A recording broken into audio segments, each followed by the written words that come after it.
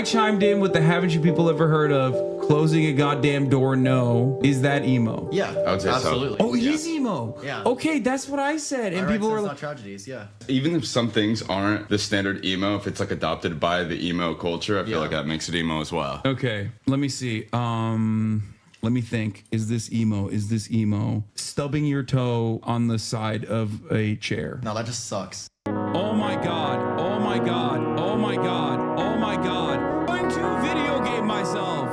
This is literally it. This is the point. This is why I don't. This is what it is. This is, you don't have any other fucking situation where you have a shit ton of cyber stalkers that get together, congregate in a fucking Reddit, and like upvote this shit into oblivion out of fucking context. Look at this. Talk about my dad and shit. This crushing wind has got me down. Wish I could get out of this town. Wherever chatters go when I start to game. Surrounded, but I'm so alone. I'm so well known, but no one knows the isolation of this online fame. I chime in with a haven't you people ever heard of? Closing a goddamn door, trying to watch the band's Warped Tour in the state of Arkansas, and it's taking me back to Ohio. It's taking me back to where lovers go. And if I suck my toe, is it emo or does it just suck? My privacy is sacrificed. My every word is analyzed. The line between adoration and obsession. The constant chase for content. The shock of cruelty from faceless names. And if I fail, will they understand? And if I fall, will they lend a hand? Crushing weight has got me dead. Wish I could get out of this game. I chime in with a haven't you people ever heard of? Closing a goddamn door, trying to watch the band's Warped Tour in the state of Arkansas, and it's taking me back to Ohio. It's taking me back to where lovers go. And if I suck my toe, is it emo or does it just suck? It just sucks. It sucks, chat. What's up, everybody? I'm Hassan Piker, and this is the HasanAbi broadcast coming to you live from sunny California, Los Angeles. That's right. Today is sunny, ladies and gentlemen. That was Kem Kardashian's banger production. People farm stupid people on Twitter for $3 in revenue with clips like this. I'm live and alive, and I hope all the boys, girls, and MBs are having a fantastic one on this beautiful day. It's 61 degrees and sunny here in California, Los Angeles, folks. And goddamn, a lot has happened in my world, in the world of HasanAbi Piker, in between the time period where I pressed the stop streaming button and pressed the start streaming button. And I'm going to tell you all about that because a game changer occurred. You're actually on time. That's right. It's 11:07. I'm right on time. This is part of the broadcast where I tell you a little bit about my personal news. Monday, March 4th, 2024, and it is 61 degrees and mostly clear here in sunny California, Los Angeles. Folks, I'm live, I'm alive, and I hope everyone's having a fantastic one. This is the part of the broadcast where I tell you about my personal news, though. Let me tell you, oh my God, dude. I watched it. I did it. I watched it. I did it. And let me tell you, okay? You know what I'm talking about. You know what I'm saying, okay? Like, I won't spoil it. I won't spoil it. I won't spoil it. I won't. I didn't get the fuck bucket. Last night I ended the broadcast and I went with Nandre, with Villeneuve, and with Connor Eats Pants to go to a movie theater. We did not go to an AMC one, unfortunately, so we could not get the fuck bucket, but we went to watch Dune 2. I'm a huge fan. You're a shining example of an entrepreneur and a successful capitalist. HasanAbi is proof that capitalism works, even if you're a clueless, low IQ communist. Hell yeah. Is that a new copy pasta? I love that. No, I did not watch IMAX. I think IMAX is gimmicky. I don't like IMAX. Also because I need glasses to see, so I don't like IMAX that much. I thought I got us a 70 millimeter film, but I don't know if it was. This was filmed for IMAX. Yeah, I know. I don't care. It's just like, I can't do it. Like, oh wait, 70 millimeters is IMAX? Oh, I'm thinking of 3D. I didn't know. I thought IMAX was 3D. So I guess I did. Isn't 70 millimeter IMAX standard? There's no way you saw 70 millimeter. I don't think I saw 70 millimeter then.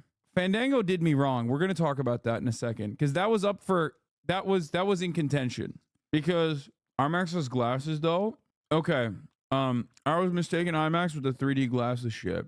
See, I'm not the only one who's confused by this. Anyway, folks, Dune 2 is one of the greatest movies of all time. I'll say it. I'm not afraid to say it. It is one of the best movies I've ever watched in my life. That's it. I have nothing else to say about it other than it was so fucking good. Like Gladiator, one of the best movies ever made, right? I think that's not even like up for contest. I think a lot of people pretty much agree on that. Like it's a perfect movie in many ways. This is up there. It's so good. It's so fucking good. It's just I was just nutting too hard.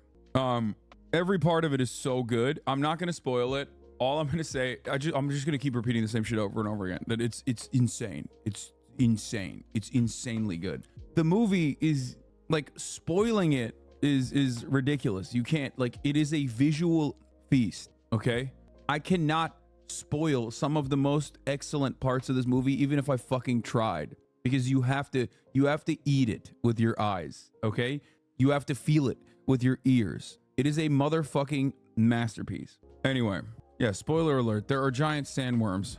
Are you gonna do a rewatch of it? Probably. Austin Butler was out of control in the movie. He was really good. Every part of this is great. Every part of the movie is great. HasanAbi, shouts out to the HasanAbi doctrine. That's all I'm gonna say. It's not a spoiler. You have no idea what the fuck I'm talking about. But it's just like favorite scene / moments. Every moment of it. I will tell you this much. This is a 2 hour and 46 minute runtime movie. A lot of people nowadays, and I've had this conversation with like actors. I've had this conversation with Twitch streamers. I've had this conversation with normal people with normal jobs.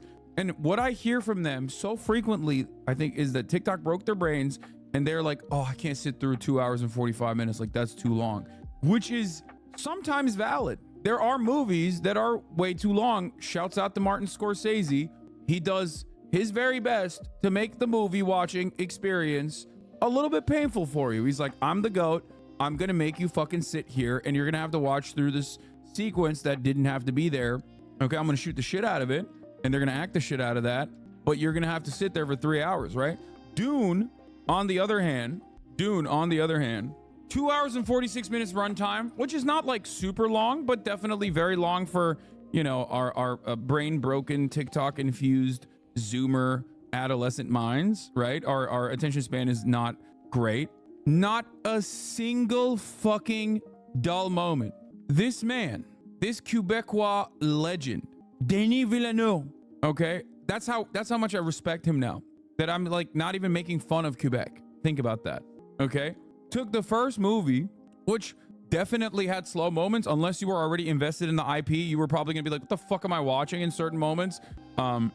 For the adolescent mind that I just described, okay? Denis Villeneuve. Sorry, I said it wrong. I was trying to say it right, but I'm saying it right. Denis Villeneuve. Okay, he took the first movie, as far as like pacing and as far as like the way that like he set out the first story to like lay down the basics of the plot, and he was just like, this time it's gonna be very different. I'm gonna now take you on a journey. It's like a roller coaster ride when you're going up and you're building the intensity, but the drop never comes. And then, oh my Lord, all of a sudden, the fucking second movie is just the ride down the entire time. Okay? That's the best way I can describe it for you. If you were like, oh man, the first one was kind of slow, I don't know what the fuck's going on. Very different as far as pacing goes. Very different as far as like wall to wall. So much action, so much intensity. Every part of it is phenomenal. The first one is not ass, by the way, for people saying that. I love the first one. Like if the first one's like a 9, this is an 11 out of 10. I'm talking about Dune 2. It's really a critique of the white savior narrative, not a celebration of it, at least in my opinion. Yes. I don't care about all of the assessment that people are applying to 60-year-old IP that is like really formative and instructive in like IP that came after it. Okay, that has a much larger overarching message that most people are not comprehending and immediately fucking pointing to what the kind of what the exact kind of messaging you see in movies like this. A lot of people are critiquing what they've seen so far and applying the standards that they have seen in other movies and in other works of art in the Western world. If you look at this from like a white supremacist, if you look at this from specifically like a white supremacist framework, you're just gonna miss out on the much larger. Frank Herbert, the author, described the pacing at coital, building up until a sudden climax. Yeah, it's everything that you think is going on. Everything that you think is going on will change your mind. Not after this movie, though.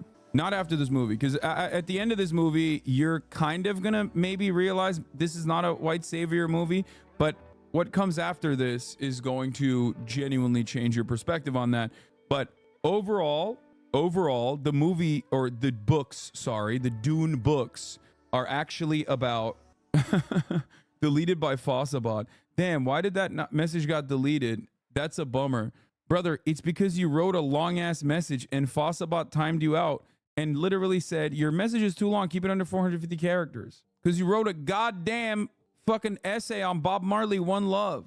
Ben Shapiro called it pro-life. Ben Shapiro is so fucking stupid. That's awesome. So I watched the entire movie without checking my phone once. Zendaya was sexy as ever. Me and my homies were yelling Lisan Al-Ghaib on the way out of the theater. Even the whites were yelling that, and we were ready to say the Shahada. Yeah. I am reaffirmed in my position that there's nothing more powerful than a fucking dude. There's nothing more powerful than a white guy who just is like really into fucking Arab culture and and is like very invested in utilizing Arab culture in his in his work of art, okay? And I love the people being like, Frank Herbert is a libertarian homophobe. I don't care, man. I don't care. Did you write Dune? Okay, did you write Dune? No, suck my dick, okay? Shut the fuck up. Shut up.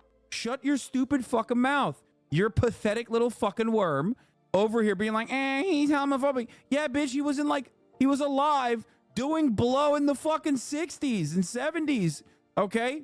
I don't care. That's what you sound like. That's what you sound like. This dude is dead, okay? Go fucking find his grave then, okay? Go take it up with him. I don't care. Take it up with God.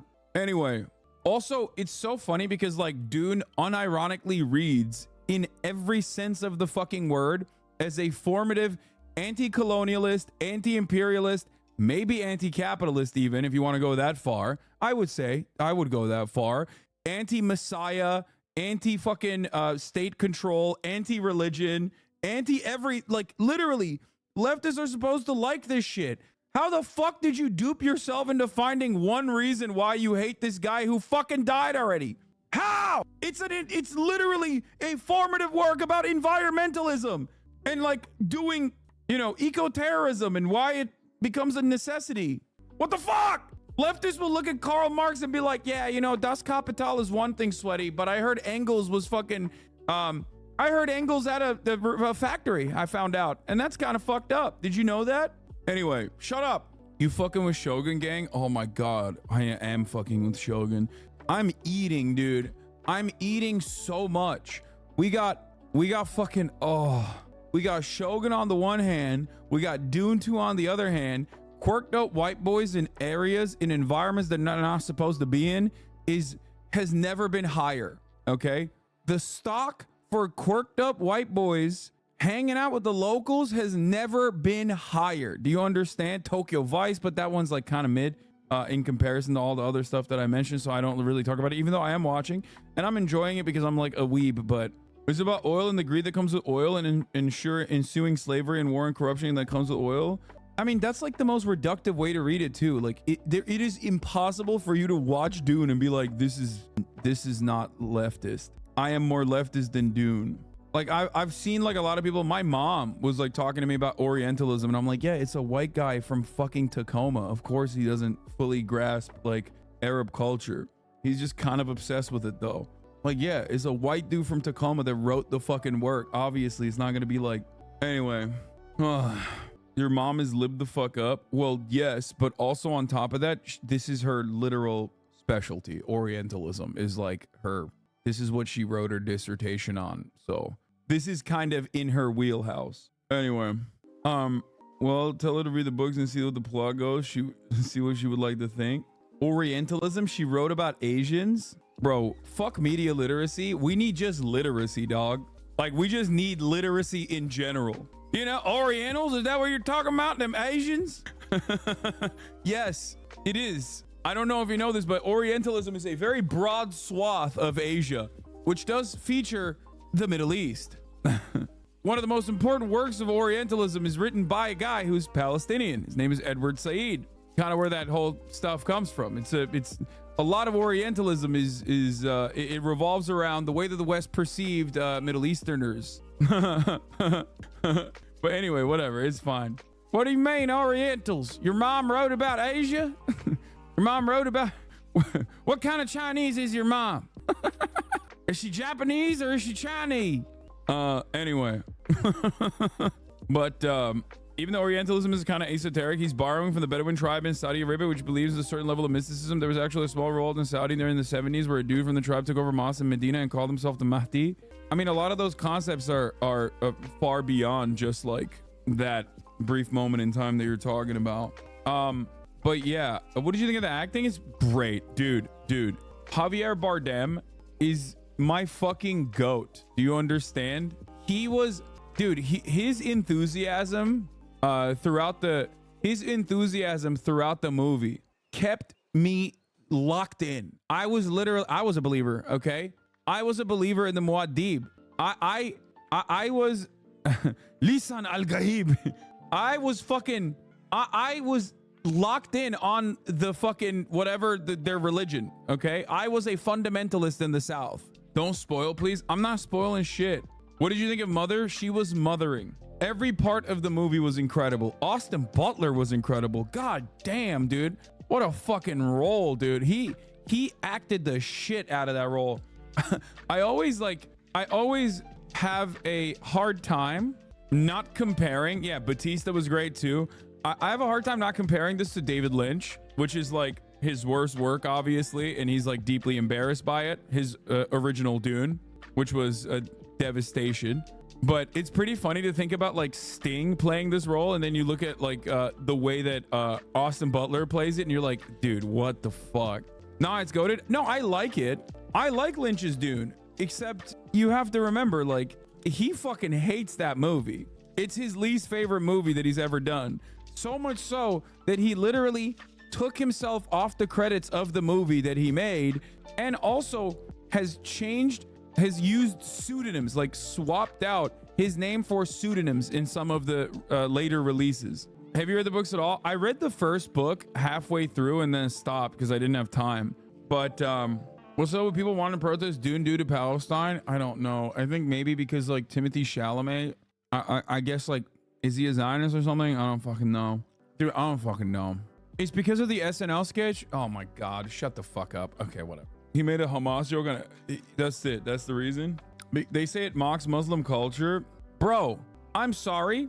The Fremen takedowns are literally Al-Qassam brigade trick shots on IDF tanks, dude. It is a 1-to-1 comparison. The fuck do you mean?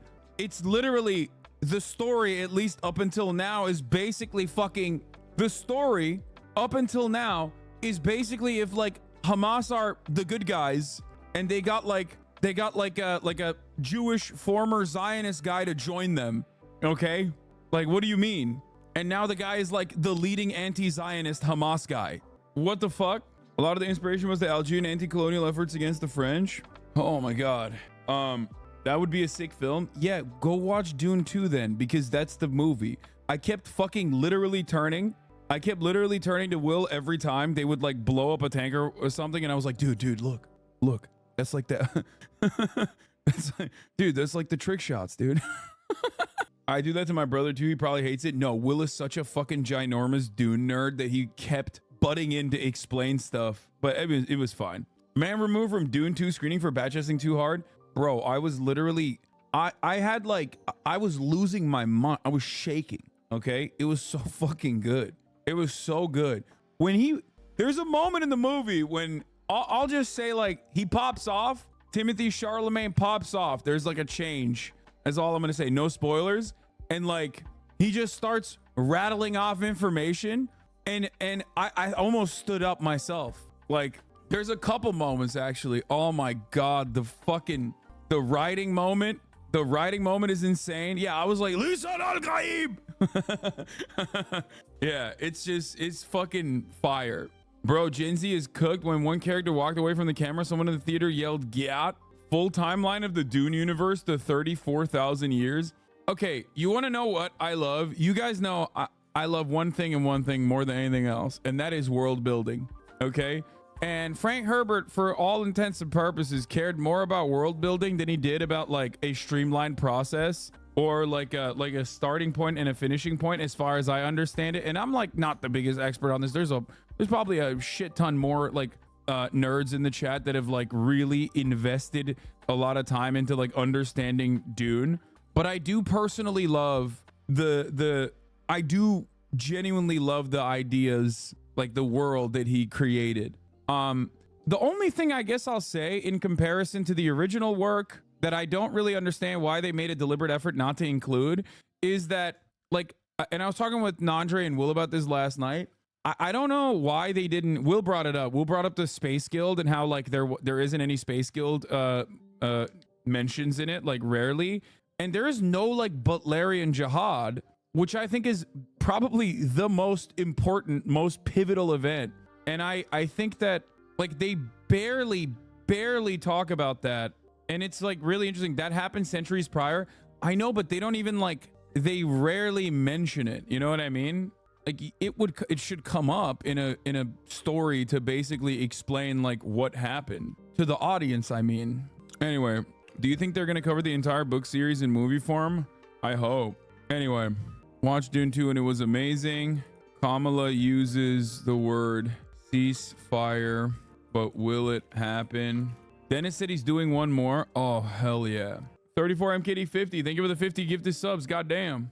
I was talking to Will Menaker about this. And he said, yeah, I can't wait to see Timothy Charlemagne as a sandworm.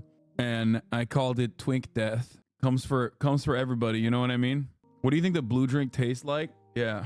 That's not even a spoiler. Shut the fuck up, Chad. That's literally like not even a spoiler for Dune 2. That is a spoiler for Dune 7. Okay, suck my dick. Like, motherfuckers are like, oh, you're spoiling. Not in the movie. You have no idea. I didn't even fucking know what it was, okay? It's like not even, and it's not even him. It's his second son. Damn it. Suck my dick. I know it's not even him. I was gonna read it, motherfucker. No, you weren't. Ugh. As an Arab, some of the butchered Arabic took me out of it. Lisan Al-Ghaib is based on Alsan Al-Gharib, which means stranger's tongue or voice from the outer world in Dune lore. Yeah, it's definitely a white dude that is like really invested in like Islam and Muslim culture. And it's obvious. I don't give a fuck. I mean, bro, Zendaya's secret name is Siyahi, which means black in Turkish, and I suspect in Arabic as well, right? Like that's, yeah, Siyaha is like, I mean, maybe it means something different in Arabic, but in Farsi it means black. In Turkish it means black. Maybe not in Arabic, but Siyah means black in Farsi too. Oh yeah, I gotta blast off right now. Hold on. Stop making Dune woke. Yeah. Yeah, he was the original Arabu, straight up. Frank Herbert was an Arabu, which is cool. It's cool because it's a concept that like you can tap into. It's like there's so much deep lore there that instead of like recycling IP, like that's an area that and like that and any kind of like any kind of indigenous culture or African cultures that you could dive into would immediately genuinely make different kinds of IP across the board, because we've seen so many of the same genre over and over and over again. So Frank is like Lawrence of Arabia, who became an Arabu during World War I. Was Herbert a leftist? I don't think he was a leftist, but there are definitely concepts that he was on board with that were perfectly aligned with the left. He's a bit more of like I mean, he's got like weird ass fucking takes on certain things. I mean, he was like a libertarian guy, but so is the cyberpunk guy. Chat, hello. I don't know if you guys know this, but like the dude who made Cyberpunk, like the board game originally, is, as far as I understand, also like a libertarian dude as well. So is James Clavell, who wrote Shogun. I personally don't care. I only care about whether it is good or not. Herbert was actually a righty. What you read as anti-capitalism, he discussed as being against government intervention and extraction. Lamau. If you write space Islam, you're allowed a little libertarianism as a treat. Yeah. It's funny because like a lot of these dudes that are libertarian inherently end up arriving at like the conclusions that you have arrived at as well, but their pathway is different and their fundamentals are different. But given the nature of art, you can interpret it differently than the way that they originally intended. And I think like Cyberpunk's a great example of this.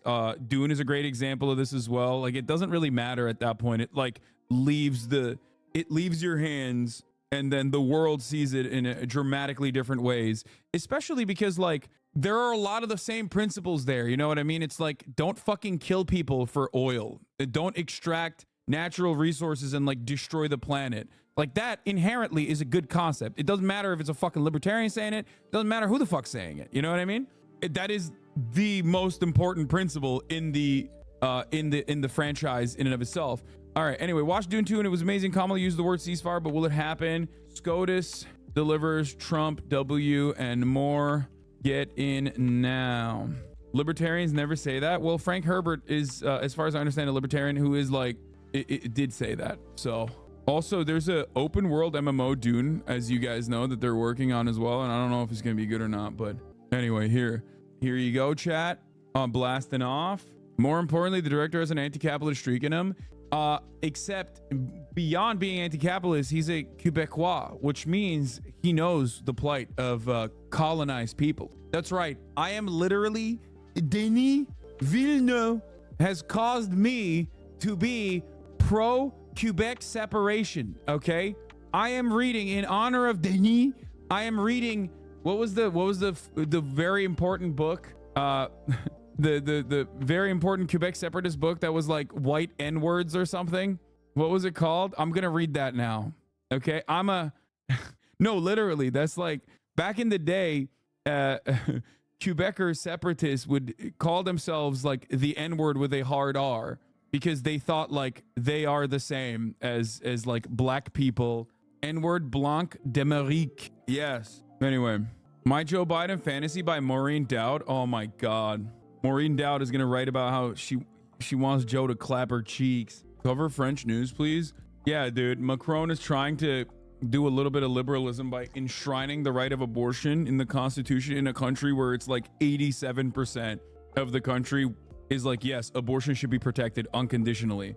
He's like, hey guys, this isn't even what the Muslims hate, but I'm going to act like, he's going to be like, yeah, we're enshrining abortion in the Constitution. Also, we're making it illegal to be Muslim and name your child like Islamic names.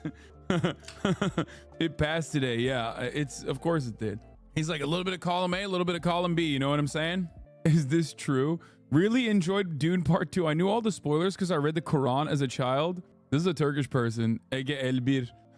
But Villeneuve managed to bring that Quebecois charm to it. Oh my God, I was joking about this, but he literally, oh my God, he said this. When you do something as an artist, you're always thinking about your hometown. Laughter. So yeah, I think I will say when I'm thinking about the Fremen, I'm thinking about French Canadians, the idea of alienation of the religion, the idea that a population is under the control of the church and that the church is linked with the politics. And that for many years we didn't. The French Canadian did not. They didn't have any economical power and were under the control of the church and submitted to this. Oh my God. He did it. He did the damn thing. He fucking did the damn thing.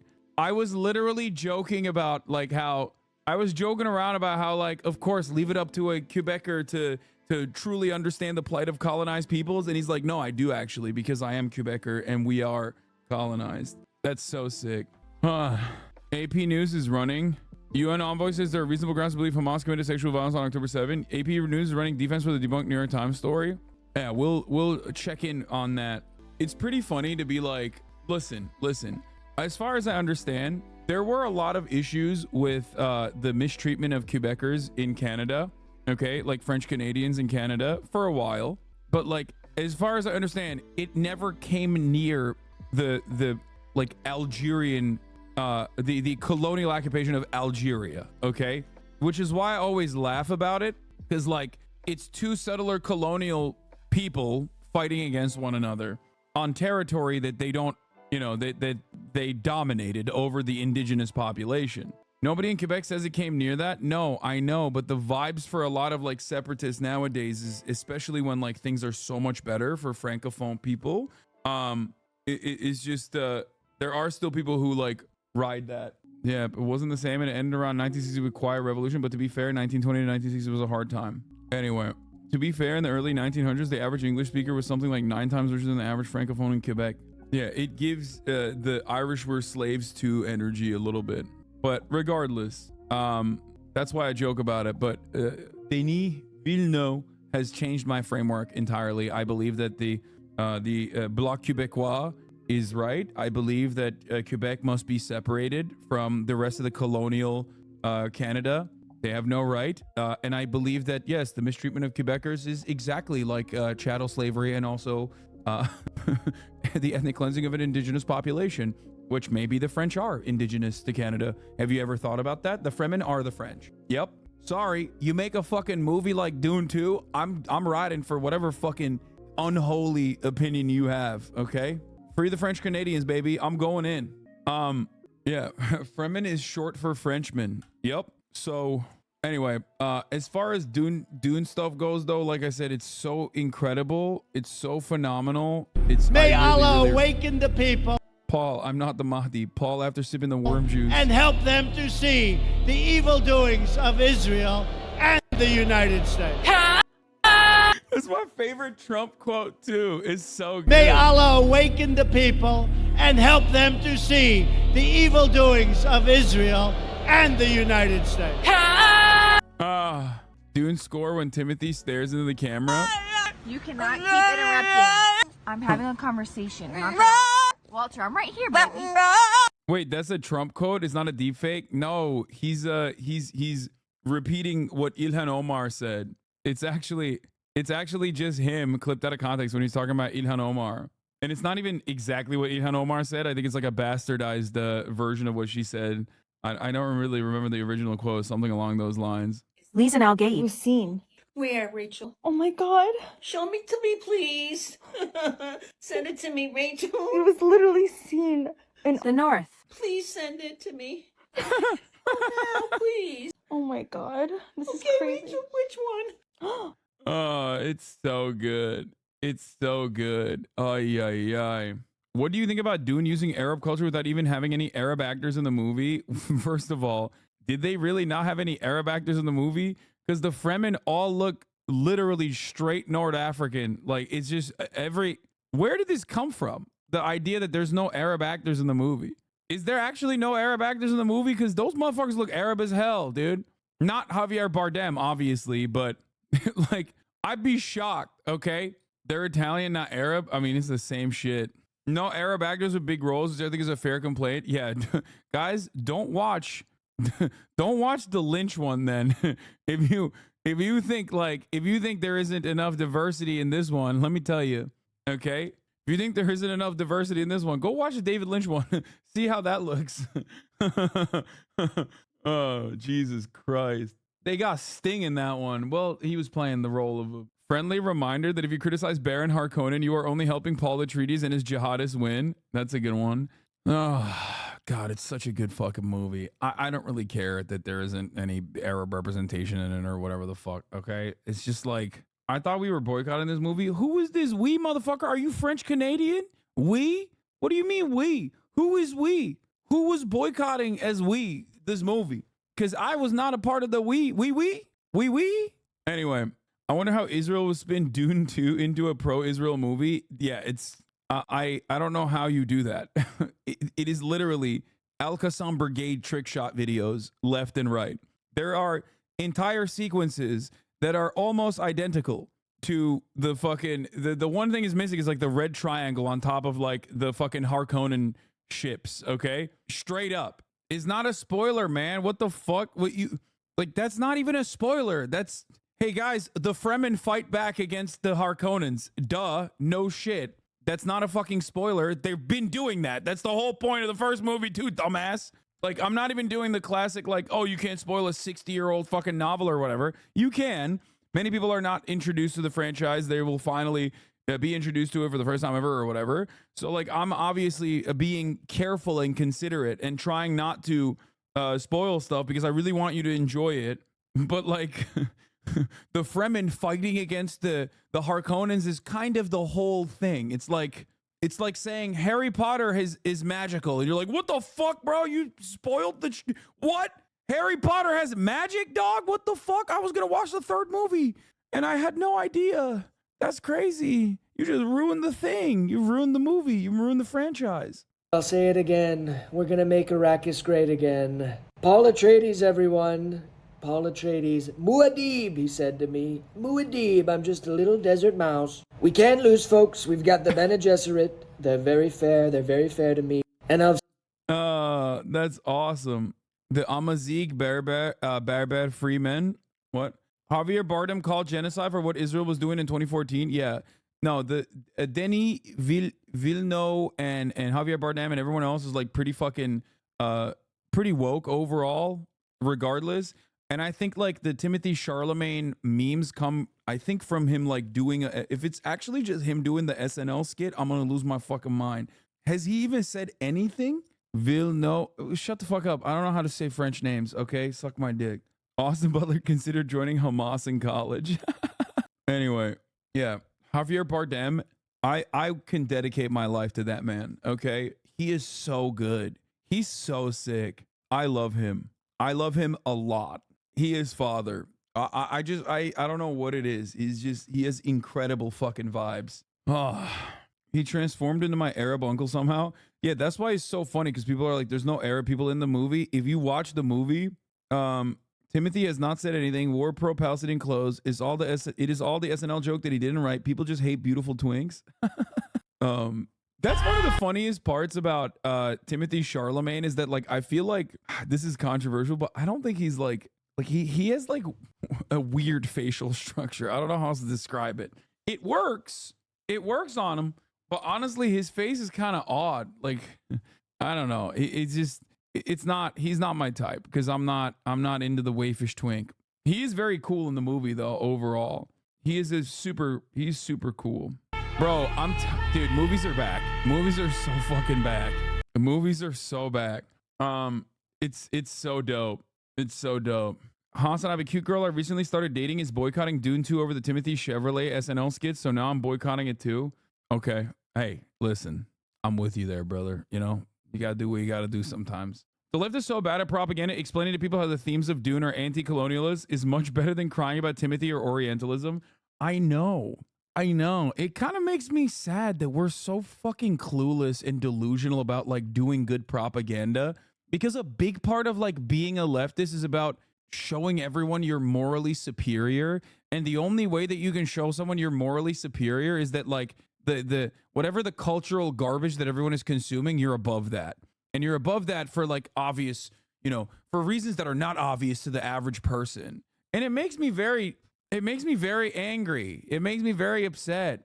It's just like, what are you interested in? Just fucking complaining? Or do you want to like actually legitimately utilize the tremendous amount of fucking propaganda readily available to you and massage a narrative into that is like literally in the fucking movie itself? Because conservatives will literally look at a movie and be like, it's not woke, and that's why it did really well. And everyone goes, uh-huh, that's right. Like they will look at actually woke ass movies and be like, that's not woke, and that's why it popped off. And all their fucking dumb bitches in the audience go, yeah, that's right. Hell yeah, brother. Meanwhile, you have like genuine gifts given to you by Hollywood to be able to do like a little bit of propaganda on like a incredibly popular IP. And you just go, it's not good enough for me. Like, shut the fuck up. Even if you're not going to do propaganda over something, because like not everyone is a propagandist in the same way that I am, like just enjoy things. Who cares? Just fucking enjoy shit. Conservatives are saying SNL isn't woke anymore because of Sydney Sweeney's boobies. Fucking damn right it isn't. Anyway, no, I won't enjoy it. Yeah, it's just like leftism is just like Being a socialist is a poverty cult, a self-imposed poverty cult. You have to live an ascetic lifestyle. On top of that, you also literally cannot enjoy things because enjoying things is bourgeois decadence. Enjoying things is counter-revolutionary behavior, okay? It's like sex under patriarchy is always sexual assault, okay? And you can't enjoy that either because if you're doing that, then you are a willing participant in sexual assault because it's a patriarchal construct. So women do not have full-blown equality to men and cannot make the autonomous choices that you normally would have in a true full-blown feminist environment. Same goes for movies. Capitalism is a hellish, nightmarish dystopia. So if you enjoy any kind of art, if you have a brief moment of solace in all of this death and destruction, in a sea of sadness, in a sea of exploitation, if you have a fucking singular moment of actual happiness that you derive from a work of art, well, then you are engaging in counter-revolutionary behavior. You are engaging in bourgeois revolutionary behavior. I mean, bourgeois immoral acts, okay? People just want to win watching movies. They don't care about understanding ideas. Yeah, it doesn't matter. I quite literally realized I started not enjoying things when my brain was trying to wire every little possible wrong some piece of content or media had. Leftist seriously need to learn just to have fun and enjoy stuff sometimes. That is one of my biggest differences, I think, than a big chunk of the online left is like, I always have been first and foremost, have fun. Be normal. Number one, be normal. Be fucking normal. Number two, have fun. Okay? You can have fun. It's okay. Like, it's not going to kill you. Yeah, I'm a big fan of fun maxing. What if people are just too depressed about the genocide to go out and have fun? Bro, that's okay, dude, you did it. You are the most moral guy. Okay? You arrived at it. Okay? Don't have fun. Fuck it. You need to work on yourself, okay? Yes. I am literally the Muad'Dib, okay? I am the desert rat. I am the fucking North Star that will lead you in the right direction. Do you understand? The Mahdi is here. I will teach you the ways. Be fucking normal. Be normal. Enjoy things. And let people enjoy things. Okay? Yeah. Motherfuckers will sit there and be like, listen, dude, I did my part today, okay, for the revolutionary cause. I sat there and doom scrolled on Twitter and got angry. Hasan, have you read the books? I have not. I only read the first one. But I didn't finish it. But I think I am going to. You can't fault other people for their commitment just because you don't have the conviction. Anti-imperialist pig doesn't mean you should put other people down to make yourself feel better. Wait, what? Are you talking to me? Are you saying that I don't have the conviction? When you were a fucking sperm in your father's ball sack, I was advocating for Palestinian liberation. Okay? I'm assuming that you are 10 years old for having such a fucking radical perspective. Do you understand? Suck my dick. Dumb bitches coming in here and being like, listen, dog, I learned about Palestine last week and I decided I'm very angry about it. And I'm actually way more angry about it than you are. And actually, I'm going to tell you that you're not. Your activism, I found it to be not enough. I found it to be substandard. Keep it up, though, chatter. You're fucking killing it. I feel like the idea that people are not liking Arabs not being in the movies, the same how Westerners view Arabs, just pillage whatever you can from these countries and not even give credit to the people, is whitewashing to the max. I mean, in the sense that I guess the movie's real about what's happening. Stop being mean to grain names. Now they cry and hate on you on Twitter, bro. You got to chill. It honestly doesn't matter because I don't have Twitter on my phone anymore, so I don't actually care. You simping too much for mass consumption? Yes, dude. Mass consumption is a cancer on the planet. Stop spending on exploitative corporation. You are literally on Twitch. You are on Twitch. It's an Amazon corporation. Okay, this is owned by Amazon. Your form of entertainment is coming from Amazon, from Jeff Bezos directly. I'm serving you a 3-minute ad break where you are going to see ads. If you don't want to see those ads, you are going to have to subscribe to me. And if you already have an Amazon Prime account, you can connect it to your Twitch account and do it for free. Do you understand? There is a reason why people say there's no ethical consumption under capitalism. Okay? Hasan is a hypocrite. He never deserved to be this famous. Fuck you, Hasan, says Pepe the Great. I know, man. I know. I don't deserve it. You deserve it, chatter. Hopefully one day. Oh, and Gila, thank you for the 5 community gifted subs. Can we be honest and say that the Fremen are literally not Arabs and a made-up space race? So what the fuck? I mean, it is. It is actually a made-up space race. It's just tailored heavily off of indigenous, the indigenous people that I think Herbert knew personally in Tacoma, and also off of very clearly Arab tribes like Amazigh, Berber, and just like a collection of like whatever the fuck he, as a white boy, as a swagged out fucking white boy in the 60s, thought of Islam. Herbert based the Fremen on the Quileute tribe in Washington. People of the water became people of the desert. Yeah, Orientalism is cringe, but I also much prefer mid-century Arabicists than contemporary liberal Islamophobes. Yeah. Anyway. But yeah, Dune 2 was sick, and I high-key recommend it highly. It's so fucking good.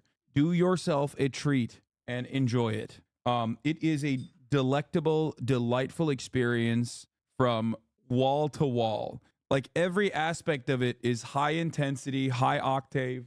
Octane? Or is it octave? I don't know.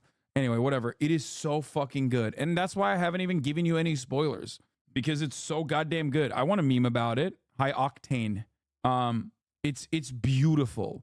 It is a feast for your eyes. Okay? How is it compared to the first, if you didn't say already? It took, like, in my opinion, I love the first movie, but I also understand how, like, a mass audience is going to receive the first movie. I thought the first movie was a little slow for, like, the average normie who's never been interested in it. Like, it is not a substitute for the Marvel Cinematic Universe. And unfortunately, many people are looking for something like that. However, the second movie clears that up entirely. The second movie is just like every fucking moment. Every moment is intense. You are going to be at the edge of your seat throughout the entire journey. It makes no sense to compare the two. They're both parts of the same whole. The way I explain it is like, if it's a roller coaster, the first movie is basically going up to the top. So it's intense, it's thrilling, but it's like going to the peak. And then the second movie is just the drop. You're just dropping the entire time. You're like, oh, your face is melting. I haven't felt like this watching a movie in a while, dude. Maybe it's because I went with the boys, but I was fucking riled up. I was value-tained, yes. Were you stoned? No. Oh, that's actually a good comparison too. Yeah, watching Blade Runner 2049 in terms of pacing, Dune 1 was a little bit like that. Anyway, well, Dune in and of itself also is like a phenomenal IP to work off of too. It's incredible IP to work off of because it's really good world building. If Dune was about evangelical Christianity instead. Lord, we know that the apocalypse will be on Arrakis. We know that your chariot of fire will come down, Muad'Dib will come down and cleanse the Holy Land with a great fire, Lord. We know this in the book. We know this in Revelations. We know. And good Lord. We are film maxing so fucking hard right now. There is one tweet that I wanted to point to, but it kind of spoils stuff, so I'm not gonna do it. Because like there was a moment that I also recognized at the end of the movie, but I'm not even gonna talk about it. But no spoiler alert. Like the little things that you see play so perfectly into like the world building. Like for example, on the Harkonnen planet, like the fireworks are liquid and everything is black and white because the sun is black. So like, but then if you go indoors or at night, you actually see color, and that's incredible. Like it's such a major way of getting you invested in the world and believing in the world in a way that doesn't actually like serve it to you hardcore.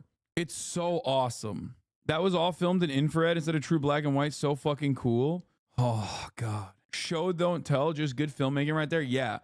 There's a lot of stuff like that. There's a lot of minor stuff like that that plays a major role, that is all undertones and subtext and not just like directly serving it to you.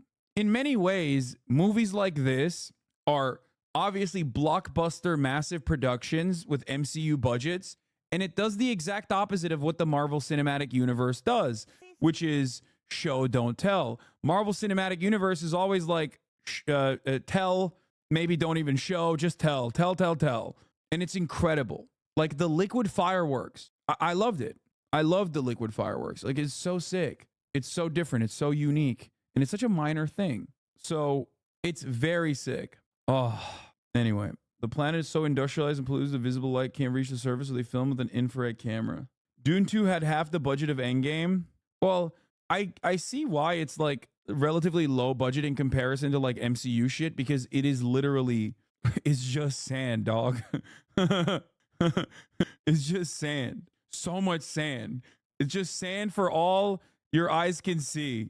Denis Villeneuve is the master show don't tell. Blade Runner 2049, Sicario, Arrival, Prisoners. Dude just makes wall-to-wall bangers. Yeah. I was just hard the entire time. Will know. All right. We are now going to get to real world stuff. There's a lot of news to cover. There's a lot of news to talk about. Specifically, we're going to talk about Israel, Palestine. You know, the Harkonnens are continuously bombing. Hard the entire time. Popcorn bucket activities for sure. Yes, we're going to get to the real world shit now.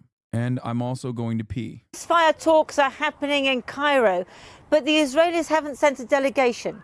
That's because Hamas is refusing to send them a list of the hostages, who's alive and who's dead.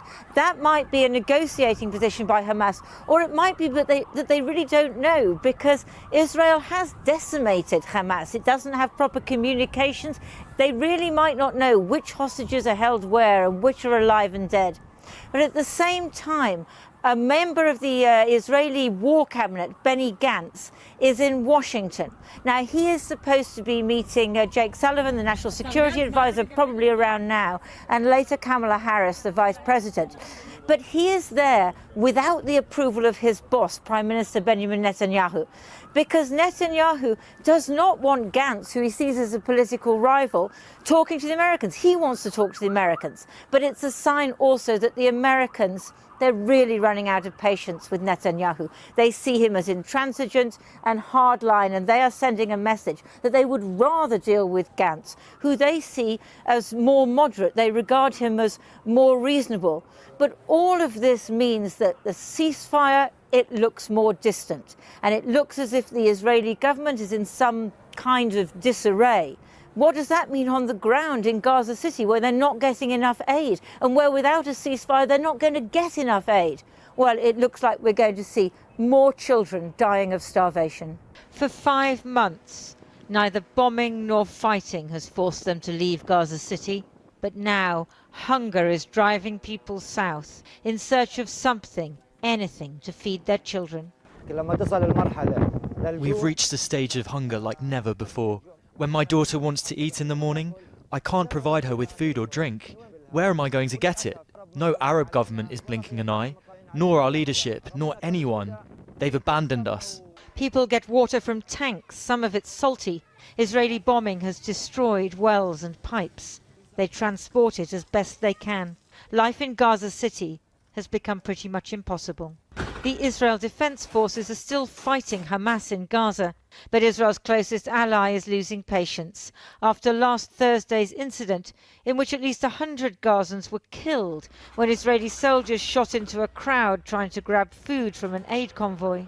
The Israeli government must... So this was interesting, I will say. Kamala Harris's takes were interesting because they did use, like, you know, ceasefire for the first time, but the amount of words that the ceasefire term was sandwiched in between kind of like deviates away from the major point of contention. But here, let's do more to significantly increase the flow of aid.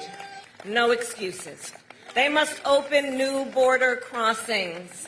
They must not impose any unnecessary restrictions on the delivery of aid.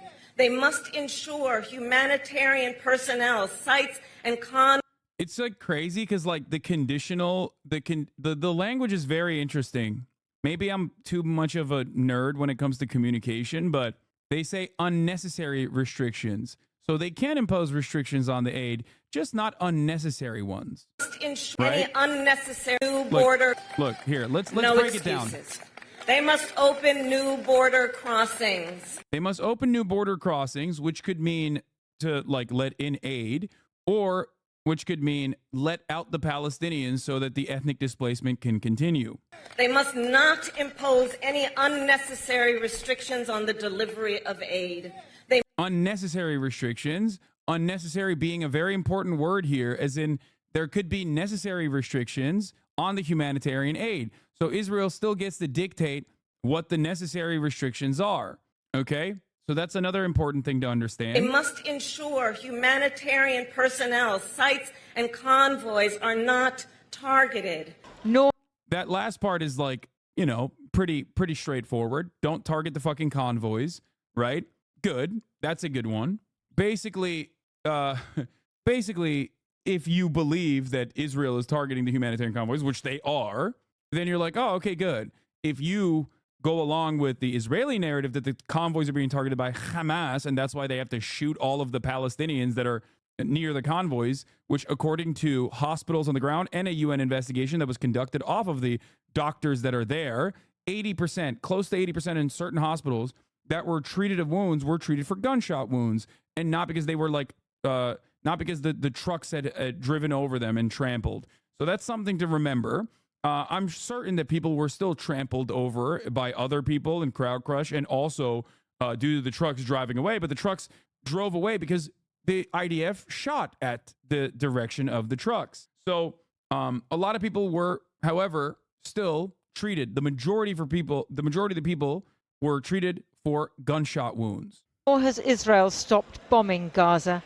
So I'm going to dive into Kamala Harris's full take in a second, because I think it's important to look at the entirety of the take, because it's framed in a way where it's like Hamas is not negotiating with Israel. But let's continue here for now. Overnight, they struck 2 residences in Rafah. The Americans are calling for an immediate ceasefire, but Hamas has rejected Israel's demand for a list of Israeli hostages. So the killing goes on. As they bury their dead, the people of Gaza are cast into despair. This is extermination. Shame on them. They need to stop the bloodshed. Why? Why are they killing us? Why don't they tell us, we want to kill you all in one go and throw one bomb and just get it over and done with? A funeral in the West Bank too, for 16-year-old Mustafa Abu Shalbak, caught up in an Israeli raid on Ramallah today. Used threw stones and Molotov cocktails at Israeli soldiers who responded with live fire. It was the most extensive incursion into the West Bank's administrative capital for many years. The major point of contention here isn't the Hamas not releasing all of the hostage names, by the way. I know that is what Israel is framing it as.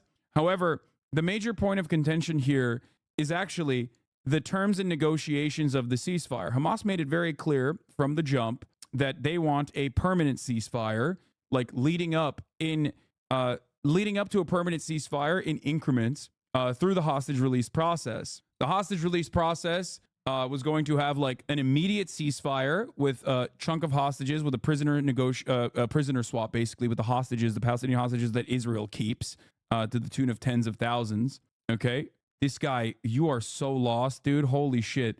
This man, both anti-Semitic, but in the most like Nazi way. Lord Heron Volk says Jews are commie scum. How lost can you be? Like, that's the OG Nazi shit. Like, OG Nazi takes. But anyway, as I was saying, yeah, dude thinks it's 1939. Nice. Yeah, my man, he literally came in and started talking about Judeo-Bolshevism. Yes, Hamas's proposal was divided into multiple stages with hostage exchanges from both sides and ending with a settlement to end the war. Exactly. And those are the conditions that Israel does not want to engage in.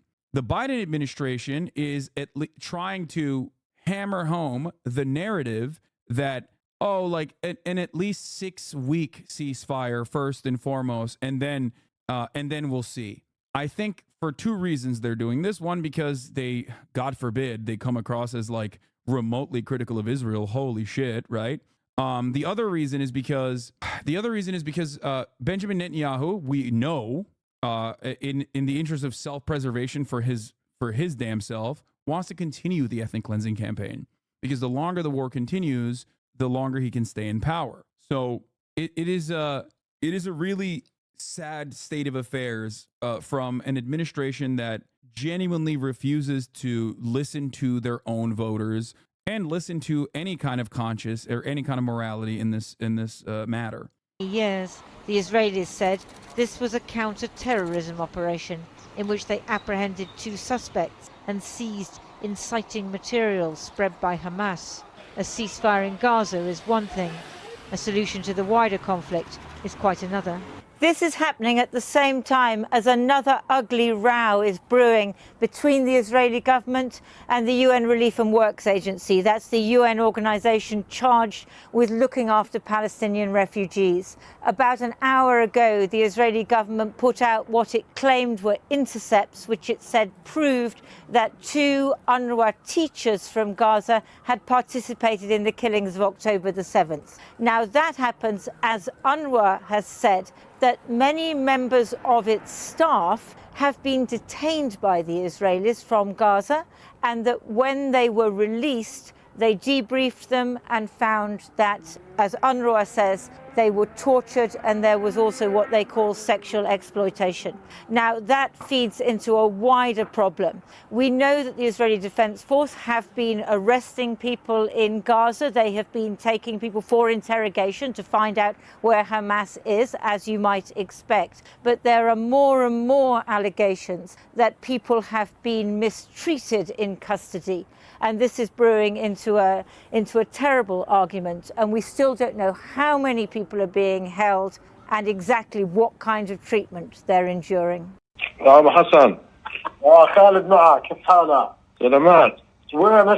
Okay. So let's look at Kamala Harris's takes. There's also a report that came out of the United Nations today. Clear and convincing information that hostages held in Gaza subjected to sexual violence as UN Special Representative. We're going to be talking about that as well. Unrelated, but I love this lady talks. I listen. Okay. All right. Am I reading every comment in the fucking chat? Okay. We are, of course, also going to be talking about Joe Brandon. A big New Yorker piece dropped. It was like an hour and 23 minutes. It is the length of the piece. I will obviously briefly glance through it.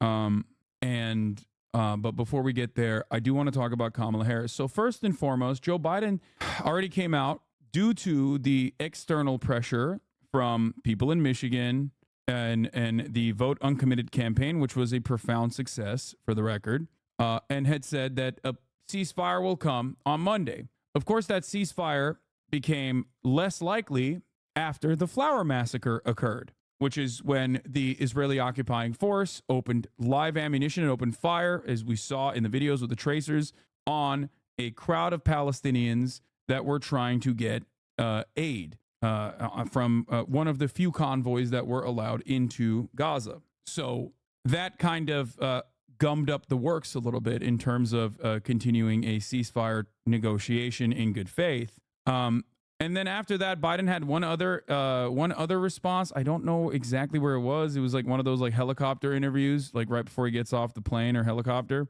But Kamala Harris yesterday also came out with the take where she openly stated, this is like as official as it's going to get, a ceasefire. However, there was a lot of conditions for the ceasefire. And I wanted to break down every single thing that she said. Is this the longer? I don't know if this is the longest version. There's got to be a better version of this. Do we have like the full-blown one? On the topic of be normal, how do you not allow rage to take over when encountering lies and propaganda like this? I don't know. I'm used to it. I do get really emotional still. But as a commentator, it is my job to also present this information in a way that is receptive to an audience, to a very broad audience of individuals that are not like-minded. My goal is to change minds, right? Not to like, I'm not proselytizing to the committed. I don't want the full speech. I just want the moment where she talks about Hamas and also the ceasefire. But anyway, let's see if I can. Here, let's just start here. The immense scale of suffering in Gaza, there must be an immediate ceasefire. People go crazy for this. For at least the next 6 weeks. But then immediately after she pauses, goes, for at least the next 6 weeks. So that's like first and foremost, it's like, wait, what?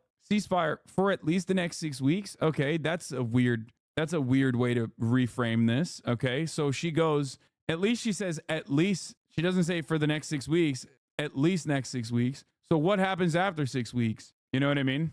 By the way, I want to point to something here. There are a multitude of factors at play here. Obviously, Israel's relentless ethnic cleansing campaign having a massive human toll, like a baby murder machine, basically, a very successful baby murder machine being presented to the American population, to the Western world in broad daylight due to social media, but also due to the fact that like the Israelis themselves keep posting about it, has genuinely played a role in the people's attitude changing on the matter.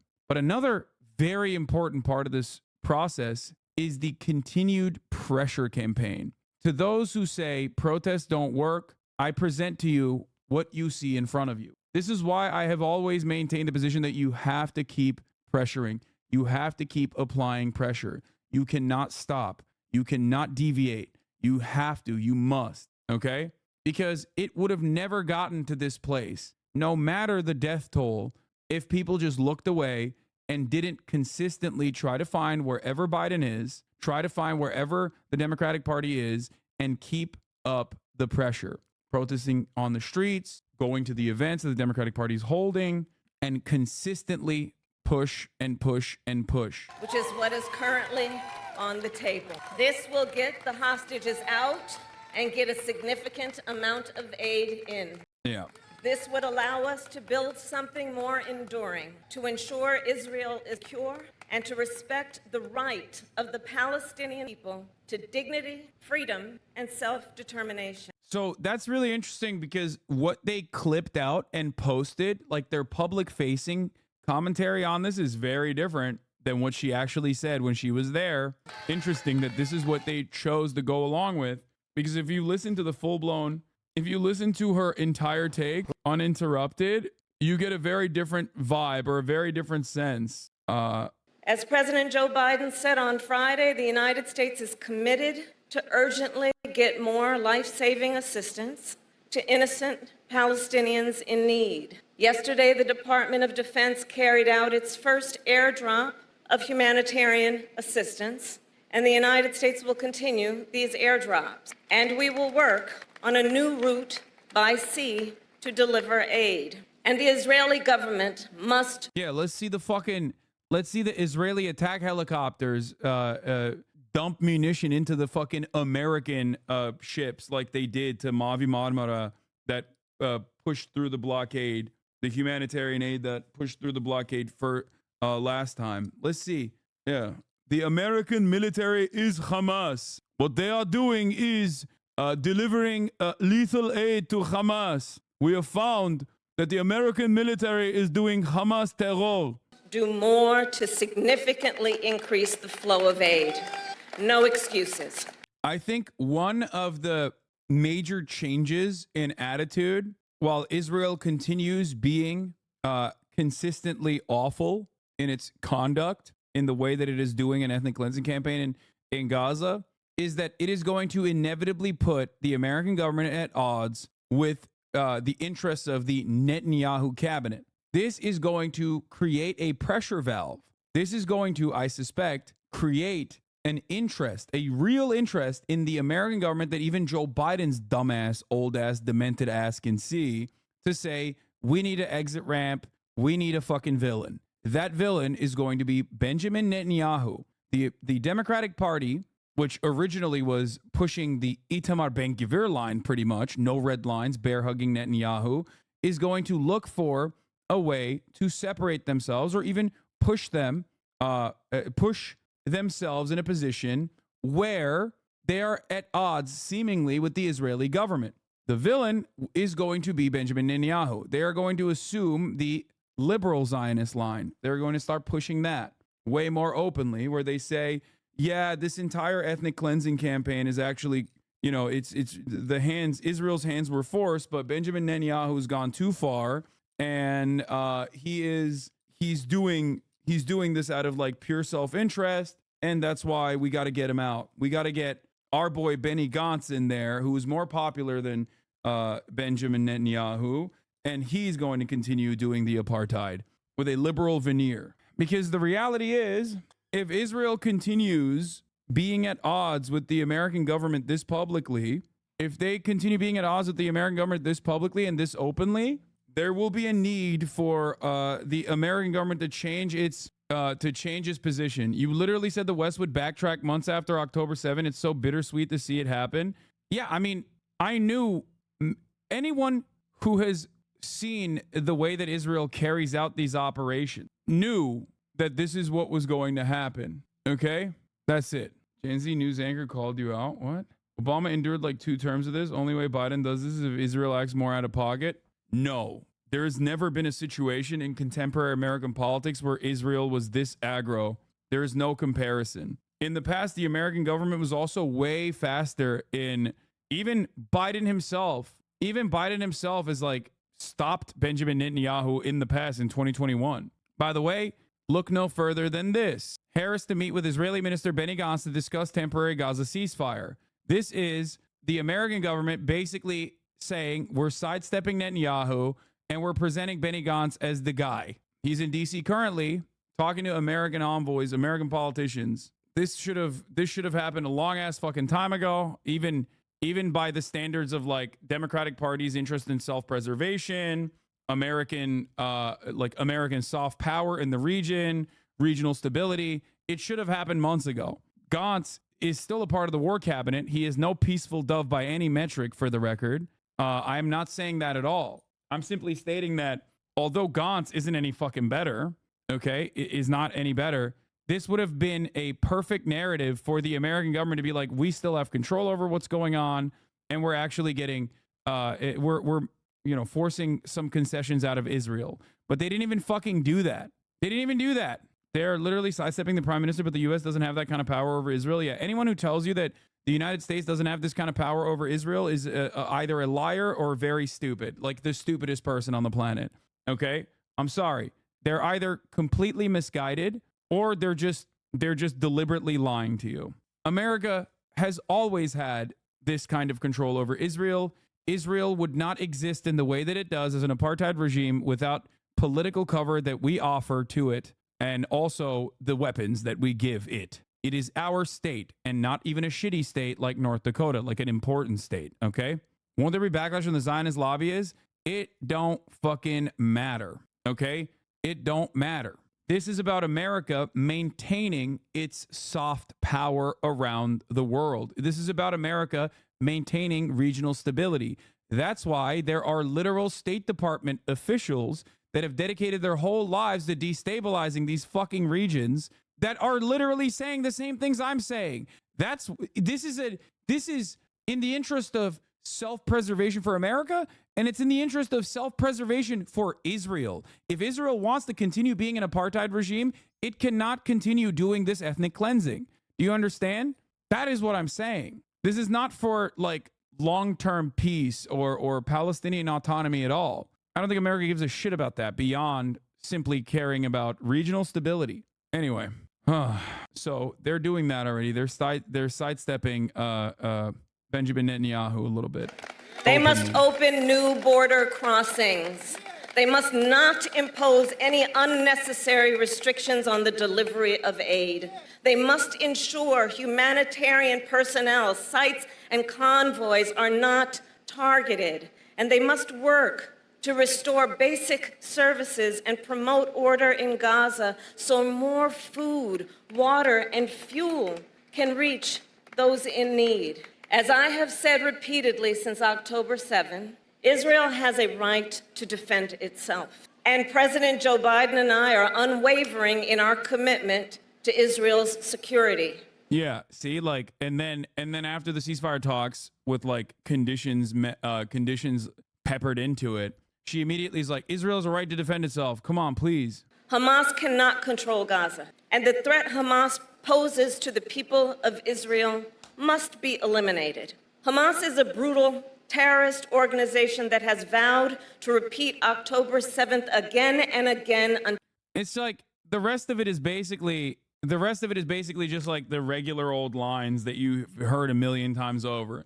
Yeah, the clapping stops immediately, by the way, which is pretty funny. Until Israel is annihilated. Hamas has shown no regard for innocent life, including for the people of Gaza, who have suffered under its rule for almost 2 decades. Yeah.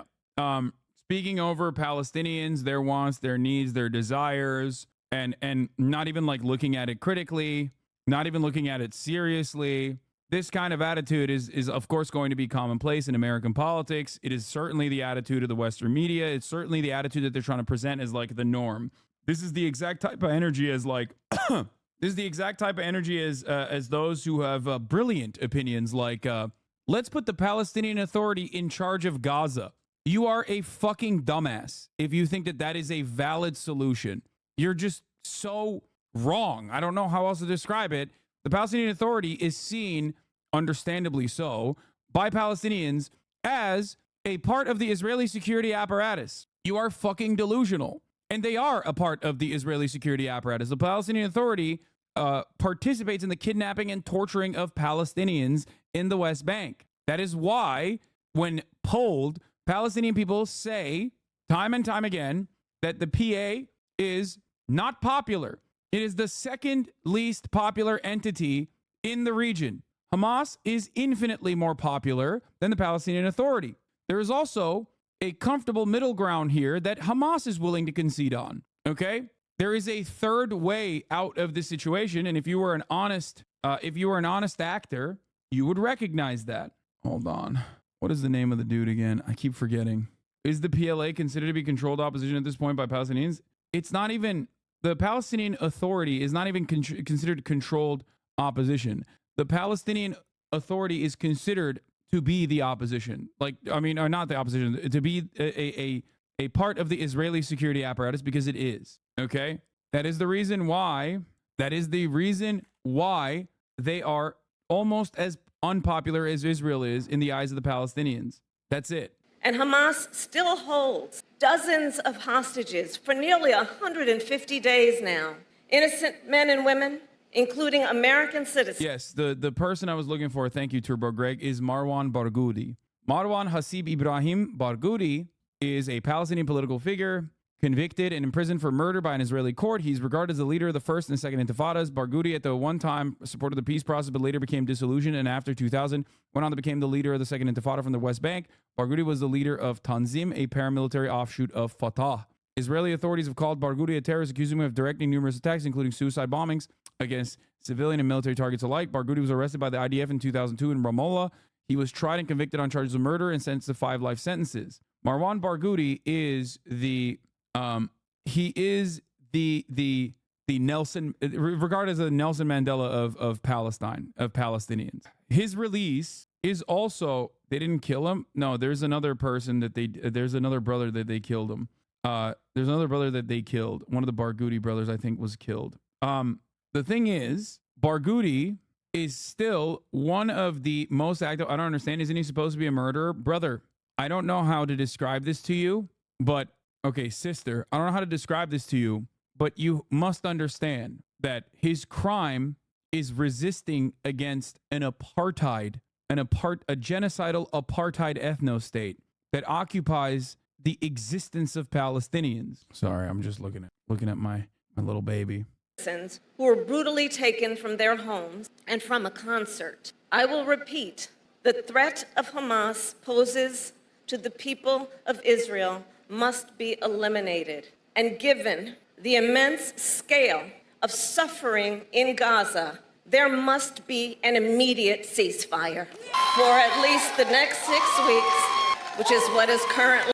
His trial was a sham. There was no evidence, and all the eyewitnesses were in favor of his innocence. There was a European institute that audited the trial and said it was a sham. Yeah, I mean, it doesn't fucking matter. On the table. This will get the hostages out and get a significant amount of aid in. This would allow us to build something more enduring, to ensure Israel is secure, and to respect the right of the Palestinian people to dignity, freedom, and... Just so you understand, they just don't want Israel to go in and kill Palestinians during Ramadan. Because if they do that, then they are going to invoke the wrath of the entire Muslim world, okay? Justifiably and understandably. This is a holy month for the Ummah. This is very important. Israel routinely is the most violent during Ramadan, for the record. Just so you understand, it is when, it is usually around this time where Israel starts increasing its pressure in the West Bank, which I suspect they will continue to do What the fuck? Ramadan will make it unacceptable, but until then, no worries. No, guys, it's all about what Israel can get away with.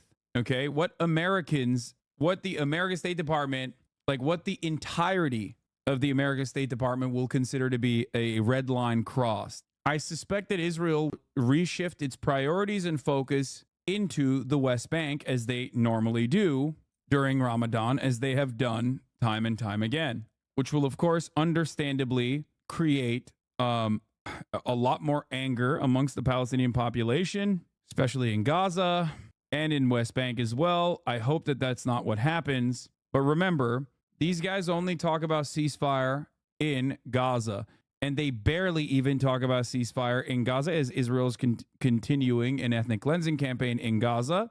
Israel has not decreased its pressure on the occupied territory of West Bank, where 2.5 million Palestinians live. And oftentimes, in at least the past decade, every single time Hamas has retaliated and violated the ceasefire that everyone loves talking about, has always been in retaliation for the acts that the Israeli occupying force has done, the unimaginable, inhumane, profoundly cruel acts upon Palestinians at the Al-Aqsa Mosque. Okay?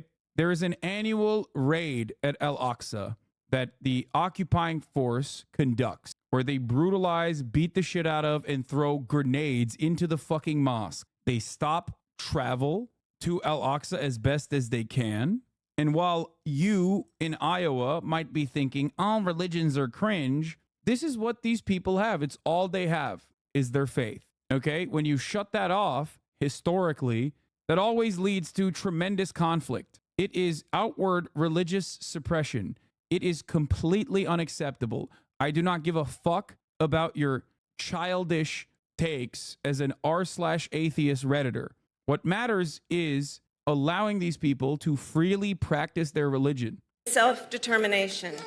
Hamas claims it wants a ceasefire. Well, there is a deal on the table. I thought you said this isn't a war about religion. It's not. Brother, this is not a war about religion at all. You have to be a fucking dumbass to think it is. Religious suppression does not imply that this is a war about religion. What the fuck are we talking about here? What you're missing is Israel's interests. It has nothing to do with Judaism. Israel's actions are antithetical to Judaism, no matter how hard they claim it is done at the behest of Judaism. It is about land. It is about power. It is about creating an ethno-state. Religious suppression is simply another fascist tool to humiliate the masses, to continue the pressure. That's it. Because think about it this way. There are plenty of Palestinian Christians as well, and their rights, their religious rights, are always regularly suppressed. It's supposed to be, Judeo-Christian values in the United States of America. And as we have said, Hamas needs to agree to that deal.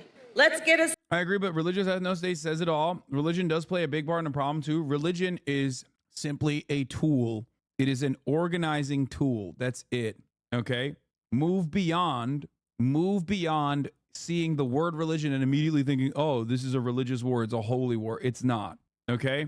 It never is. Religion can be used as a tool for abolition, revolution, or it can be used as a mechanism to suppress. Religion played a role in both sides of the Civil War. Religion played a role in both sides of the argument for and against slavery. Liberation theology was formative and important in literally, we're looking at the Edmund Pettus Bridge right now. Why is this a famous bridge? It played a profoundly important role in the civil rights movement. Liberation theology did. Martin Luther King is a fucking reverend. Religion also, Christianity especially, was utilized as a tool to justify and normalize slavery. At a certain point, you must understand, religion is subject to interpretation. It is never the primary role. It is just a way to galvanize the masses. That's it. And for the Palestinians, religion is all they have. Islam, Christianity, and their faith is all they have that remains when they have nothing else. So taking that away and suppressing that is a big part of the fascist toolkit. Israel is no more a defender of Judaism and Jewish principles than ISIS is of Islam. Both are colonial entities in the region that have bastardized the interpretation of religion and claim that they are engaging in righteous conquest due to the fact that they claim that they are defenders of their respective religions. They are not. That's it. Get it out of your fucking head. Now, of course, the difference is that the entirety of the Muslim world do not agree that ISIS is a true believer of Islam. And unfortunately, because of Israel's material importance and geopolitical interest for American interests in the region, defenders of Israel have been able to very successfully create the narrative that Israel does this at the behest of Judaism. Okay, but it is not the case. No more than Saudi Arabia's genocide in Yemen was an act of religion. It was not. Yes, the Houthis were aligned with Iran, but it is simply a motivator. It is simply a mechanism to create support. It's not the primary reason. Ceasefire. Let's reunite the hostages with their families, and let's provide immediate relief to the people of Gaza. I will now address the occasion for our gathering today. Anyway, and then the rest of it is other stuff, but this is it. In response to the enormous pressure from angry voters but unwilling to budge on policy, the Biden White House in recent weeks has taken a cynical PR strategy of simply redefining what a ceasefire means. I wrote about how they're doing this and how the media is helping them get away with it. Yeah. They were like, okay, you guys said ceasefire, so let's redefine what ceasefire means, and then let's push for that instead. What? You cannot avoid the interplay of politics within an Orthodox religion. The power struggle permeates the training, education, disciplining of the Orthodox community. Because of this pressure, the leaders of such a community inevitably much face that ultimate internal question: to succumb to complete opportunism as the price of maintaining their rule, or risk sacrificing themselves for the sake of the Orthodox ethic. Frank Herbert, Dune. Respectfully, Hasan, you didn't grow up in a cult. I agree with you on most things except religion. It's far more toxic than you portray it as, in my honest opinion. I'm not portraying anything that isn't just the facts, just the truth. Many already know that I am not a religious person myself. I'm not. I grew up in a Muslim country. My family are Muslim. I grew up around actually very seriously conservative Muslim people, as well as the majority of very secular Muslim people. Okay? I do not like arguing against Chatter's own personal framework due to their own personal trauma. When I tell you that religion has played a very important role in both defending slavery and also in the abolition of slavery, that is just pure historical fact. Do you understand? That's it. Just like we are talking about states that have claimed in the United States of America, to bring it back to U.S. domestic politics and abortion for a second. In the conversation surrounding abortion, evangelical Christianity is the major reason as to why people push for restrictions on who can get this medical care. Okay? It is said to protect religious freedom. It's bullshit. You have plenty of Christians who are defending the right to be able to get an abortion. Hasan is the biggest ego on Twitch. Yes, this is completely relevant to the major point of contention here. Thank you for chiming in. However, Judaism is used as a reason for why the abortion restrictions are actually suppressing the religious faith of Jews in red states currently. You saying something that is subjective is absolutely true? Fuck out of here. What? You're wrong on this. They have their bodies and their capacity to do work. There's no room for religious thought if you're interested in what is true. You saying something that is subjective is absolutely true. What are you saying? It is objectively true that religion, Christianity specifically, played a role in both the maintenance and preservation of slavery from white supremacists that cited the Bible to say slavery is fine and dandy. And religion also played a very important role in the abolition of slavery. John Brown was a fucking freak as far as like how religious he was. John Brown also was a hero. Your own personal traumas with whatever fucking cult-like existence that you had in your upbringing does not matter when we are talking about how religion is used as a tool. Do you understand? You have to separate your own personal experiences and the trauma that you got from a religious fundamentalist upbringing to what I am referencing here. It is so strange to bring this point up. It is so American, so selfish to bring this point up while we are talking about the suppression of religion for Palestinian people in the month of Ramadan. Please, Americans have no capacity to see anything beyond their own fucking unique individualist perspectives. Stop centering yourself in this conversation. This has nothing to do with you. Just sit back and try to develop a better framework and develop understanding and empathy for those who do not think like you, that are subjected to profound evil. It's very frustrating. God damn, dude. It's like, imagine seeing people get fucking destroyed for wanting to practice their faith freely, as they have done, as they have every right to. Okay? Like, we're having conversations about like the Israeli occupying force going into the Al-Aqsa mosque and like throwing fucking flashbang grenades into the mosque as people are praying. And you go, well, religion sucks actually. Okay, so it's good that they're doing that? Is that the point? Is that what you want to, is that what you want other people to think about your framework? You got to rephrase it. Would it be better to throw a flashbang in a church? Yeah, maybe that's how they'll understand it. It's like looking at fucking what's his face, Dylan Roof, and being like, well, that was an anti-religious act inherently. You know, you're strawmanning. No atheist thinks flashbanging a church is ethical. Shut the fuck up. Bringing it up in this conversation is the most like quintessential all lives matter ass fucking take. It's even worse than all lives matter. It's literally being like someone saying Black Lives Matter and you turning around and being like, yeah, well, actually, I'm a vegan and nobody's talking about the slaughter of pigs. The fuck? How did that come into the fray here? Like, what's going on? Atheists immediately turn up the fucking veganism dial in the way that they fucking talk about these things and just demonstrate their lack of understanding of how people operate and how important religion is for their lives. This was a big problem in the USSR as well, by the way, for all the lefty atheists out there. Anyway, I've talked about this before, but people believe shit that is stupid and silly, okay?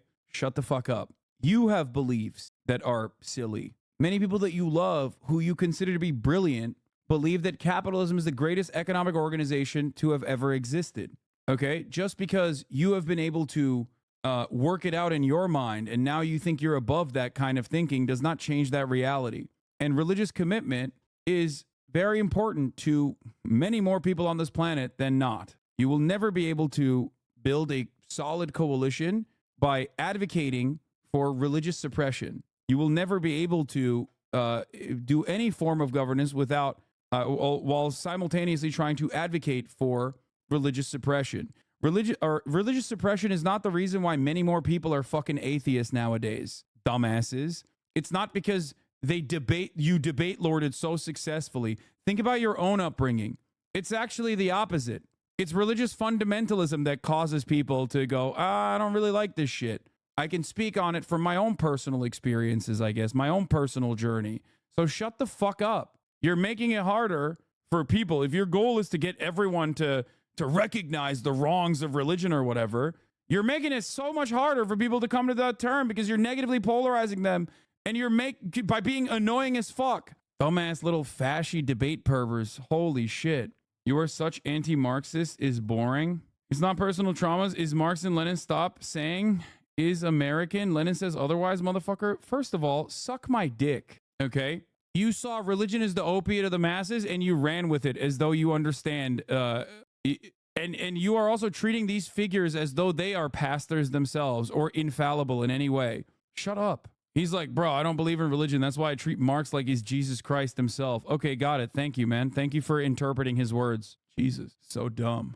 Anyway, call between an UNRWA teacher and a colleague about kidnapping Israeli women. A conversation between Yusuf Zidan Suleiman al-Hawajara, an UNRWA employee working as a teacher in a school in Gaza, speaking about his participation in the October 7 massacre, was released recently by the Israeli Defense Force. 2 hours ago, this came out.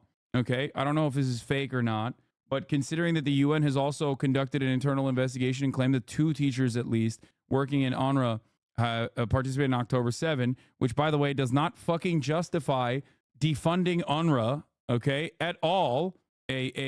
organization that hires Palestinians, that is like the lifeblood of Palestinians, that is operated by Palestinians in general.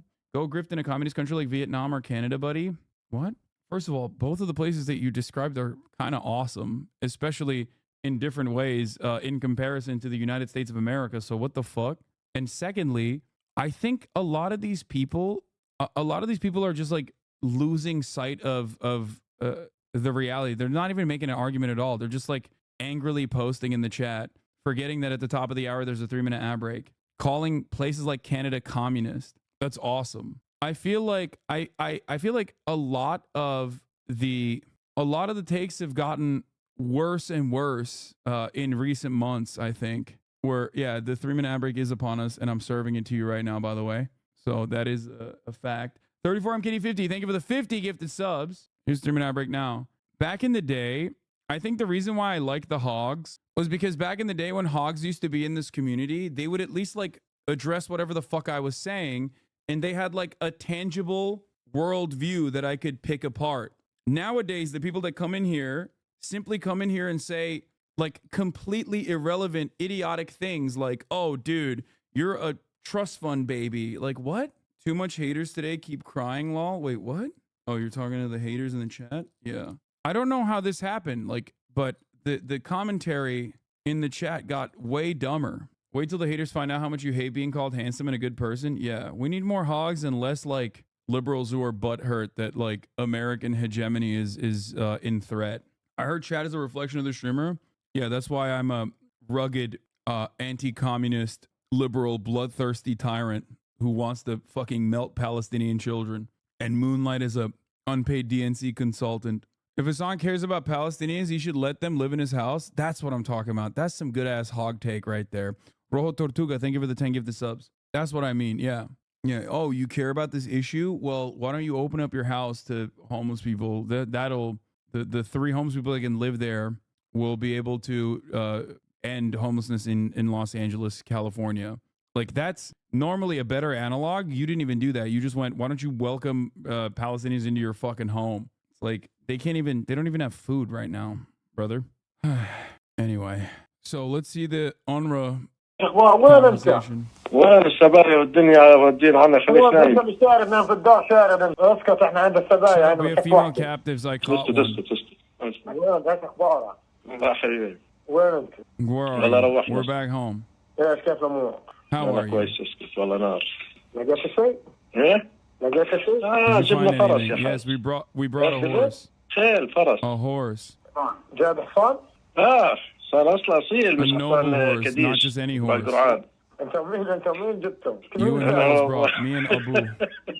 ابو حساقو؟ ايه كيف الامور؟ مزح يا راجل كيف حالك؟ والله مشتاقين لك ابو مهند. ايه ان شاء الله نخش مسجد الاقصى. والله ربك كبير يجهز حالك. والله يا حاج رحت لك المناطق الشرقيه كلها الدخل في المواقع. والله كلها غاد ما كنت غاد. وين كنت؟ جوا شرق الدير. لا كيف الوضع؟ والله حسينا جوا. لا يا راجل. والله بعد جحد والله مبلجين بجمعنا. لا شفت مناظر؟ I saw the sights. Yeah, I shot them in the eyes. They shot them in the eyes. How many did you see? I saw 2, me and another guy from our group. You could have brought them. How did you carry them? I carried 2 kilograms. The rockets landed next to us. Pay attention. F-16. Yes, I saw that you were there when the F-16 attacked. Yes, I was next to it. You were about 100 meters from the house. Listen, they ripped them. You saw they even broke the cameras on the gates. Wow, what they did. Listen, they did actions for liberations, inshallah. I mean, I don't know if this is fake or not. I don't know. Judging by the fact that like everything Israel posts, especially like this, is usually fake, I'm inclined to believe that this could be fake as well. But if the internal investigations conducted by the UN show that there were 2 UNRWA teachers, at least, that participated in October 7, then I'm more inclined to believe it. Even if this is fake in and of itself, I'm still inclined to believe that 2 people out of the 13,000 that UNRWA fucking hires participated in October 7. Fine. That doesn't mean that you can, completely defund this institution. It's ridiculous. شغل تحية إن شاء الله. إن شاء الله. ما جبتش معك حاجة على الفاضي ولا بارود ولا حاجة؟ لا لقينا اللي في المصير. إيه إيش لقيته؟ Anyway, yeah, it's a bullshit justification. It never worked. It was never a real justification at all. But here, Israeli former hostage describes time in Hamas captivity. Okay? They were always watched over by at least 3 of their 6 heavily armed guards because some of them would go and fight and then come back. That's what they told us, Alma Goldstein said. The family tried to establish a relationship with their guards, engaging them in long conversations as a part of survival mechanism. 2 spoke some English, and another was learning Hebrew. They kept telling us they are not going to harm us and that we were very important to them, Alma Goldstein said. But we were always terrified they would flip on us, that they'd get an order from someone to harm us, because clearly they were low-ranking cogs in the machine. We were constantly in angst or terror. The guards also discussed politics and the roots of the Israel-Palestine conflict. Ultimately, it would always end with the guards telling us to go read history books, that we're the ones who expelled them from their lands, that we're the ones who killed them, we're the ones who kept them in a pressure cooker that kept bubbling and bubbling until it erupted, Alma Goldstein said. True. Lowest cog in the machine in the fighting mechanism in the resistance still understandably has knows more about the conditions that they were subjected to than the most well-read Israeli person who unfortunately doesn't know the truth. Some of the guards told the social worker they wanted to live side by side as neighbors, but others warned her to move away. They told me to go to Tel Aviv, but don't return to Kfar Aza. They said, we'll return. We'll be back. They asked, do you know how many we are in an organization? On October 7, we were 3,000. Next time we'll be 20,000. Alma Goldstein says she also witnessed moments when her captors displayed sensitivity and care. One of the gunmen apologized for the killing of Nadav, whom Alma Goldstein started dating in high school. We saw them cry. We saw them miss their wives, she said. We saw them writing letters to their wives and putting them in their pockets. We were worried about this, thinking, why are you writing a letter now?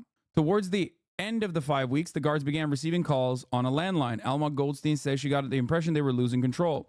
There was disagreements among captors and some sort of internal divisions, she said. From there, the family were taken on a 40-minute walk to a supermarket. It was then that they saw the damage wreaked by Israeli offensive for the first time. I saw a lot of devastation and destruction, Alma Goldstein said. It made me feel terrible seeing such poverty. It was very difficult to see that. It was not a great feeling of, oh great, we Israelis showed them. The 3 guards apologized for making the family sleep in a storage room in the supermarket, but said they had some hope that the war was about to end. The next day, the supermarket was hit by a shrapnel from an Israeli aerial bombardment. It was atrocious. It was the first time we really felt like our lives were in danger, Alma Goldstein said. So the only time they felt like their lives were in danger was when they were in danger in the hands of the Israeli government, because they felt like the way Palestinians feel every fucking day of their lives, because they were held captive by the Palestinians. And even then, it was not the Palestinians that they were threatened by. It was the Israeli government treating them like Palestinians. We heard the constant shelling and bombing getting closer and closer and could already see all the stones flying around and rubble and shrapnel. It was closing up on us to the point where Hamas guards put mattresses over us on the floor to cover us, and then they covered us with their bodies to protect us from our own forces shooting.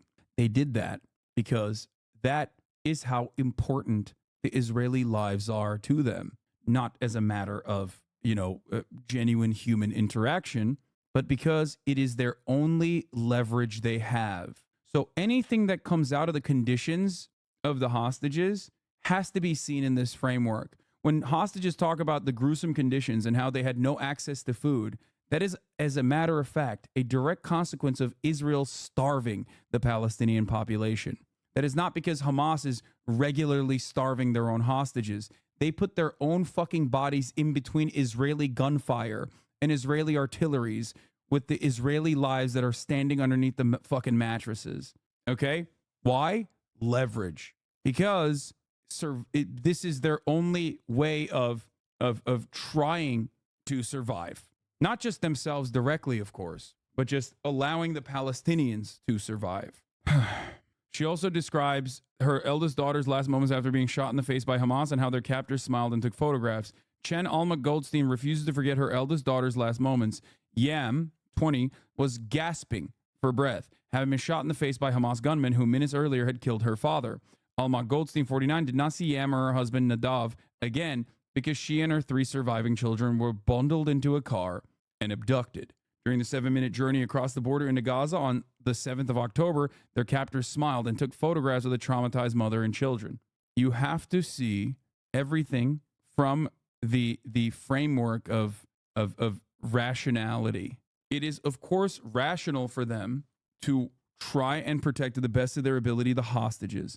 This is why I've said time and time again, if the Palestinian authorities, if the Palestinian resistance groups actually kill a hostage, you will know about it, because there is no reason for them to abduct hostages in the way that Israel framed it, to like rape them or toy with them or torture them.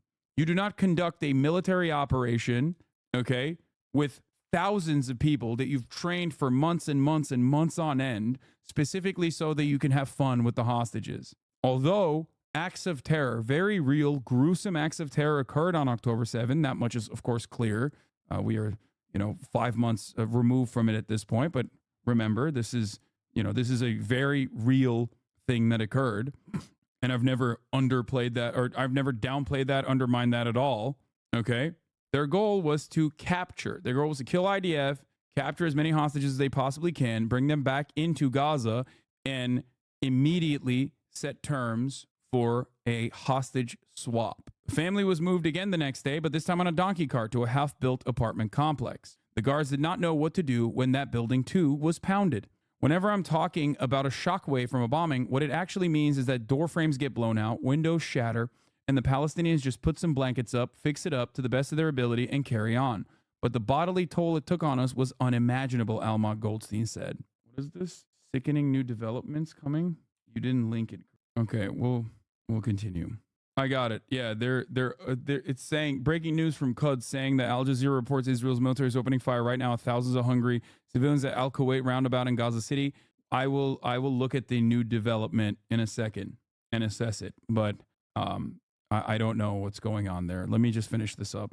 From there was another school filled with tents where Palestinian families were sheltering. Many assumed Alma Goldsteins were also displaced from the war and offered them food and water.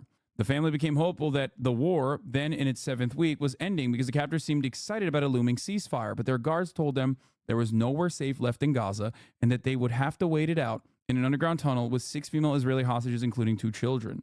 Every encounter with captives in Gaza was truly exciting, said Alma Goldstein, but 3 of the women were wounded, some had complex injuries, and some spoke about sexual assaults. She said the group discussed reporting the allegations to a Hamas commander on their release. By and large, the Hamas commanders seemed to be receptive enough that we thought there might be a chance of relaying it, she said. But she doesn't know whether that happened because most of the women were left behind.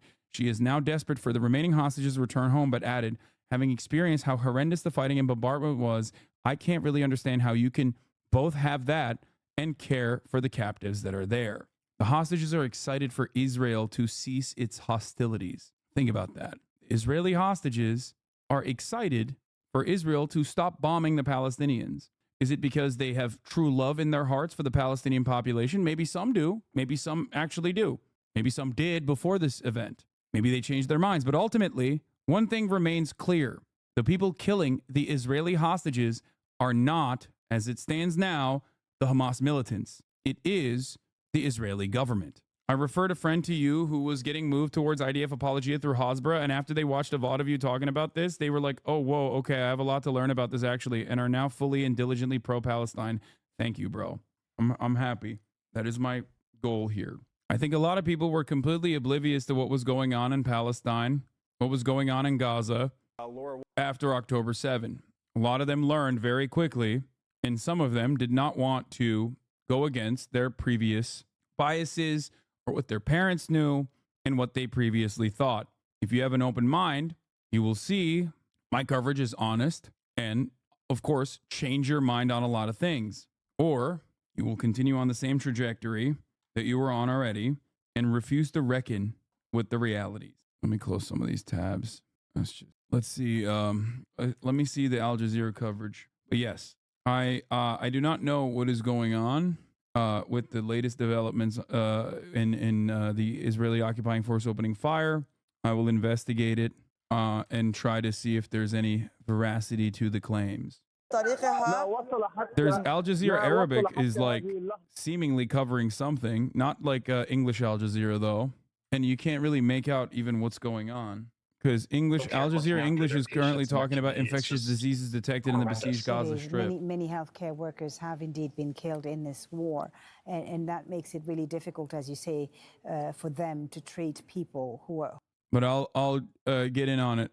So Yossi Landau, I guess, is the person who is the UN Special Representative Pramila Patten concluded a visit to Israel and said there is clear and convincing information that hostages held in Gaza is subjected to sexual violence.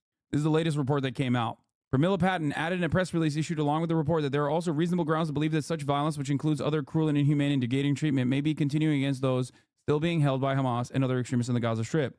The report from her office arose from an official visit to Israel at the invitation of the government, which included a visit to the occupied West Bank between 29th January and 14th of February.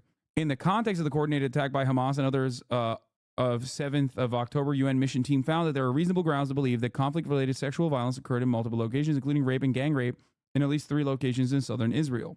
These were some of the most extreme claims made on October 7 or related to October 7, and there hasn't been any additional investigation conducted, and the UN had brought forward their interest in conducting an independent investigation, and yet, but also this is the Al Jazeera Arabic coverage right now. I don't know what's going on there.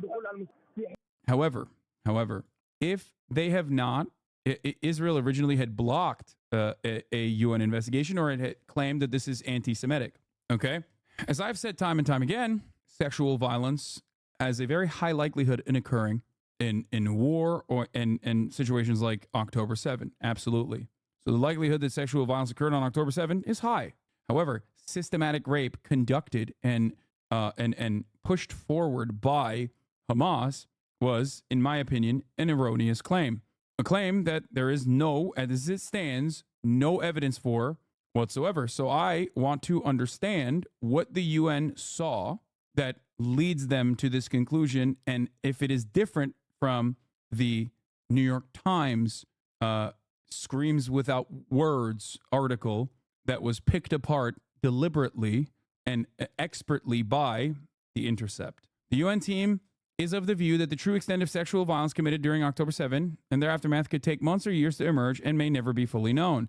The mission made up of Ms. Patton and 9 experts, which was not investigative in nature. Wait, what? Conducted 33 meetings with Israeli representatives, examining more than 5,000 photographic images and 50 hours of video footage. It conducted 34 confidential interviews, including survivors and witnesses of the October 7 attacks, released hostages, first responders, and others. The report says the Israeli authorities have faced numerous challenges in collecting evidence. Allegations implicating Israeli security forces and settlers. The team also went to Ramallah. Where there has to be a bigger report on this, like on who they talked to, because if they only talk to the Zakah people, then, or Israeli officials, then they didn't do any additional investigation, which they openly admit is not investigative in nature, by the way. So this is not even an investigation that they conducted. It's just reinforcing the same lack of investigation. This is just going to fuel atrocity propaganda even more that the UN said it. I can already see it. Breaking the Israeli regime and the Western media class who fabricated the mass rape hoax are preparing a major propaganda laundering attempt tomorrow, and they will do it via the UN's Pramila Patten, who went to Israel and met with the proven hoaxers from Zakah like Yossi Landau. At Kibbutz Be'eri, Patten met with local resident Ori Yelin and a volunteer of the Zakah emergency response team, Yossi Landau.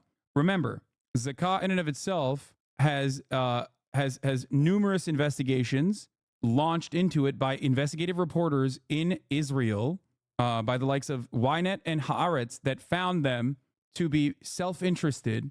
Okay, that's number one. If you want to know more about the original article that the New York Times had put forward as solid reporting, that they claimed was solid reporting, I did a video going through all of the erroneous claims and the lack of evidence that the New York Times presented that does not meet the standards that they are supposed to apply in this video called "Is the New York Times Done?" If they did not go to any additional people other than who they had gone to, then this is not an investigation at all, even though they don't even claim that it's an investigation regardless. It is being framed, it will be framed as an investigation by the media.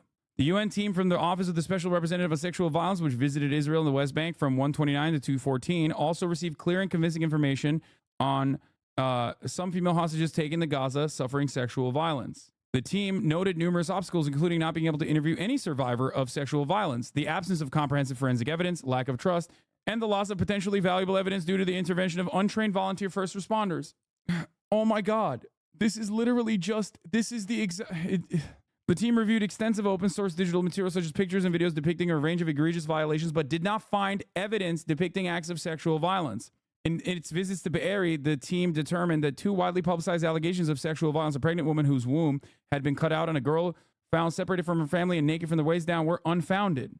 Due to numerous factors, including having no firsthand survivors' testimony and chronic underreporting of conflict-related sexual violence, the team was not able to estimate the overall number of victims or the prevalence of October 7-related sexual violence. So if this is the assessment of the report that they revealed, a 57-page report, right? Or more than that, I think. I don't know how long the fucking report is.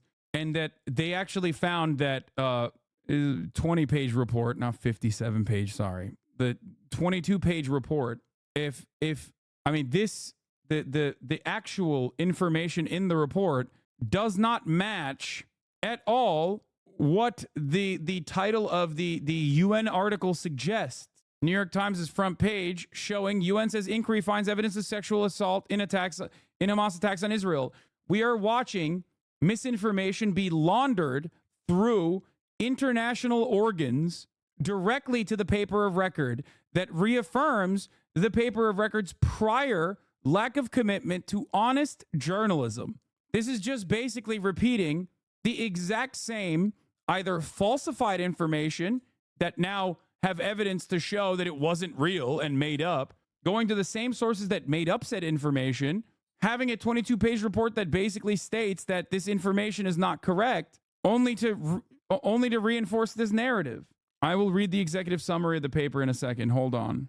And the way this new being presented in the media. It is so fucking gross, dude. Why is lying so widespread when it comes to Israel? What do you mean? Lying is widespread when it comes to the American State Department. God, I have to pee so bad. It's not just Israel. Israel just happens to be our current shiny toy. It has always happened. Viagra program to rape women. Well, this is information which I... Viagra program to rape women. Well, this is information which I got when I was in Kyiv on the 3rd of May from survivors and service providers. And the information was, it's reports. They reported to me, service providers who reported to me that they were doing door to door in different villages, and especially they were referring to Mariupol. Actually, in fact, it was not. I ask you because you know that Russians also try to post it as a fake, because you know that is a very problem. So I would like to ask you: did they provide you any proofs of it was a Viagra? No. I don't. Like I said, it's not my role to go and investigate. It's not the role of my office. I have an advocacy mandate to provide strategic leadership on prevention and response. But when I have engaged with the media since I returned from Kyiv in May, I have mentioned that I have received reports from survivors and frontline service providers about women and girls being detained in basement of buildings in Mariupol, gang rape for days, with Russian soldiers being equipped with Viagra and other drugs, and also they share. For example, so you did not make any investigation about Viagra or something like that. It's not my job to make I do not have the mandate. Mm-hmm. I sit in New York in an office in New York, and I have an advocacy mandate. My role is not to investigate. The investigation is going on by the Human Rights Monitoring Team and the International Commission of Inquiry. In their report so far, there is nothing about Viagra. This is the UN investigator? No, she's not. We'll hold a press conference which will repeat every widely debunked mass rape hoax lie.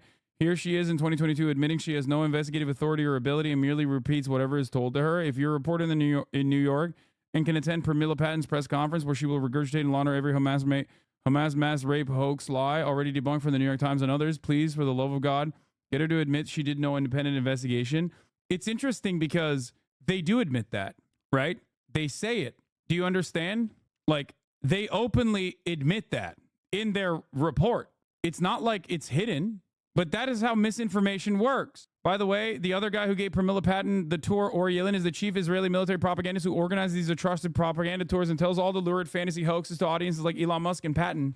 But it's okay, he's just a survivor and a resident. Now, this is essential. After Jeffrey Gettleman, Anat Schwartz, and Adam Sella fabricated their hoax in late December, repeating widely debunked propaganda, they did a follow-up weeks later responding to the critiques. How did they frame it? UN will investigate and exonerate us. But there is no independent UN investigation. Pramila Patton didn't go there with a team to investigate and corroborate the claims. They went there because the Israeli regime and New York Times, including Gettleman and Stella Schwartz, launched a campaign demanding the UN launder the hoax. Instead, Pramila Patton is going to hold a press conference tomorrow and repeat word for word everything contained in the Israeli Rape Crisis Center, which cites the New York Times hoax, and will likely leave out actual credible reports of Israeli mass rape of Palestinians. Holy shit. It is a Ouroboros of laundering misinformation by massaging the narrative, okay? And it is happening in real time. It is happening in real time. UN says inquiry finds evidence of sexual assault and Hamas-led attack on Israel.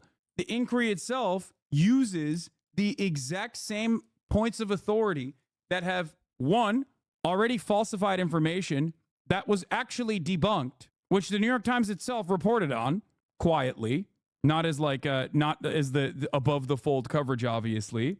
The inquiry itself is not an investigation, but is presented as an investigation. And they are doing this because the reality is, who's going to go against this?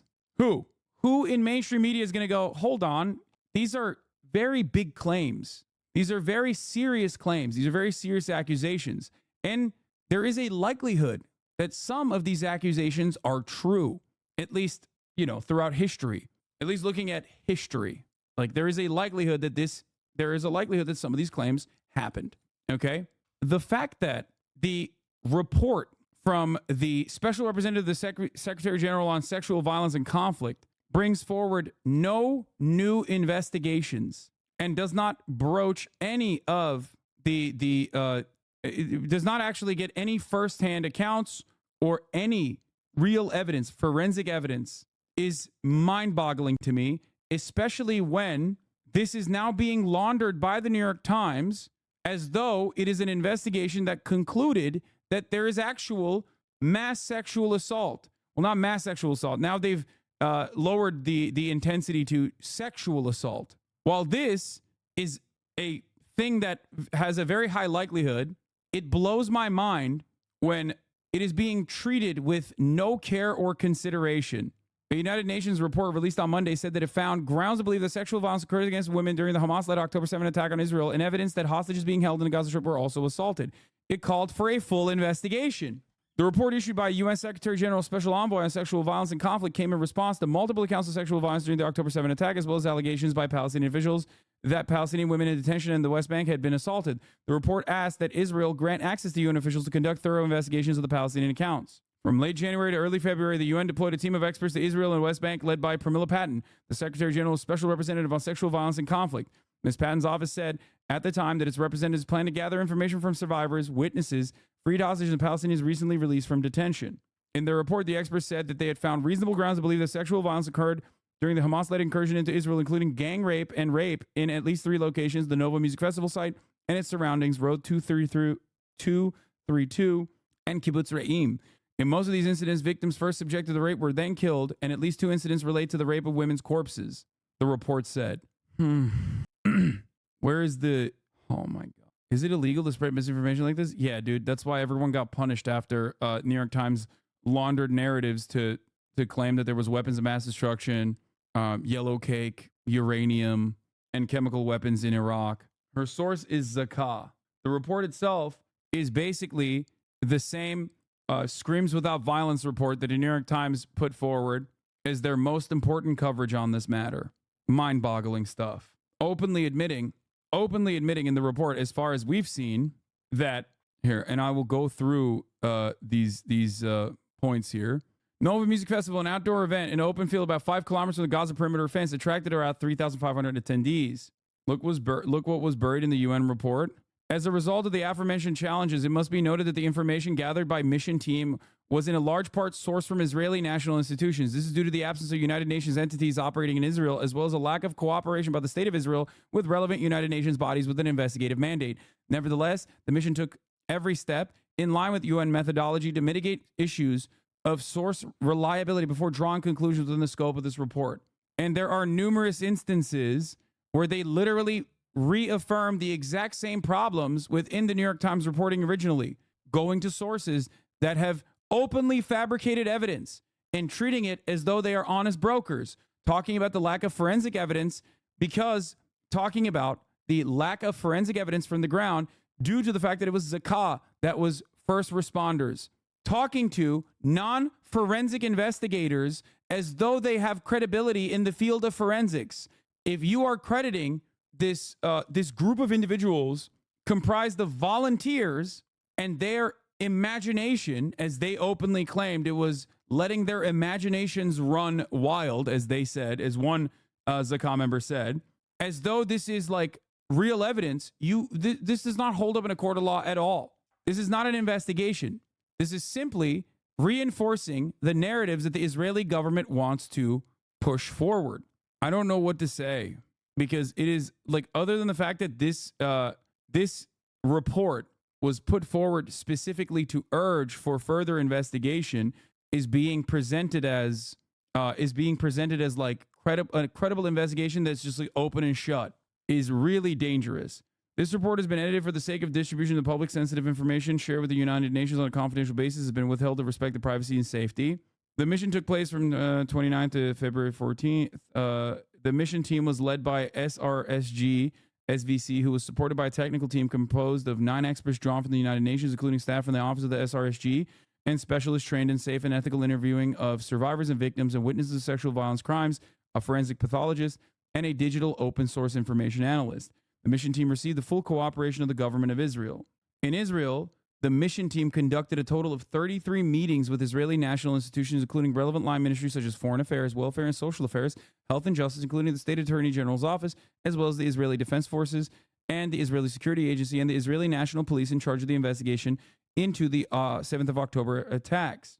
They met with the President of Israel, the First Lady. The mission team conducted several visits to Shura military base, the morgue to which the bodies of victims were transferred, as well as one visit to the Israeli National Center of Forensic Medicine. The mission team reviewed over 5,000 photos and around 50 hours of footage of the attacks, both provided by various state agencies, independent private sources, and through an independent online review of various open sources to identify potential instances of indications of CRSV. Further, the mission team conducted interviews according to UN standards and methodology. With a total of 34 interviews, including survivors and witnesses of the 7th of October attacks, released hostages, first responders, health and service providers, and others. The mission team visited 4 locations affected by the 7th of October attacks in the Gaza periphery, namely Nahal Oz military base, Kibbutz Be'eri, the Nova Music Festival site, Road 232, where reports of sexual violence had emerged. For the purpose of the present report, information was also gathered pertaining to incidents of CRSV reportedly committed in Kibbutzim Kfar Aza and Re'im, which the mission team did not visit. The attacks approximately resulted in 1,200 fatalities, thousands of injuries, predominantly among civilians.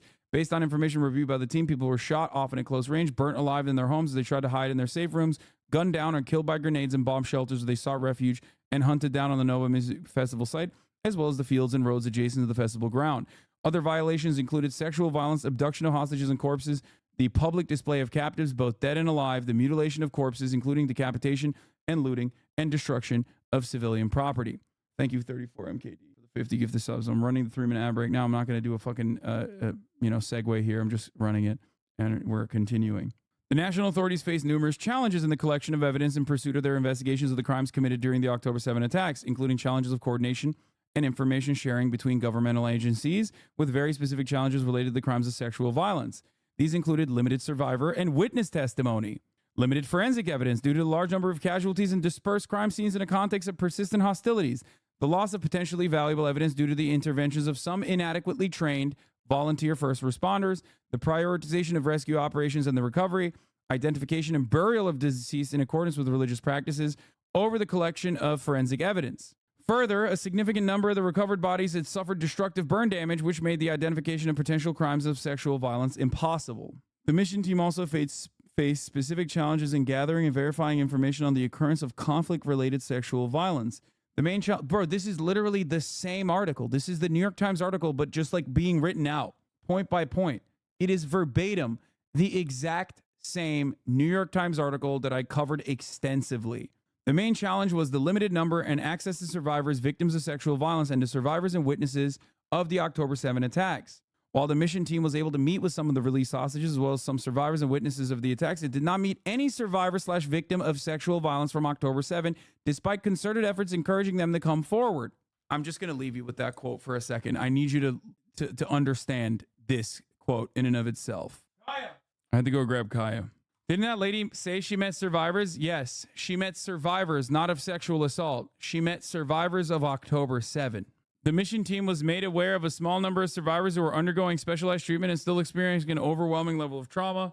Further, the internal displacement of several communities from the Gaza periphery to other locations, the relocation of survivors of the Nova Music Festival, attacks both internally and in third countries, as well as the deployment of 7th of October first responders from military forces to combat hindered access to first-hand information. The lack of trust by survivors of the 7th of October attacks on families of hostages in national institutions and international organizations, such as the United Nations, as well as the national and international media scrutiny of those people who made their accounts public, hindered access to survivors of the attacks, including potential survivors/victims of sexual violence. The absence of comprehensive forensic evidence limited the missions team's ability to draw definitive forensic conclusions in many instances. This was compounded by evidence being spread among various agencies and limited organizations. Like, this report is basically starting off in the exact same way that the New York Times criticism started off, which is, here is why we have no evidence for the claims that we are reaffirming. That's 10 fucking points of being like, yeah, we got no evidence. That's right. We have no direct firsthand evidence. We just don't have any evidence. We don't have any evidence. We don't have any evidence, over and over and over again. But I repeat, this is the title. UN says inquiry finds evidence of sexual assault and Hamas-led attack on Israel. One must ask why the New York Times would put an article title such as this one. This is not editorial. For the record, this does not mean that no sexual violence occurred on October 7. It does not mean that at all. As I've said, there is a likelihood that sexual assault may have occurred on October 7. However, this report does not prove that. The only thing this report proves is some of the misinformation that was repeated as though it was objective fact, and it also proves that there is no evidence for it. It proves the exact opposite of what the article title is suggesting. We've moved away from, there's a goal shifting here as well. A goalpost has moved. It went from systematic rape and gang rape occurred at the direction of Hamas to there is evidence for sexual assaults, according to the UN. Just remember that. Systematic mass rape conducted and directed by Hamas has turned into UN says inquiry finds evidence of sexual assault and Hamas-led attack on Israel. So the goalpost has shifted dramatically from the original erroneous and very extreme claim to a much more moderate and much more likely claim that still, unfortunately, has no evidence whatsoever. Yeah, clear and convincing information that hostages held in Gaza subjected to sexual violence, says UN Special Representative. This is the article headline from the United Nations' own PR. The United Nations' own PR also openly buries the lead and says that this was not investigative in nature. Lastly, the mission took place over a limited period of 2.5 weeks, and in context of Israel, where no dedicated UN country, team, or infrastructure is operational, considering the scale and magnitude of the attacks and the range of locations and high number of casualties, the mission could not comprehensively cover the full range of the situation. Based on information gathered by the mission team from multiple independent sources, there are reasonable grounds to believe that conflict-related sexual violence occurred during the 7th of October attacks in multiple locations. Across various locations of the 7th of October attacks, the mission team found that several fully naked or partially naked bodies from the waist down were recovered, mostly women, with hands tied and shot multiple times, often in the head. Although circumstantial, such a pattern of undressing and restraining victims may be indicative of some forms of sexual violence. At the Nova Music Festival and its surroundings, there are reasonable grounds to believe that multiple incidents of sexual violence took place, with victims being subjected to rape and or gang rape and then killed or killed while being raped. Credible sources describe finding murdered individuals, mostly women, whose bodies were naked from the waist down and some totally naked, tied with their hands behind their backs, many of whom were shot in the head. On Road 232, credible information based on witness accounts describe an incident of rape of 2 women by armed elements. Other reported instances of rape could not be verified in the time allotted. The mission team also found a pattern of bound naked and partially naked bodies from the waist down, in some cases tied to structures including trees and poles, along Road 232. In Kibbutz Re'im, the mission team further verified an incident of the rape of a woman outside of a bomb shelter and heard of other allegations of rape that could not yet be verified. The mission team conducted a visit to Kibbutz Be'eri and was able to determine that at least 2 allegations of sexual violence widely repeated in the media were unfounded due to either new superseding information or inconsistency in the facts gathered. However, the primary witnesses that led with these fabulous claims were still interviewed by the UN team and the authorities that repeated such fabulous narratives, exaggerated, erroneous narratives, atrocity propaganda, were also interviewed as a part of this investigation that was not an investigation at all. These included a highly publicized allegation of a pregnant woman whose womb had been reportedly ripped open, her fetus stabbed while still inside her. Other allegations, including of objects intentionally inserted in the female genital organs, could not be verified by the mission team due in part to the limited or low quality imagery. In Kibbutz Kfar Aza, while reports of conflict-related sexual violence, including at least 1 instance of rape, could not be verified, available circumstantial evidence may be indicative of some forms of sexual violence. In this kibbutz, similar to other locations, female victims were found fully or partially naked from the waist down with their hands tied behind their backs and shot. In the Nahal Oz military base, the mission team reviewed reports of sexual violence, including a case of rape and genital mutilation, neither of which could be verified. With respect to the latter instance, while the forensic analysts reviewed injuries of intimate body parts, no discernible pattern could be identified against either female or male soldiers. However, 7 female soldiers were abducted from this base into Gaza. So the actual evidence that comes from forensic investigations that are professional forensic investigators and not simply photos that you're looking at actually show that these claims are not valid. As a matter of fact, they have been invalidated.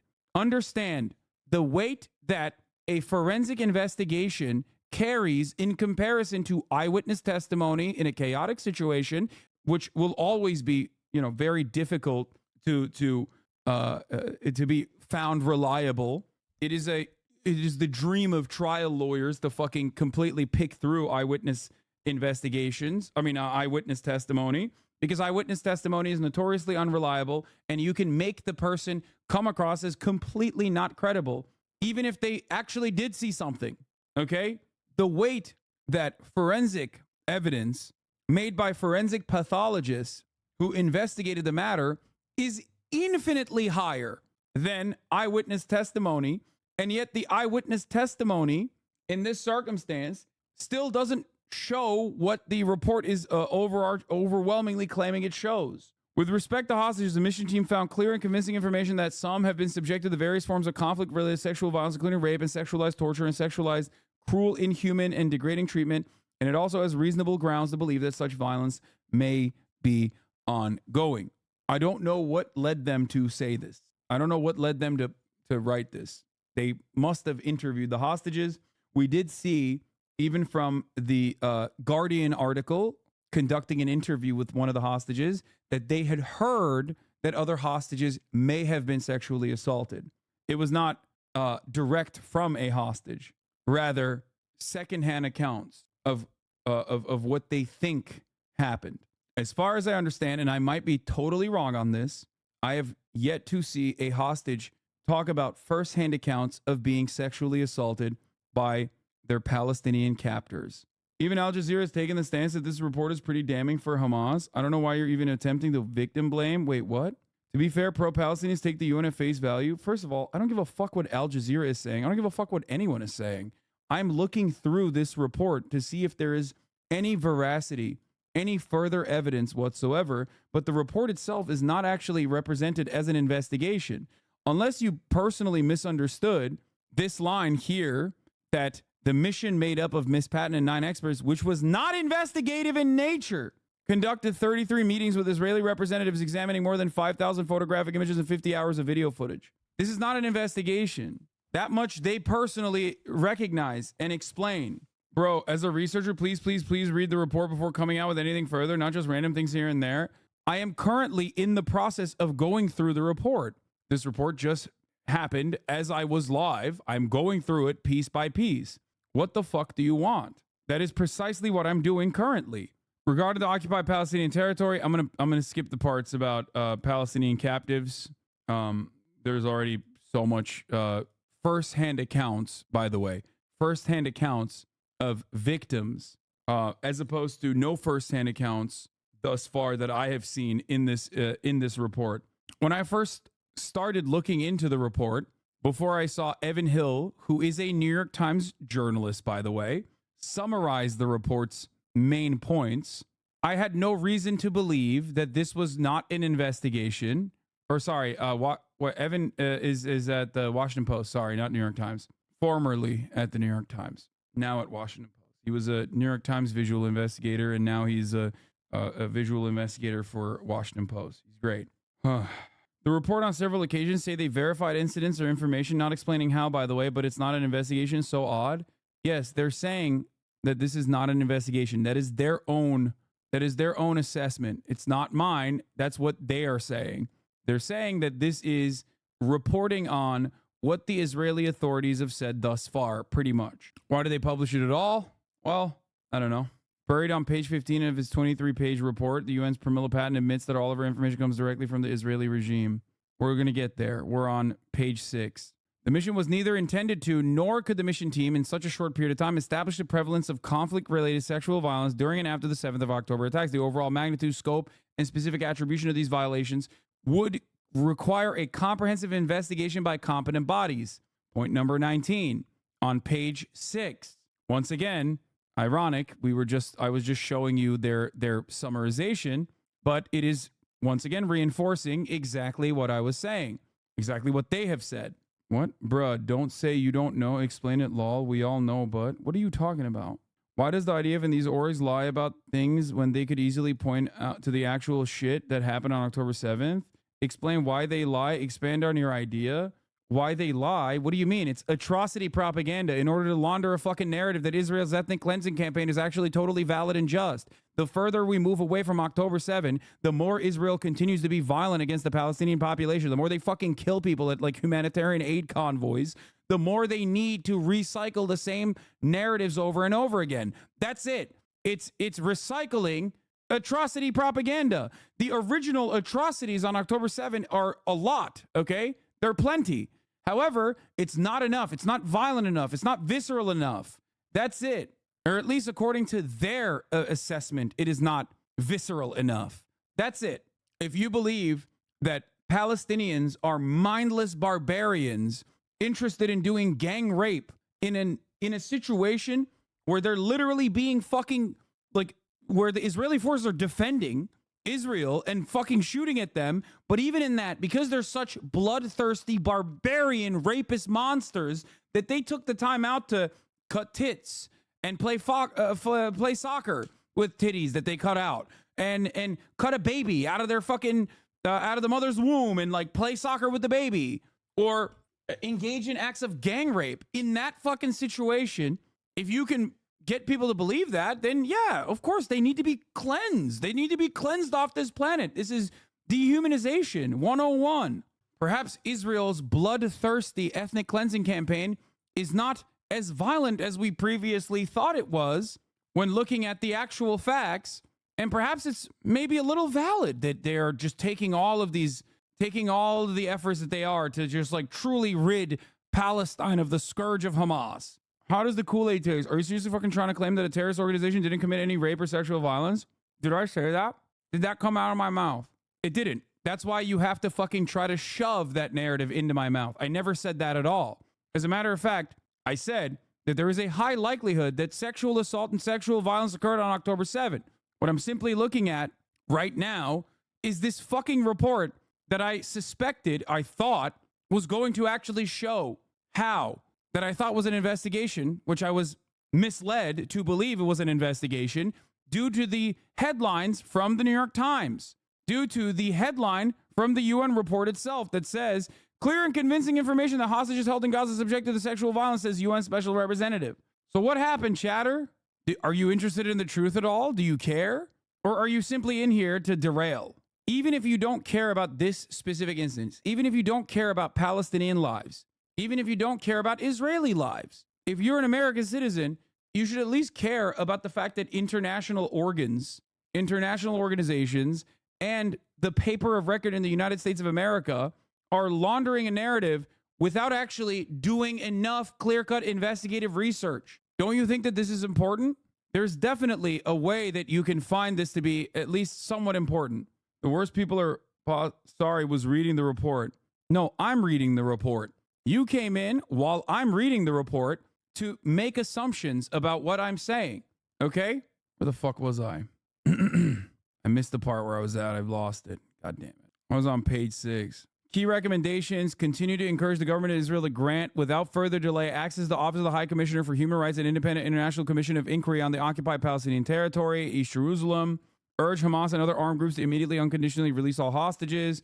Call on all relevant and competent bodies, national and international, to bring all perpetrators, regardless of rank and affiliation, to justice based on individual, superior, and command responsibility. Agreed. Encourage the government of Israel to consider signing the framework of cooperation with the Office of SRSG to strengthen the capacity on justice and accountability for CRSV crimes, as well as security sector engagement, training, strengthen the capacity of the UN to monitor and report on incidents, yada, yada, yada. Following the 7th October attacks in Israel, numerous allegations of conflict-related sexual violence, CRSV, that emerged. They engaged in the mission, monitoring, analysis, reporting arrangements, infrastructure in Israel, occupied Palestinian territory. On 8th of November, the office received an official invitation from the government of Israel through the permanent mission of Israel to the UN to first-handedly see and hear the testimonies and evidence of these heinous acts of conflict-related sexual violence. On the 18th of January, a letter was sent to the permanent mission of Israel to the UN confirming the dates and scope of the mission and the composition of the mission team, including the deployment of technical team of specialists, the methodology, and expected outcomes. The aim of the mission was to gather and verify information on conflict-related sexual violence allegedly committed during the October 7 attacks and their aftermath for its potential inclusion in the 2023 annual report of the Secretary General on conflict-related sexual violence. The mission also sought to give voice to survivors, victims of sexual violence, witnesses, recently released hostages, and others affected, and to identify avenues for holistic services and accountability. I'm skipping the West Bank stuff. Composition of the mission team. The mission team was led by SRSG SVC with the support of a technical team, relevant expertise. The technical team had a human rights officer, principal human rights officer, to act as head, a police expert in criminal investigation, a judicial affairs officer, 2 sexual and gender-based violence investigators skilled in safe and ethical interviewing survivors of victims and witnesses of sexual violence crimes, a forensic pathologist, a digital and open source information analyst, and 2 political affairs officers. For certain segments of the visit, the mission team was accompanied by a public information officer. Logistical and security support for the mission was provided by the UN country team based in Jerusalem. Standard proof. Encompasses the gathering, analysis, verification of existing as well as independently received information. The mission was not intended to be and is not a substitute. I need you to understand this. The mission was not intended to be and is not a substitute for an investigation by relevant United Nations entities mandated for that purpose, nor is it a replacement for criminal investigations and proceedings subject to the due process of law. Okay? The applicable standard of proof adopted by the mission team is one of reasonable grounds to believe, consistent with the practice of investigative bodies, including those established by the UN Security Council and Human Rights Council.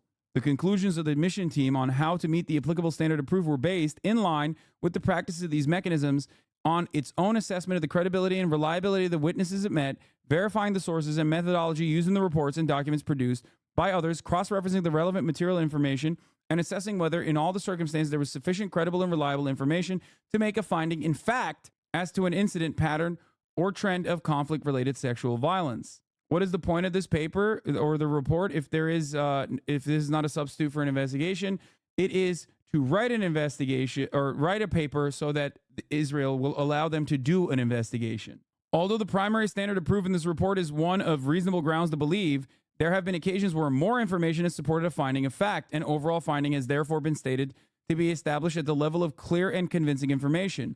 United Nations reporting has used clear and convincing standard, and although there is no single definition of the term, it is generally agreed that clear and convincing information or evidence rises above reasonable grounds to believe, yet falls below beyond a reasonable doubt.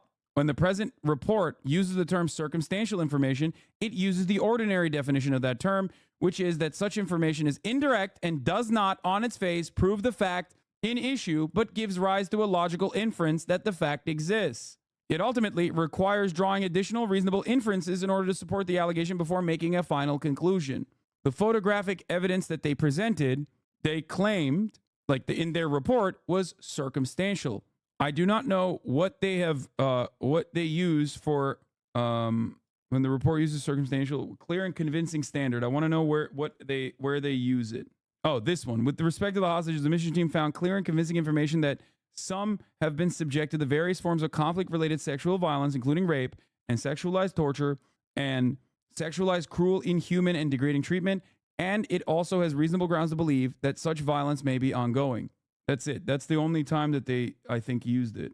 The mission, yeah, this is the same one on the hostages. They had clear digital evidence of sexual violence or orders to commit sexual violence. Wait, what?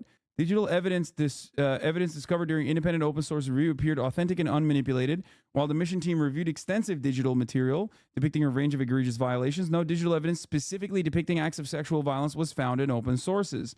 Nonetheless, some digital material of circumstantial elements, such as naked or partially naked bodies, may be indicative of some forms of sexual violence. The mission team took note of the averments of the Israeli authorities that some of the incriminating online materials, including those specifically depicting acts of sexual violence, had been removed or restricted by various platforms or by the offenders themselves. What? While it is possible that digital evidence may have been posted and then removed from official channels and social media profiles, possibly due to concerns by various groups that it may be incriminating, it is the view of the mission team that had clear digital evidence of sexual violence or orders to commit sexual violence had been circulated in the mainstream, it would have been likely discovered given the volume of information posted online. Exactly. So, like I said, the digital forensics showed that it was only circumstantial. They had no clear and convincing information. The only part that I have clear and convincing information on, which means that they interviewed hostages, I suspect, they don't actually elaborate on exactly how they arrived at this conclusion, but I suspect it's probably by interviewing hostages. No such information has been made public thus so far, as far as I know. Isn't this what you were basically saying the entire time? That sexual assault probably did occur, however, to the extent that the Israeli officials' claims most likely didn't happen? Yes. With regards to the hostages, the mission team found clear and convincing information that some of the hostages taken to Gaza have been subjected to various forms of conflict-related sexual violence and has reasonable grounds to believe that such violence may be ongoing. That's it. That is the only, that's where the headline comes from, and that's where this entire article, that is the only instance in this entire article that has a higher standard of proof than every other standard of proof they've shown thus far. Now, I don't know. Let's see. The mission team reviewed incidents of alleged sexual violence related to hostages in Gaza. Based on first-hand accounts of released hostages, the mission team reviewed clear and convincing information that sexual violence, including rape, sexualized torture, and cruel, inhuman, and degrading treatment occurred against some of the women and children during their time in captivity and has reasonable grounds to believe that this violence may be ongoing. It is first-hand accounts. Okay. Based on first-hand accounts of released hostages, there are reasonable grounds to believe that female hostages were also subjected to other forms of sexual violence. That's it. This is the new information that they have. Not that this is the systematic rape directed by Hamas in the way that the original claims were. Can we read the first-hand accounts? No, they're not. They don't have first-hand accounts. Is this enough? No, this is not enough to indict someone. Of course, it's not enough to indict someone. That's why they're saying that they want to conduct an investigation, which I want as well. As a result of the aforementioned challenges, it must be noted that the information gathered by the mission team was in large part sourced from Israeli national institutions. This is due to the absence of United Nations entities. Yes, they repeat this over and over again. As well as the lack of cooperation by the State of Israel with relevant United Nations bodies with an investigative mandate. Nevertheless, the mission took every step in line with UN methodology. Yes, 72 and point 71 and 72 that we just showed were hostages in Gaza. This is not about October 7, for the record. They were obviously taken hostage during October 7. Now, I don't know if this is a hostage that was victim to sexual violence while in captivity, or I don't know if this is a hostage that saw sexual violence take place during captivity, or I don't know if it's the third thing, which is that a hostage heard that sexual violence had occurred during captivity that they did not see. I don't think this report elaborates on that, or I don't think this report further clears or makes a distinction between the three. It says first-hand accounts, so it means that it's probably a hostage that was directly a victim of sexual violence in the hands of their captors. That is what that means. That is what it's supposed to That is what that is what it is supposed to mean. I have no reason to believe that that is not true. They said they didn't talk to any direct victims of sexual assault. This has to be a direct witness or hearsay. Given the fact that I have not seen any firsthand testimony of sexual assault, even from hostages that have been released, I don't know if they have reached. I don't know if they have additional information that is not readily available to the public. Okay, the only part of this that bothers. Article of former hostages testifying they saw signs of, yes, this was early on. One of the earlier hostages that were released talked about, if you recall, sexual violence occurring even to themselves, like when they were being paraded through the streets in an act of ritual humiliation, something that you are not supposed to do to a prisoner of war or a captive or a hostage at all. Why are you so obsessed about rape? Wait, what? How is this me? Like, you think this is my own personal pet project or something? Are you fucking stupid? This is a goddamn UN report. Should I not actually look into it? Like, what the fuck is this? The real question is, why don't you care about the news that is on the front page of the New York Times? Like, what the fuck? I guess if you're not concerned about it, then it's fine. We shouldn't even cover it. The only questions that remain for me, at the very least, so this is different from the New York Times article we read the other day, the Silent Screams one. Yes, the only thing that's different here is that they say that they have firsthand witness testimony in the report of rape, sexualized torture, sexual violence, convincing information, clear and convincing information, which is a higher standard than the circumstantial evidence that they have presented throughout the entire report. Okay? Remember, this in and of itself, as they have self-declared, is not an investigation. Okay? This UN special report is not an investigation. This is supposed to open the door to an investigation. And I hope that Israel will allow the independent investigation from the OCHR to occur. There's literally videos of sexual assault online. I feel like this isn't a surprise. No, there isn't, as a matter of fact. If you read the report, you would see that. No, there aren't. The report literally says there aren't, actually. Pretty much everyone who is an honest broker of the truth, myself included, recognizes that the likelihood of sexual assaults and sexual violence happening is very realistic, okay? The current conversation surrounds what level of evidence has been gathered or if there's any new evidence at all. Because up until this moment, I think this is probably one of the most important points in this article. There are no firsthand accounts. This is the first time I have seen firsthand accounts being mentioned of sexual violence, including rape, sexualized torture, and cruel and inhuman degrading treatment occurred against some women and children during their time in captivity. This is not also on October 7. The previous reporting on sexual violence was brought forward by hostages that were brought into Gaza that were released, talking about how hostages were paraded through the streets and were hit when they were on the back of motorcycles and humiliated and degraded. I don't know why they also bring the scope. First-hand accounts of hostages released. Mission team received clear and convincing information that sexual violence, including rape, sexualized torture, cruel and inhuman and degrading treatment occurred against. Like, this is a broad scope, ranging from sexual violence, including rape, sexualized torture, to cruel, inhuman, and degrading treatment. As this report came out, it seems like there was another act of violence in the hands of the Israeli occupying force against Palestinians seeking humanitarian aid. Does anyone have the Al Jazeera coverage on it? Because I've only... Nubawi in Durman. I don't believe this hypothesis.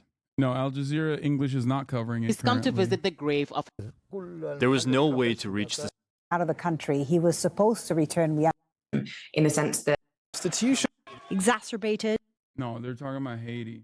A report by the UN has found... No, we're not talking about this, man. No, this is a different thing. The occupation forces opened fire on a number of Palestinians while they were trying to reach an aid truck near the Kuwait roundabout. This is the only thing I've seen of this, and I haven't seen any additional information on it so far. 34 MKD. Sorry, RIP is just a lot. Okay, well, I won't do it then. We're moving on from the UN special report. I think that we looked at it. What specifically are you looking for? No, you're sending wrong. Oh my God. You're sending something unrelated. That's not what I'm talking about. Okay. We're done. We're done with this part of the story. Oh, this is another Israeli attack on aid seekers in Gaza City. This was what the fuck I was talking about. This is from 19 minutes ago.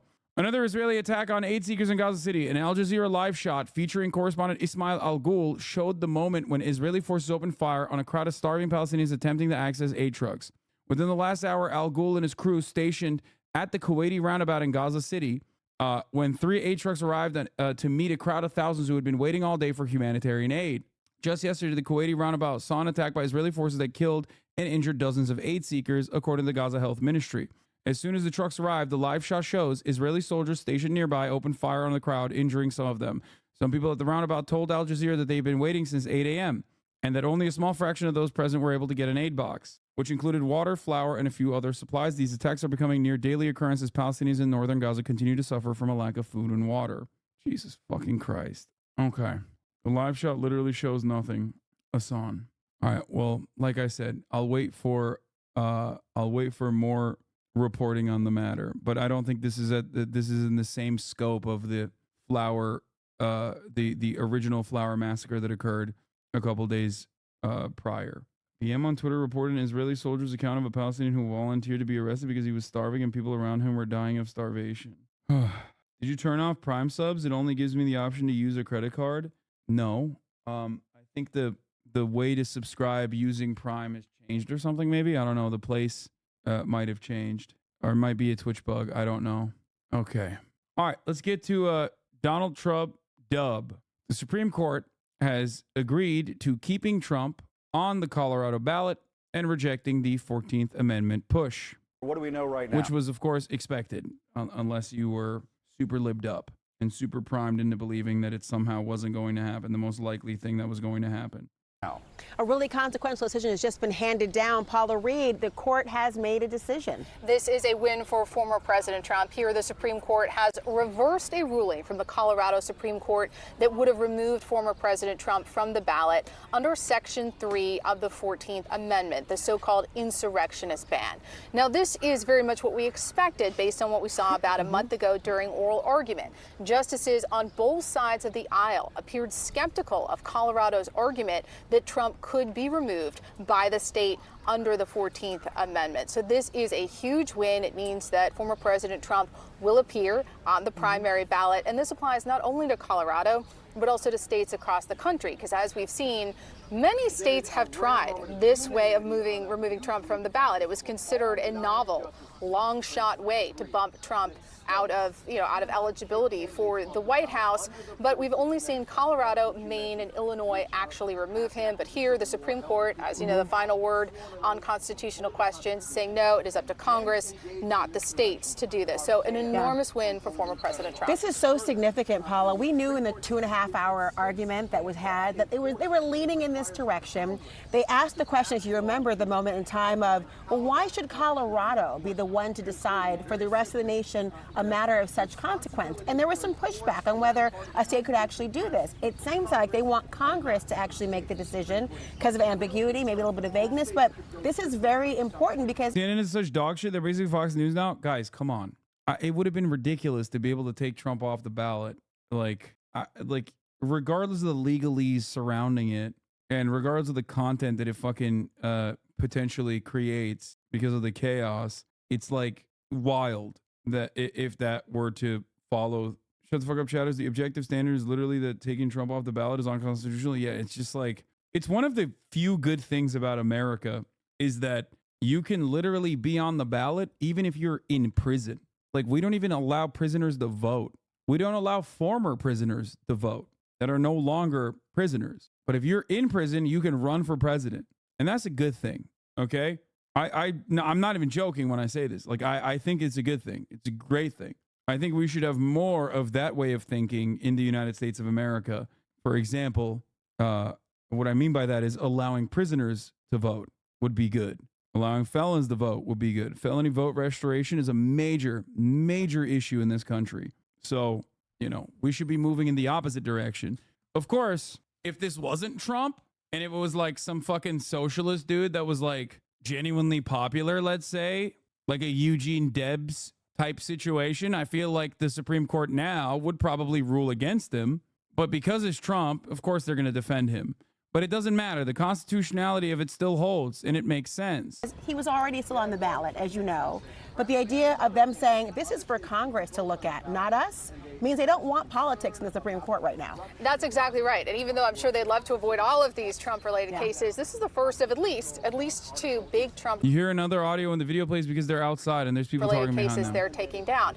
Audio perverts are now doing audio pervertry for CNN's audio. I'm losing my mind, dude. It's like, it's so funny. We've now gotten to the point where you're doing audio pervertry for CNN's coverage, dude. Audio files, stop it, cease and desist. Immunity is still on the horizon. Exactly. In a month and a half, we'll be back on April 22nd. They're going to hear oral arguments about whether former President Trump has immunity to protect him from the special counsel's federal election subversion case. But let's look at the timing here, right? It was almost a month ago that we were here for oral arguments. This was a case that they were considering on an expedited basis. I don't know about you, but I was a little surprised that it took them a month to unanimously do what we expected them to do. Especially because they took the case up very quickly, right? Yeah. It wasn't that they were in the case in immunity. They said 7 weeks from now we'll hear something. In this case, they said we're going to hear it pretty quickly. They had a pretty easy turnaround. But this is the day before Super Tuesday as well. He's already on the ballot. As you mentioned, other states are wanting to see if they have a leg to stand on here. But Paula, the idea that the Supreme Court was going to make this decision was not so shocking. But they took that case up in the first instance to some was surprising. It was surprising because so many people thought this was such a novel legal theory that you weren't really going to successfully be able to remove Trump based on this obscure provision of the 14th Amendment that was enacted after the Civil War. But then we saw in the state of Colorado, even the courts within that state were split on whether this applied to presidents. But once you got that Supreme Court, a Colorado ruling that removed him, it really seemed inevitable that the Supreme Court would have to take this up, because even in states that had tried this and they didn't remove him, they left the door open. And without the Supreme Court clarifying this question, we would likely see litigation and arguably a lot of chaos and confusion throughout the presidential contest. So this also, of course, applies to the general election. And for anyone that's confused, former President Trump will appear on primary ballots, and assuming he is the nominee, as we expect him to be, on the general election ballot. Very much expected, but an enormous win for the former president. It really is. And remember, to go back, it was a trial court in Colorado who made a finding surrounding insurrection without having an actual jury trial. He has not been charged with insurrection, not been convicted of insurrection in a criminal proceeding. The Colorado Supreme Court was the one that said, yes, actually he should be removed from the actual ballot. Now, Paula, though, this is going to suggest that because there's been no finding, there's been no ruling or conviction, this might stand across the nation. Yeah, that's what we expect, that this will be the final word. Because again, when you saw even within the state of Colorado, the courts didn't agree, but the highest court did remove him. We also saw in Maine, they removed him, and Illinois as well. But one of the many arguments that Trump's lawyers made when they were here at the Supreme Court is that they insist that he didn't engage in an insurrection. And as you remember, the justices kind of stayed away from mentioning the former president's name, but also this larger question of insurrection. Instead, it appears that they focused more on whose role is it to determine who gets removed from a ballot. And here, not surprisingly, they determine that it is Congress, not the states, that can remove potential candidates from the ballot. Jim, a really consequential moment today. The Supreme Court finding that he should still be on the ballot, will still be on the ballot, has not been disqualified. And again, they found the exit ramp that many thought they were looking for. It was apparent. Yeah, absolutely, Laura and Paula, and they're doing this on the eve of Super Tuesday, which makes sense, and I guess gives us some sense that the Supreme Court is looking at the political calendar, not just the legal calendar. All right, Laura and Paula, thank you. Let me go. Joan Biskupik is on set with us, as well as Dana Bash and Ellie Honig. Joan, your sense of this? Well, first of all, it's 9-0 to reverse the Colorado Supreme Court. So. There's a fundamental dichotomy between Trump and Debs, which was that Debs was literally convicted of a crime while Trump was not convicted of being an insurrectionist. No. What I'm simply stating is, even when you are convicted of a crime, you can still run, and that's a good thing. I'm saying that even in the most extreme scenario where you are convicted of a crime and you're serving a prison sentence, you can still run for president, and I think that's a good thing. I like that. I'm saying that this would be scaling back the allowances of the law in the opposite direction. And I don't think that that's valid. I don't think it's a good thing at all. former President Donald Trump will remain on the ballot and other state ballots. You don't have to be convicted of an insurrection. The Supreme Court of Colorado is able to make that determination. It don't matter. But the justice is actually split on how far to go. The majority decision, written as a per curiam, likely by the Chief Justice of the United States because it's unsigned, gives much more authority to Congress about when someone should be disqualified. And Justices Barrett, and then the three liberals write separately. And what's key here is do you have to be convicted of an insurrectionist to be deemed an insurrectionist in the eye of the law? No, they'll say that plenty of people were not convicted as an insurrectionist after the Civil War, but were branded as such, which I don't think is a good standard to apply outside of the Civil War. That's what I think. Like, I don't care about the precedent that you think that you think exists in this circumstance. I do, however, believe that if it wasn't Trump, I don't think that it would have. If it was like someone who is genuinely presenting an issue, if someone was genuinely like presenting an issue to the pre-existing hierarchies, like if it was like a Bernie Sanders, but like even more popular, and he was like being investigated for seditious conspiracies, then I do think that they would have made sure that Bernie couldn't be on the ballot. Obviously, this is a pure hypothetical, and no such thing exists. But overall, as it stands, this was a good decision, in my opinion. I don't think that is something that we should be. That is something that we should be doing. Is like taking people off the ballot. Justice is, I'm listening to two different things. Excuse me for a second. It happens. I was listening to two different conversations, but I'll listen to ours first. Please. Okay, this is the important part, that even though they came out and gave us something unanimous that's very useful in the political scheme, especially for tomorrow, for Super Tuesday, it shows how divided the Supreme Court still is, because the three liberals broke off and said, you majority are going too far in terms of how you would dictate the rules for future disqualifications. And again, it was the three liberals specifically writing on this: Justice Sotomayor, Sonia Sotomayor, Elena Kagan, and our newest Justice, Ketanji Brown Jackson. Now, Justice Barrett, one of Donald Trump's appointees, the third one, in fact, split off a bit. I feel like this also shows like how much media narratives change the minds of people, because like even the fucking liberal justices are in agreement on the standard here, and yet like there are still people even in this community that are like, oh, actually fuck that, like I don't care. You know what I mean? It's crazy. I guess maybe they're just motivated. Also, but not joining the liberals. Interesting. And Ellie, I just want to read, it looks like page 13 of this. It says, for the reasons given, responsibility for enforcing Section 3 against federal office holders and candidates rests with Congress and not the states. Right. The judgment of the Colorado Supreme Court, therefore, cannot stand. So they're saying essentially that Congress has to make this decision whether there are insurrectionists who need to be kept off of ballots. Is that essentially what they're saying? Essentially what they're saying is it's up to Congress to tell us how this works. So if Congress had, let's say 50 years ago, Congress had passed a law saying we're going to let the states do it, so long as they abide by due process, then what Colorado did would have been fine. But Congress has done essentially nothing in the 150 years since the 14th Amendment was ratified in 1868. Now, I want to make sure people understand this. It's a very important feature of this decision. There is no substantive discussion in here by the Supreme Court of whether Donald Trump did or did not engage in insurrection. Interesting. Who should be able to vote? Who should not be able to vote? I think everyone should be able to vote. The fuck? Literally everyone. Every single person that is an American citizen should be allowed to vote. Yes, that even includes convicted pedophiles. Okay? What do you think? Do you think they're going to fucking they're going to vote to lower the age of consent? Is that what you think is going to go? Is that what you think is going to happen? The only people that get to successfully do that already are like not even convicted pedophiles, but just Republicans. Okay? Kids? No. Come on, guys. No. As long as you're above the age of 18, okay? Jesus Christ. Even lower it. Fuck it. 16. Voting age. Nothing else. Don't get any fucking weird ideas. Criminals are going to vote to legalize murder. Yeah, that's what they're going to do. Yeah. The unconvicted pedophiles are the ones who get to make those decisions anyway, you know? Don't come crying to me when they make murder legal. Yeah. They're going to vote. They're going to vote to make the fucking top of the hour ad breaks illegal, and then I'll be crying, you know? The unsubscribed masses are going to get together and be like, Hasan, don't serve us a 3-minute ad break at the top of the hour. And to them, I say, well, sucks to suck. This is not a democracy.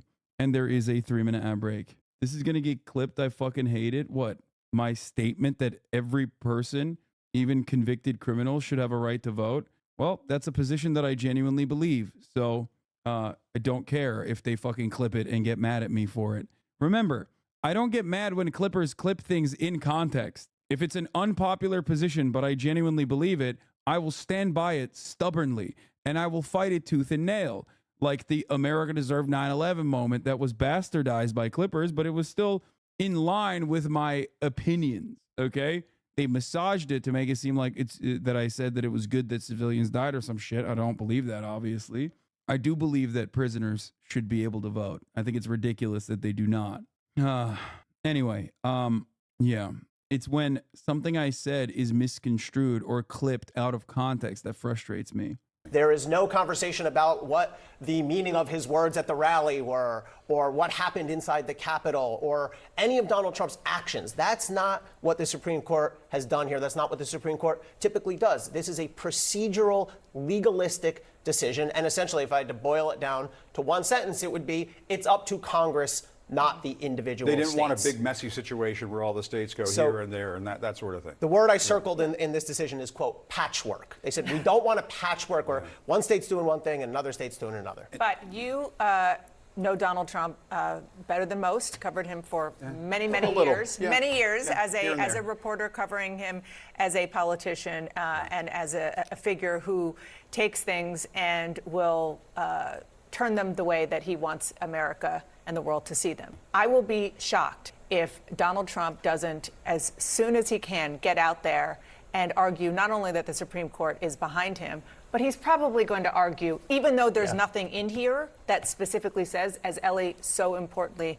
pointed out, anything about what happened on January 6th. It's just procedural about whether the states or Congress have a right. He will claim victory, and I'm guessing he will do it in a more broad way than this decision actually says. Yeah, and Joan, I mean, there are countless Americans out there who believe that the Supreme Court just bailed out Donald Trump here, and that they're going to bail him. They might bail him out again on the immunity issue, which I know a lot of folks feel like that's not going to happen. But the fact that can got kicked down the road means that the January 6th trial may not happen in federal court. And what you're referring to there is the fact that the justices have scheduled an oral argument for the week of April 22nd on whether Donald Trump should be immune from criminal prosecution for election subversion. But let me just... Yes, the immunity issue is significantly more important.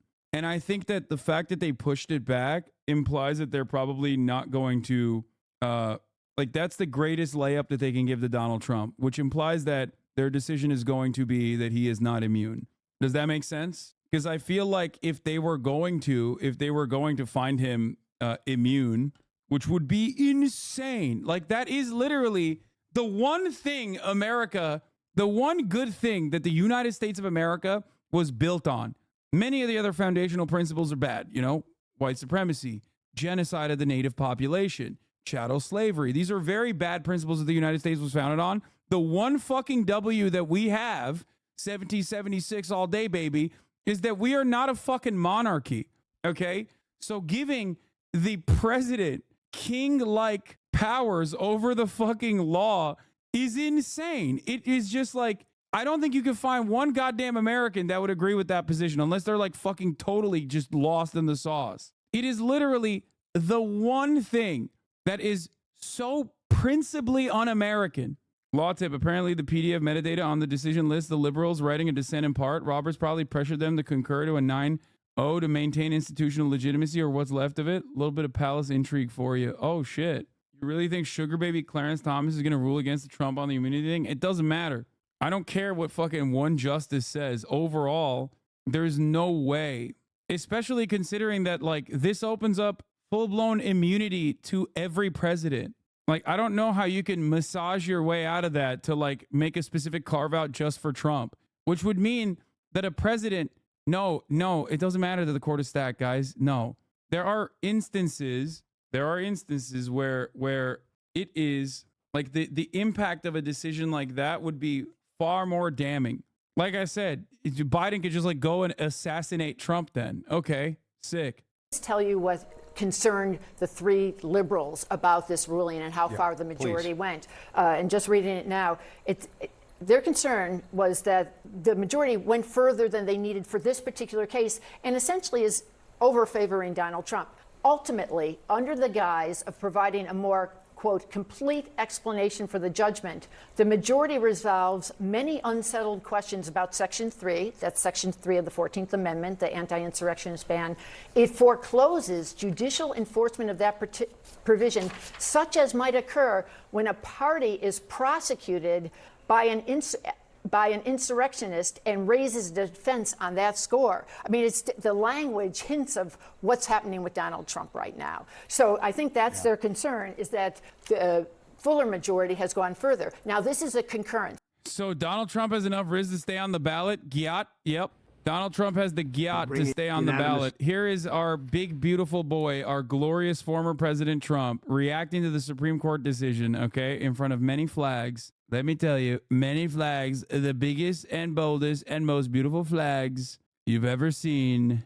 It's got the gold outline, which means this is Admiralty Court. Thank you very much. Maritime Admiralty Court for my sovereign citizens. I am a sovereign citizen myself. I want to start by thanking the Supreme Court for its unanimous decision today. It was a very important decision. We're very well crafted, and I think it will go a long way toward bringing our country together, which our country needs. And they worked long, they worked hard, and frankly, they worked very quickly on something that will be spoken about 100 years from now and 200 years from now. Extremely important. Essentially, you cannot take somebody out of a race because an opponent would like to have it that way.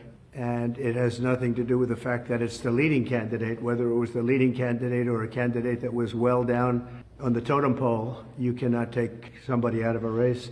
The voters can take the person out of the race very quickly, but a court shouldn't be doing that, and the Supreme Court saw that very well. And I really do believe that will be a unifying factor, because while most states were thrilled to have me, there were some that didn't, and they didn't want that for political reasons. They didn't want that because of poll numbers, because the poll numbers are very good. We're beating President Biden in almost every poll. New York Times came out yesterday with a very big poll for us. So they didn't like that, and you can't do that. You can't do what they tried to do.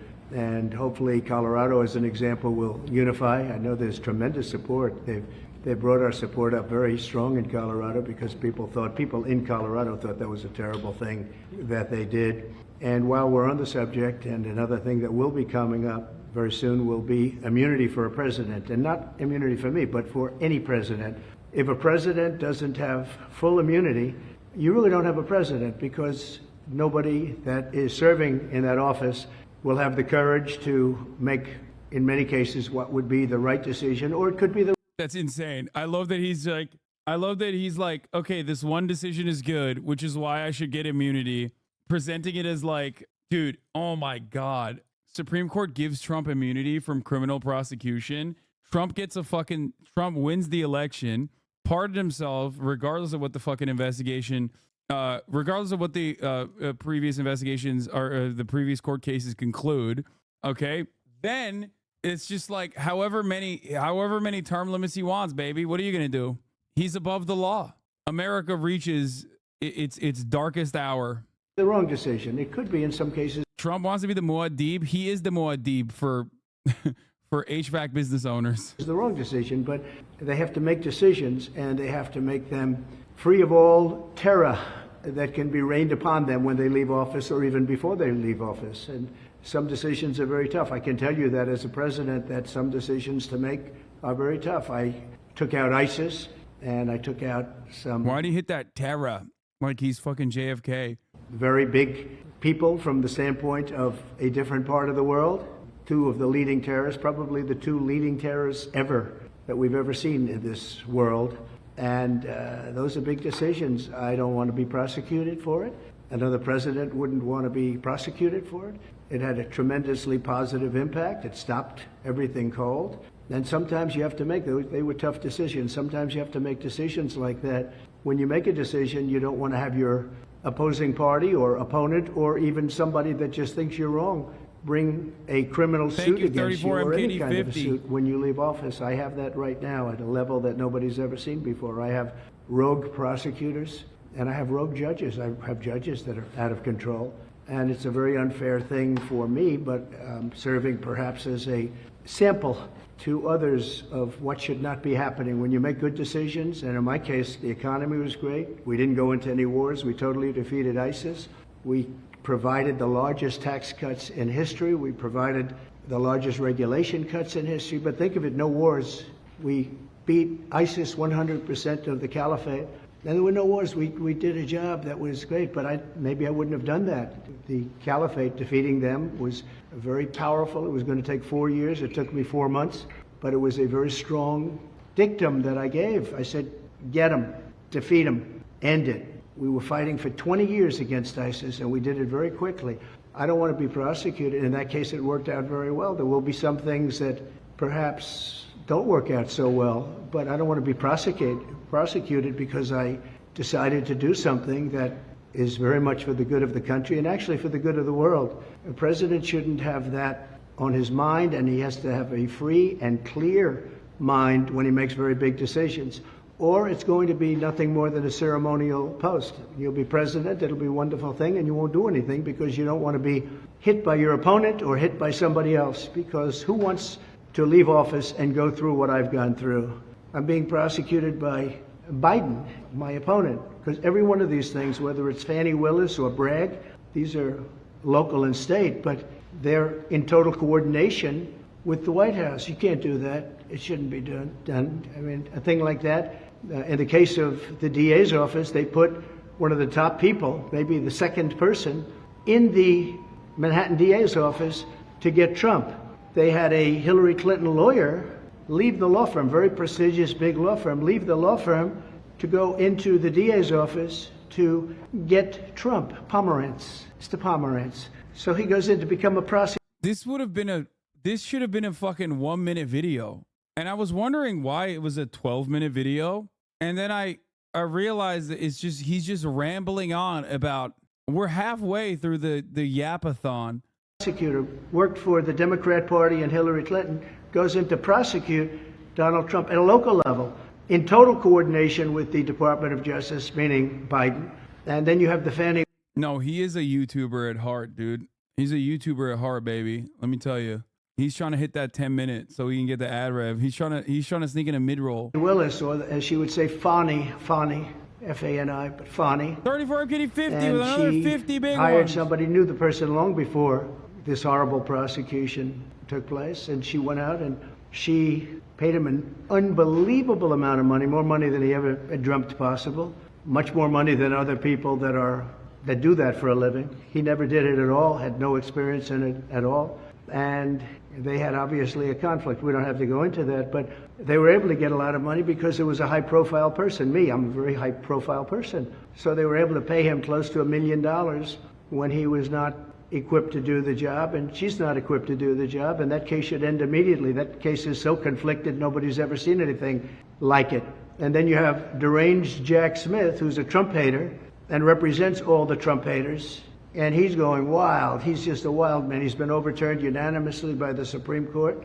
Went after other people over the years. He's had great failure, but he's mean, he's nasty, he's unfair, and the judges on these cases, they're all Trump haters, other than we have maybe one or two that I think can be fair. But you look at New York, what's happened. I mean, these people have tremendous hatred. You can't do this to a president. And again, I'm not talking about me, I'm talking about in the future. A president has to be free.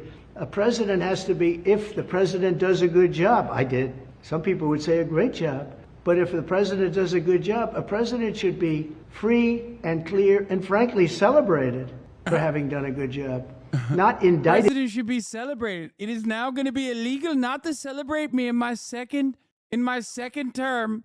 Once I assume the role of president once again, if you're not celebrating me, you're going to jail. Tommy the Third, hype train level 5 achieved. Jesus Christ. Did 4 times and not gone after on a civil basis and not demanded to pay hundreds of millions of dollars in fines on something that was absolutely perfect, where there were no victims, where the financial statements were absolutely flawless, where you have disclaimer clauses. I mean, nobody's ever had a thing like this. I wasn't given a jury, and I had a clubhouse judge just come up with this number on a perfect loan and very conservative financial statements. But even at that, if you look, the disclaimer says don't rely on the financial statements in any way, shape, or form. Go out and do your own work. The bank in question had the most sophisticated lawyers in the world, frankly, one of the top law firms anywhere in the country. Now he's jumping on the fucking the banking case. Just like, all right, boring. Don't care about that. Meanwhile, ladies and gentlemen, you might not know this, even though you are very active and involved in American politics, as evidenced by the fact that you're in here listening to me yap around. But Super Tuesday is coming up. Candidates are preparing for Super Tuesday tomorrow, the busiest day of the primary campaign. Former President Donald Trump won 3 GOP caucuses Saturday, adding to his lead in delegates. And he had more good news from a CBS News poll showing him leading President Biden nationwide. Kaylee. Jesus fucking Christ. Holy moly. This is honestly, I mean, dude, this race is so fucking cooked on every front. It's just like you got two corpses being fucking trotted around. One of them is like openly a criminal. The other one is a genocidal monster who thinks it's like 1967, the year. And now the Americans are saying they choose the a little bit marginally less demented guy over the marginally more demented guy. Neely Burns is covering the campaign for us, including a bit of history for Trump's Republican challenger. Okay, Caitlin, good morning. Good morning to you, Tony. That's right. Nikki Haley won her first primary right here in Washington, D.C. over the weekend, making her the first woman to win a Republican presidential nominating contest. And she continues to be a thorn in Trump's side as he prepares for a rematch with President Biden. With your help, we will win big on Super Tuesday. Campaigning in North Carolina and Virginia over the weekend, Donald Trump told supporters the general election is near. The first 3 elections of my adult life are absolute dog shit. Brother, they're going to continue to be dog shit.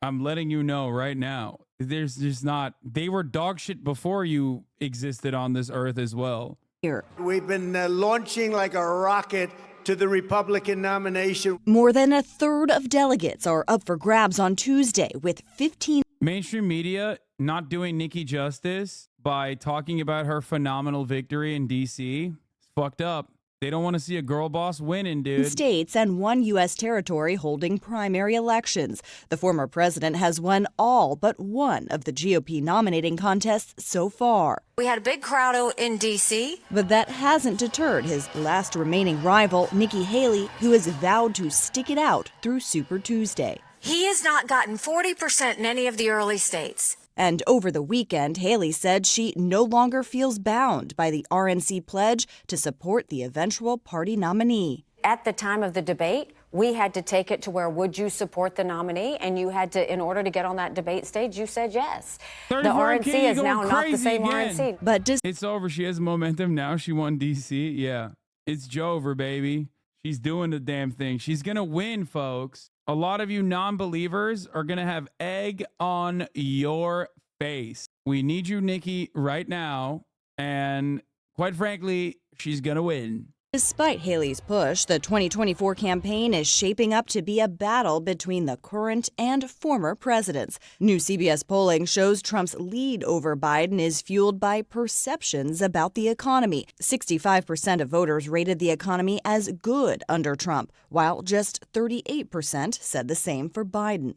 The Biden campaign is focusing on another election driver, reproductive rights, dispatching the First Lady to deliver this message. Donald Trump is dangerous to women and to our families.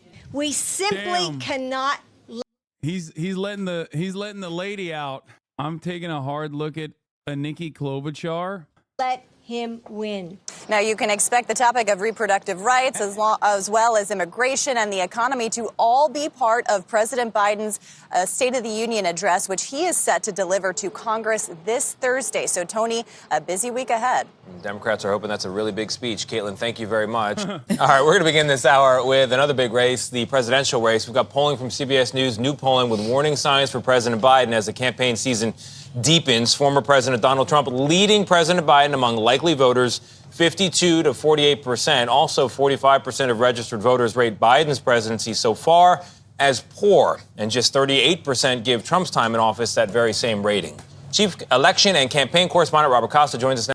God damn, shit is loud as hell. Sorry about Now that. from Washington, Bob, good morning to you. It was a weekend of bad numbers for the Biden administration overall. What do these numbers from CBS signal to you? Good morning to all of you. Inside the Biden White House and the Biden campaign, there, of course, is some frustration about the latest poll numbers, but they don't see this moment politically for the president as something where he's up or down based on the latest poll. They're trying to reframe the election as something about a high-stakes enterprise for the American people. You're either choosing Trump or Biden, and they say that Trump's not going to even concede if he wins. Biden said that in a recent New Yorker interview. They're saying this is about bigger issues than just what's in a poll. Well, Bob, questions about their mental and cognitive ability come up for both candidates. When asked about Biden. Dog, if that's your election strategy, I mean, Americans do care about democracy and preserving democracy, and they do see Trump as a threat to that, for sure. But if that's what you're going with, if that's your primary messaging around this campaign, let me tell you, he's not going to have to fucking not concede on the election, okay? Because he's going to win the fucking election. God damn, son. 13 points. Yeah, he's not going to have to worry about that at all. Shit. We need you, Nikki, right now to lead our nation. We really do. 26%, only 26% said they believe Joe Biden is okay. 43% said that about Trump. Neither one of those numbers are good. What can Joe Biden do? This keeps coming up over and over and over again to convince voters that he's up for the job. Oh my God. You're going to see him. Oh my God. Oh my God. 43% said only Donald Trump is mentally cognitive to serve as president. 26%. 26% said only Joe Biden. Oh my God. Dude, yeah. Both of them is me. I'm the fucking cool guy that said, I'm the 6%, chat. I'm the guy that says, yeah, no, both Biden and Trump are mentally okay. No, that 6% is just like the only people remaining in the country that still vote and answer telephone polls that that are over the age of 87. Dude, 26% said only Joe Biden. He is so cooked, my man. Oh my God, it's so funny. I'm laughing, even though it is a devastating situation, of course, but I'm laughing because I was so fucking right, as always. To the people in the chat that were like, oh, Hasan, you don't understand, like, they're both bad. It's like, no, but Americans definitely do perceive one as worse mentally. Over again to convince voters that he's up for the job. You're going to see him, Gail, on the campaign trail. I was just with him in Michigan, spoke to him there. He's going to be meeting with key coalition groups, and they're going to keep saying that he's as out there in terms of events as former President Trump. But Trump's a different kind of politician. He's a movement politician, holding rallies across the country. The Trump campaign behind the scenes trying to really make a contrast in terms of energy and presentation with President Biden. But at the end of the day, the White House and the Biden campaign say the president will be out there just in his own style. But sometimes getting out there seems to get him in trouble. They just had an example of him getting Ukraine mixed up with Israel. And former President Trump has made mistakes. President Biden has stumbled. And this is something that comes up again and again in polling, including with CBS News. People don't love having a rematch, and this is going to be a cloud that's over this entire campaign. But at the end of the day, most of the voters I'm speaking with on the campaign trail not making a decision based on a verbal stumble, whether it's Biden or Trump. It's about kitchen table issues, the economy, foreign policy, how they feel about border security. Nah. People are making the decision not to vote from not just a verbal communication issue here and there. Nah, people definitely are doing that. Come on, man. How do you look at a fucking number in front of your face that says a collective 51 or like what? 51% or however many, 68% of voters saying they don't think Biden is cognitive or Trump is cognitive is crazy. That's so bad. Crime in their neighborhood. That's front and center, even if the other stories, those stumbles make a lot of headlines. Now, Bob, you mentioned this rematch, and overall voters, they're not that excited. 48% said that this has a negative view on how they see this candidacy. And then also, I think 42% said it's just depressing overall. So what impact does that have on these campaigns? Behind the scenes, I'm hearing from both campaigns that it's really going to make these conventions in the summer very important to reintroduce President Biden, to reintroduce former President Trump. And for former President Trump, who he picks as a running mate is going to get a big spotlight. Is this going to be someone who's a sycophant, someone who just kind of is going to be a loyal soldier? Or is it going to be someone who really can appeal to different groups? It's going to be a sycophant first and foremost. What? Maybe this guy needs a reintroduction to Donald Trump because it seems like he forgot. Like, what?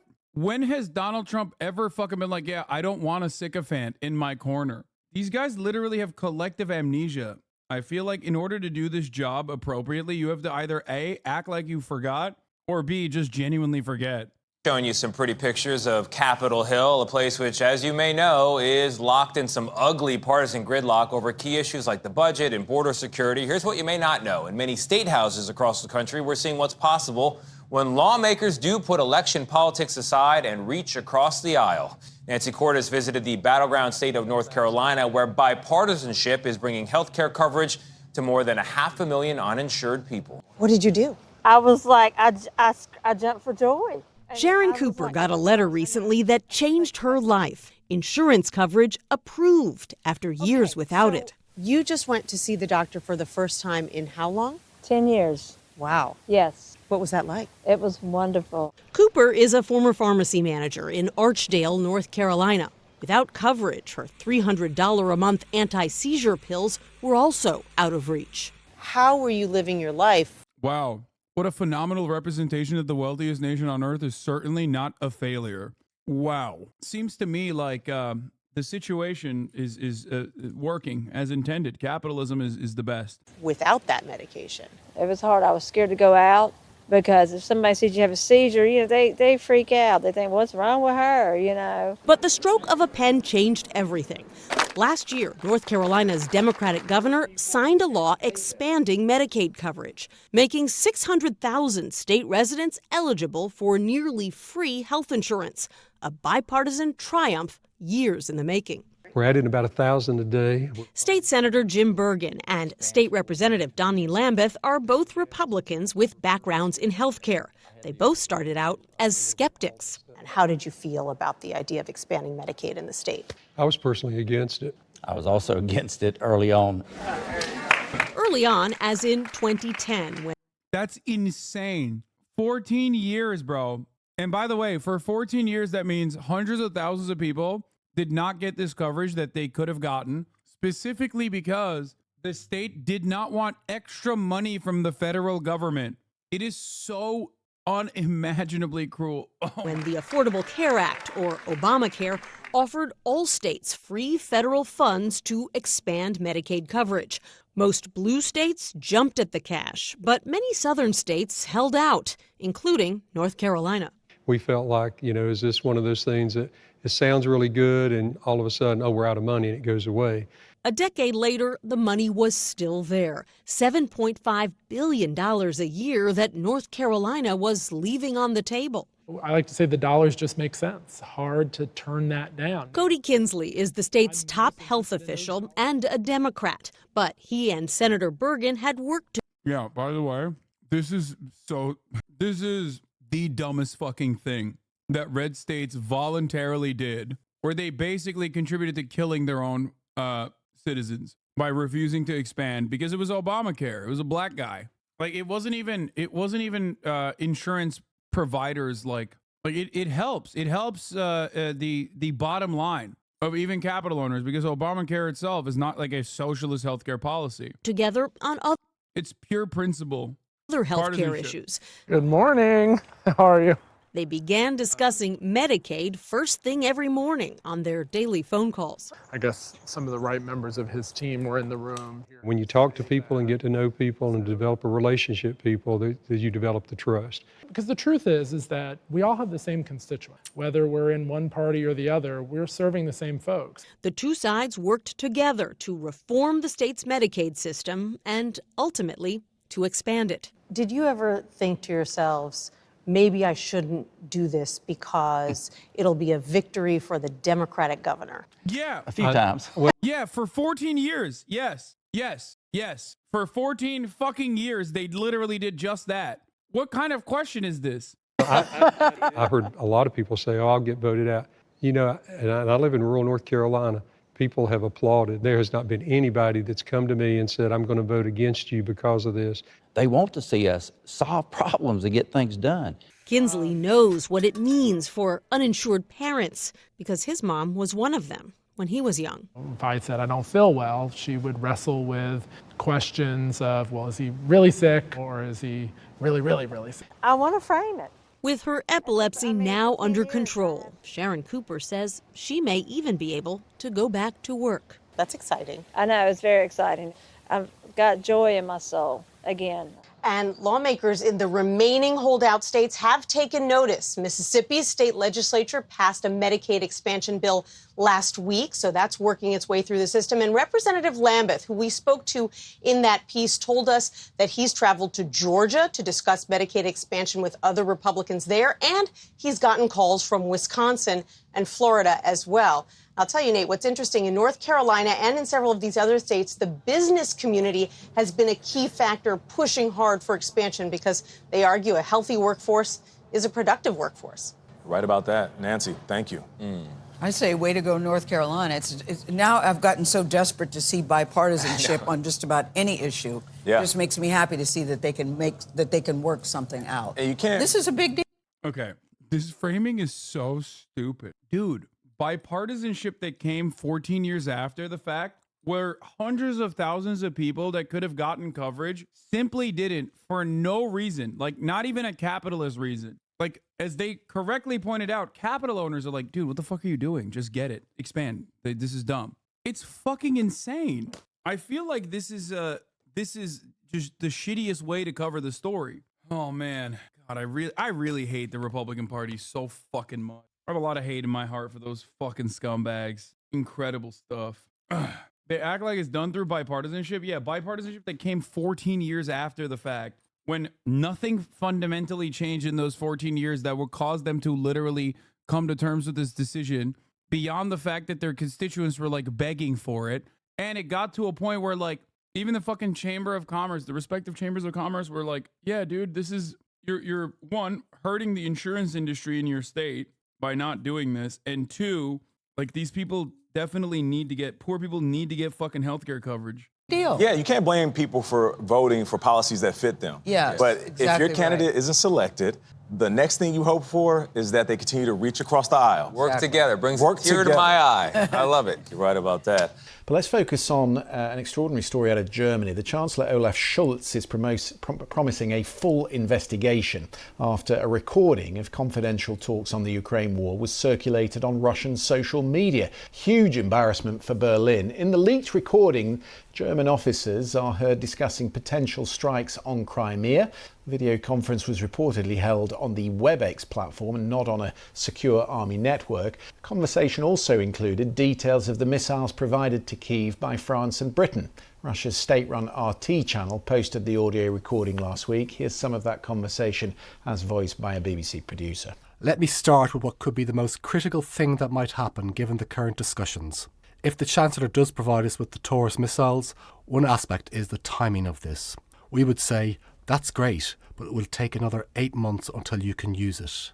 Secondly, there's no way of speeding up the process because of the danger of mishaps and the missile going down on a nursery causing civilian victims. Well, as you would expect, it's being fully exploited by the Kremlin, who say it is further evidence of... Bro, that is an insane way to cover the story. Am I crazy? I feel like it's a much larger story. One, they immediately validate the claims by not saying this is misinformation. Okay? I don't understand why they didn't just say, oh, this is misinformation. They were like, no, this is real, and it's a massive fuck up on our part, and we have to investigate the leak. But I also don't understand why the BBC would look at it from the framework of a leak and not the contents of the leak itself. And the leak apparently, I mean, it's just, what is it? Like how did they intercept this communication? Direct Western involvement in their war in Ukraine. This suggests that within Germany's armed forces, plans for striking the territory of the Russian Federation are being discussed substantively and specifically. The German defense minister said the leak was a classic disinformation attack by Moscow, but they've not denied the contents of the recording. No one seriously believes that it was a coincidence that at the end of a week, just before the weekend, the day after the funeral service for Bro, just lie. Dude, I'm begging you, just lie. Just lie. It's so much better to just be like, yeah, it was fake. They faked it. What the fuck? That's crazy. That's actually crazy. They're like, yeah, no, it's real. But hey, guys, you know what's actually interesting about this? Not the fact that we're talking about fucking striking Crimea and like how many civilians may die as a consequence of that as a foreign nation that is not supposed to be directly involved in this conflict. But the fact that it got out, I mean, that really says a lot about society. Let's not think about the contents of the message. Just fucking lie, dumbass. What do you mean? They want Russia to know. That's why they aren't saying it's fake. What are you talking about? This only reaffirms Russia's position. This is phenomenal propaganda for Russia. What the fuck are you talking about? They get to show that these guys are literally trying to kill Russian civilians living in Crimea, okay? Or directly talking about blowing up areas where civilians live in Crimea. And it's not the Ukrainian government having this conversation. It's the German army. Alexei Navalny, after new revelations about the Wirecard scandal. This recording is now being published by chance. Richard Dannett is the former head of the British Army. Lord Dannett, good of you to join us this evening. Could I ask you how damaging this is to operations? Embarrassing, certainly, but how damaging? Well, it, of course, would be far better if this hadn't come out at all. What it shows is German officers talking. Okay, our fucking former military admiral people are better than the British ones. Oh my God. I can't take a dude this pink seriously, okay? On an unsecured line about the possibility of Germany providing missiles to Ukraine, the same sort of missiles that actually Britain has supplied to Ukraine. I mean, that is not a big issue in itself. We all know that we responsible Western countries are supporting Ukraine to enable them to throw out the Russians from their aggression in the territory of Ukraine. I think the piece about this that's disappointing is the suggestion in other parts of the conversation that inappropriate help is being given to Ukraine by people on the ground in Ukraine. Last week, President Macron said he wouldn't rule out the idea of deploying troops to Ukraine, which some in the Elysee read as strategic ambiguity. But Olaf Scholz was pretty quick to contradict Emmanuel Macron, and now this. It all looks... How pink he is and how his glasses are put on crooked lead me to believe that he's like hammered, I think. He's knackered, mate. He's having a wee bit of a fucking... He's boshed. He's tank. A swally. He's a punter. Fucking hell. It's very disjointed, a bit chaotic at the moment. No, I'd agree with that. I mean, the fact of the matter is it's absolutely essential that Western countries, including the United Kingdom, Germany, France, and particularly the United States, essentially the United States, support Ukraine to the absolute maximum, because the sovereignty of Ukrainian territory was violated back in February 2 years ago. And it's really important that we do everything we can to assist Ukraine to throw the Russian aggressors out. But this must be seen as us supporting Ukraine, fighting their war to regain their sovereign territory. And what we absolutely must not do is allow Vladimir Putin to be able to say this is NATO fighting Mother Russia, because okay, but that's like literally what this leak shows. Like it's perfect for propaganda purposes, which is why it's much better, in my opinion, to just lie and be like, yeah, that's fake. They faked it. Frankly, that's not the case at all. We're supporting Ukraine as a friendly country that we want to help, but is not the same in any shape or form as saying this is NATO attacking or even NATO defending Ukrainian soil. Ukraine is not a member of NATO, and this is not a NATO versus Mother Russia conflict in any shape or form. Just a quick final thought on the my man said Mother Russia. Missile they were discussing, which is, it's been well documented that they're pondering whether to send the Taurus missile, which is a longer range missile than has been sent thus far. Does it politically show that he is split from his... You can see why our country is such a mess with gout-filled cretins like this man in our ruling class. I mean, we have it in the same way as well, so his command at the moment, given that the generals are talking.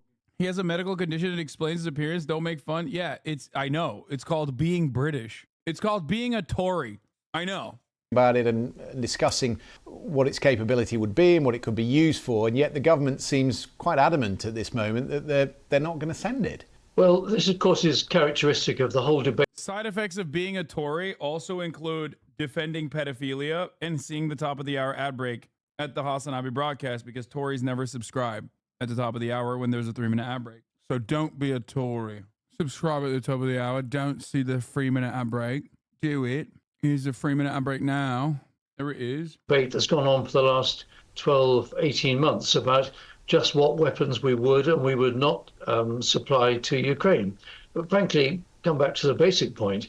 If we really want to help Ukraine throw out the Russian aggressors from their territory, we need to give them the best help we possibly can.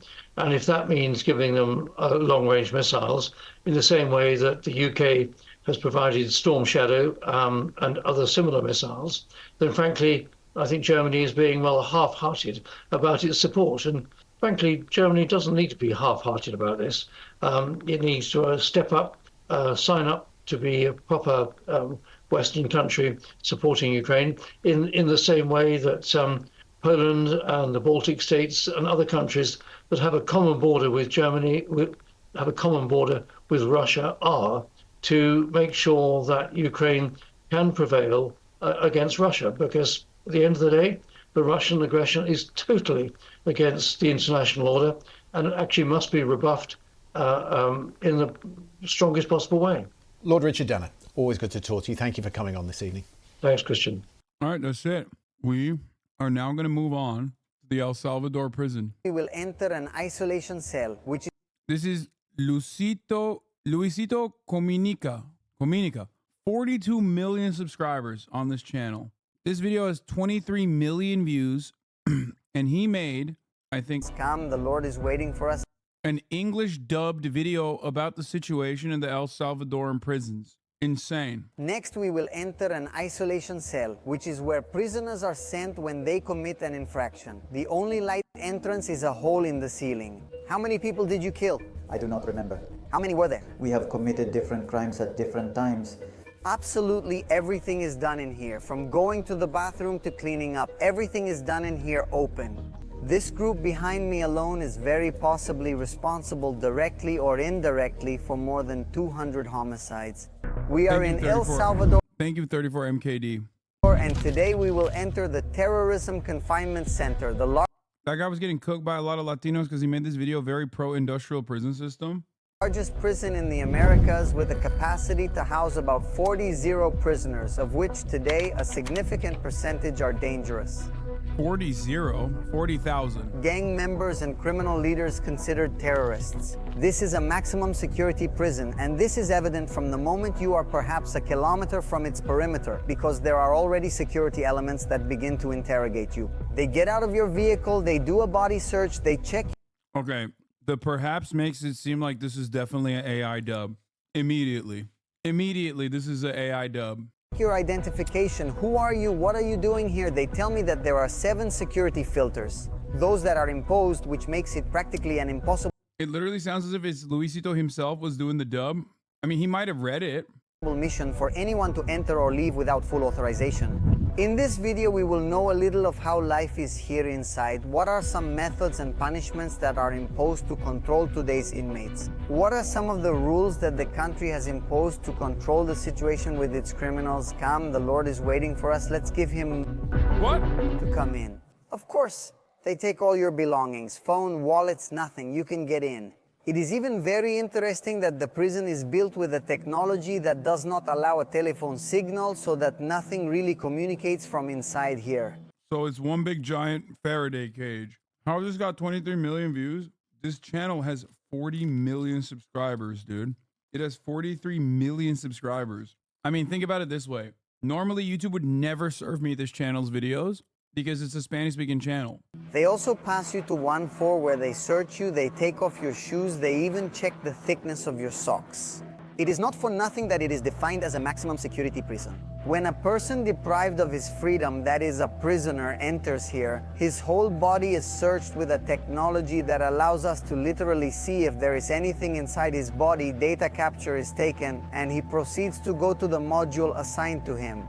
Oh, by the way, we are able to enter to document with special press permits, but we do not really admit any type of visit.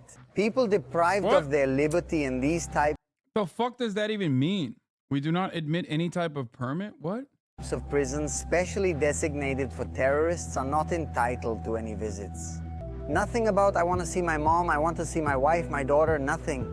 You lost that right because of the decisions you made in the army.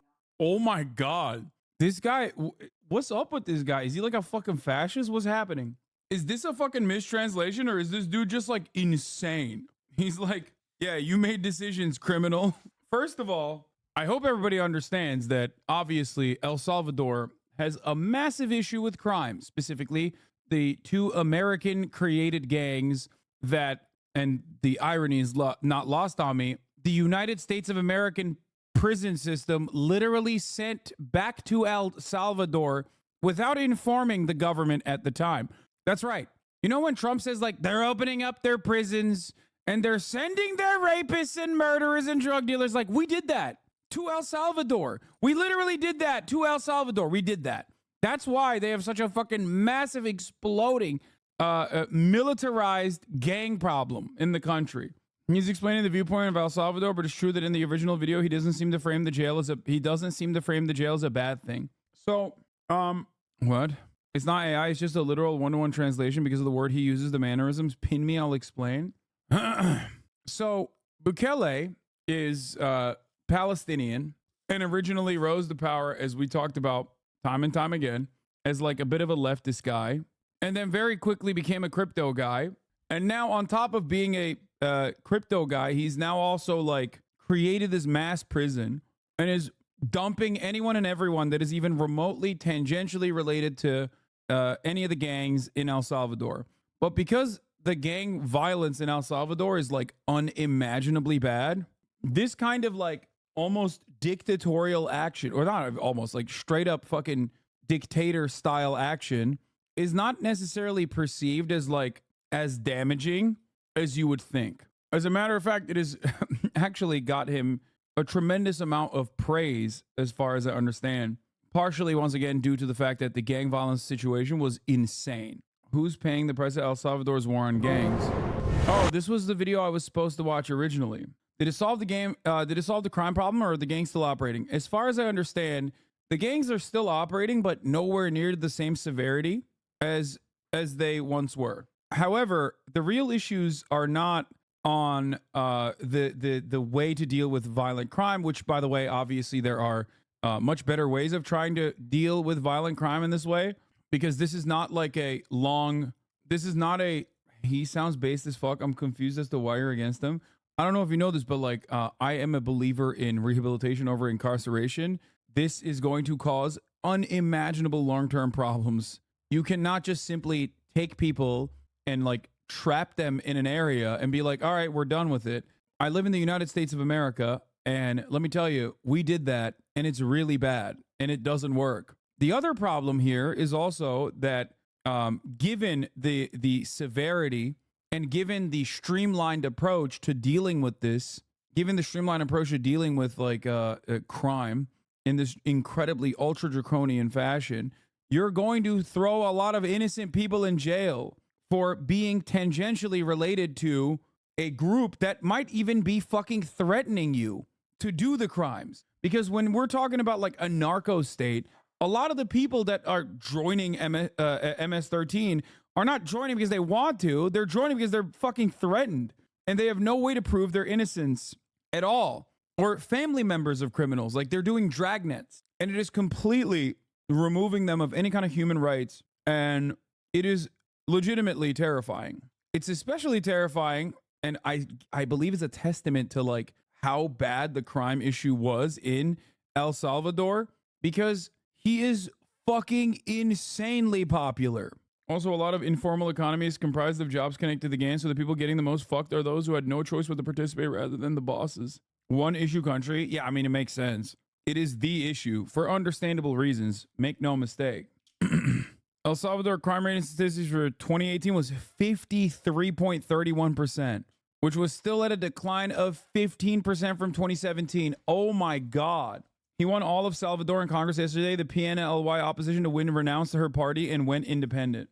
It should also be mentioned there is still no legal right to an attorney if you get arrested, and thousands of inmates have not had a trial. Oh yeah, exactly. There are also many reports of journalists that have reported him on him badly being put in. It's awful.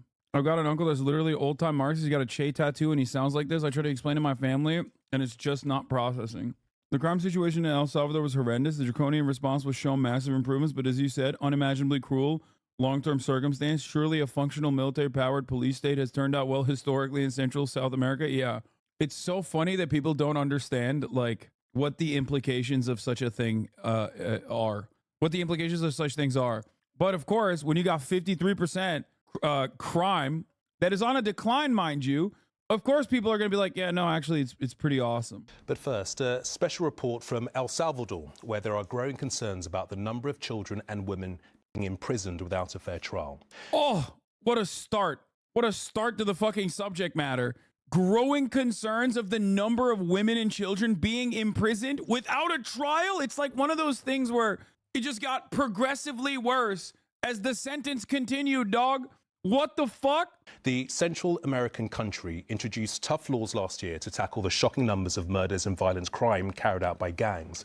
But the United Nations, among others, say the measures have come at the expense of human rights, with arbitrary arrests, torture and deaths. In 2015, there were more than 6,500 murders in El Salvador, the worst murder rate in the world. By last year, the number of murders had fallen by 92% to fewer than 500. The current prison population there has now swelled to between 90 and... Oh, it's not 53%. It's 53 people per 100,000. In 1994, it was 135 per 100,000. And 100,000. But more than 1,000 children and 8,000 women have been arrested and detained. And one investigation found only 30% of those arrested actually have links to gangs. Yeah. Oh.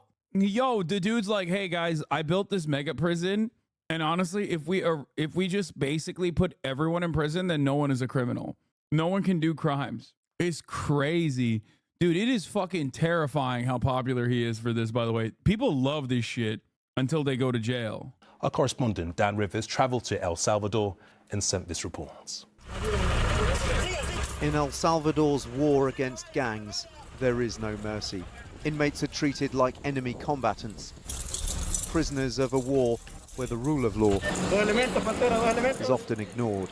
The country's new mega prison is the largest in Latin America, space for 40,000. As this footage released by the government shows, some are barely adults.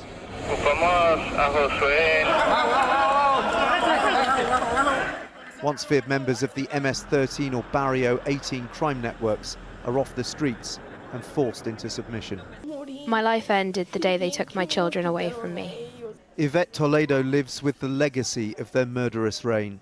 Tattoos equals criminal? I mean, this is the one case where, like, you know, I mean, very specific tattoos, of course. I'm willing to bet that if you have any tattoos whatsoever, you might get in trouble in El Salvador. But, like, yeah, it's like the Yakuza. They get very specific tattoos to designate what gang they're a part of. It is literally, notice how a lot of those tattoos have 13 on them. That's not an accident. You know what I mean? She has permanent... Nobody's like, oh, I really like this number. ...police protection after her son and daughter were decapitated by the gangs. Mi vida ahora es bien diferente en todas las áreas. My life is very different now in every way. They didn't just take away half of my life. They took away my dreams and the future I had with them. But the anguish isn't confined to the victims of the gangs. Plenty of innocent people have been rounded up as the government tries to tackle them.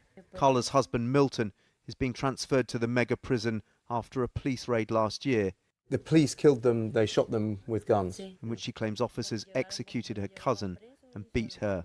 Oh, that was a horrible... Yeah, by the way, good point from a chatter, but this is the kind of people that are seeking asylum in the U.S., by the way. Like, these are the people who are like, hey, you kind of fucked up our country. Can we come there? Because, like, they killed my fucking cousin and they said I'm next. It is the most insane thing because like this is a gang that was directly created in Los Angeles, okay? Straight up. They were arrested, imprisoned, done all of that. And then the American government's policy was to fly them to El Salvador, knowing what they know, having the connections that they have with America so they can have a steady flow of weapon shipments and shit like and have like direct access to the marketplace. Flew them to El Salvador, did not tell the El Salvadoran government at the time that they were actually MS-13 gang members that they were shipping to the country, and just fucking flew them in. It's nuts. The Mara Salvatrucha, or MS-13, is perhaps the most notorious street gang in the Western Hemisphere. While it has its origins in poor, refugee-laden neighborhoods of the 1980s Los Angeles, the gang reach now spans from Central America to Europe. A predatory criminal organization, the MS-13 lives mostly from extortion, but the gang's resilience owes to its strong social bonds, which are created and strengthened via acts of violence, mostly directed at their rivals and one another. Their activities have helped make the Northern Triangle, Guatemala, El Salvador, and Honduras one of the most violent places in the world outside of a war zone. Trucha? Maras Salvatrucha. Anyway, the U.S. Department of Treasury categorized the group as a transnational criminal organization, the first such designation of a U.S. street gang, though the MS-13 criminal proceeds do not even approach those of their counterparts on that list. The U.S. government has also charged over a dozen MS-13 leaders in, it means trout saver. Okay. The U.S. government has also charged over a dozen MS-13 leaders in El Salvador with terrorism, marking an unprecedented escalation in the country's fight against international street gangs. The gang has suffered a near fatal blow in its spiritual home, El Salvador, following a historic security crackdown implemented by the administration of President Nayib Bukele, Palestinian, by the way, Palestinian descent, that has seen around 2/3 of his broader membership thrown in jail. History is, it was founded on poor, marginalized neighborhoods of Los Angeles.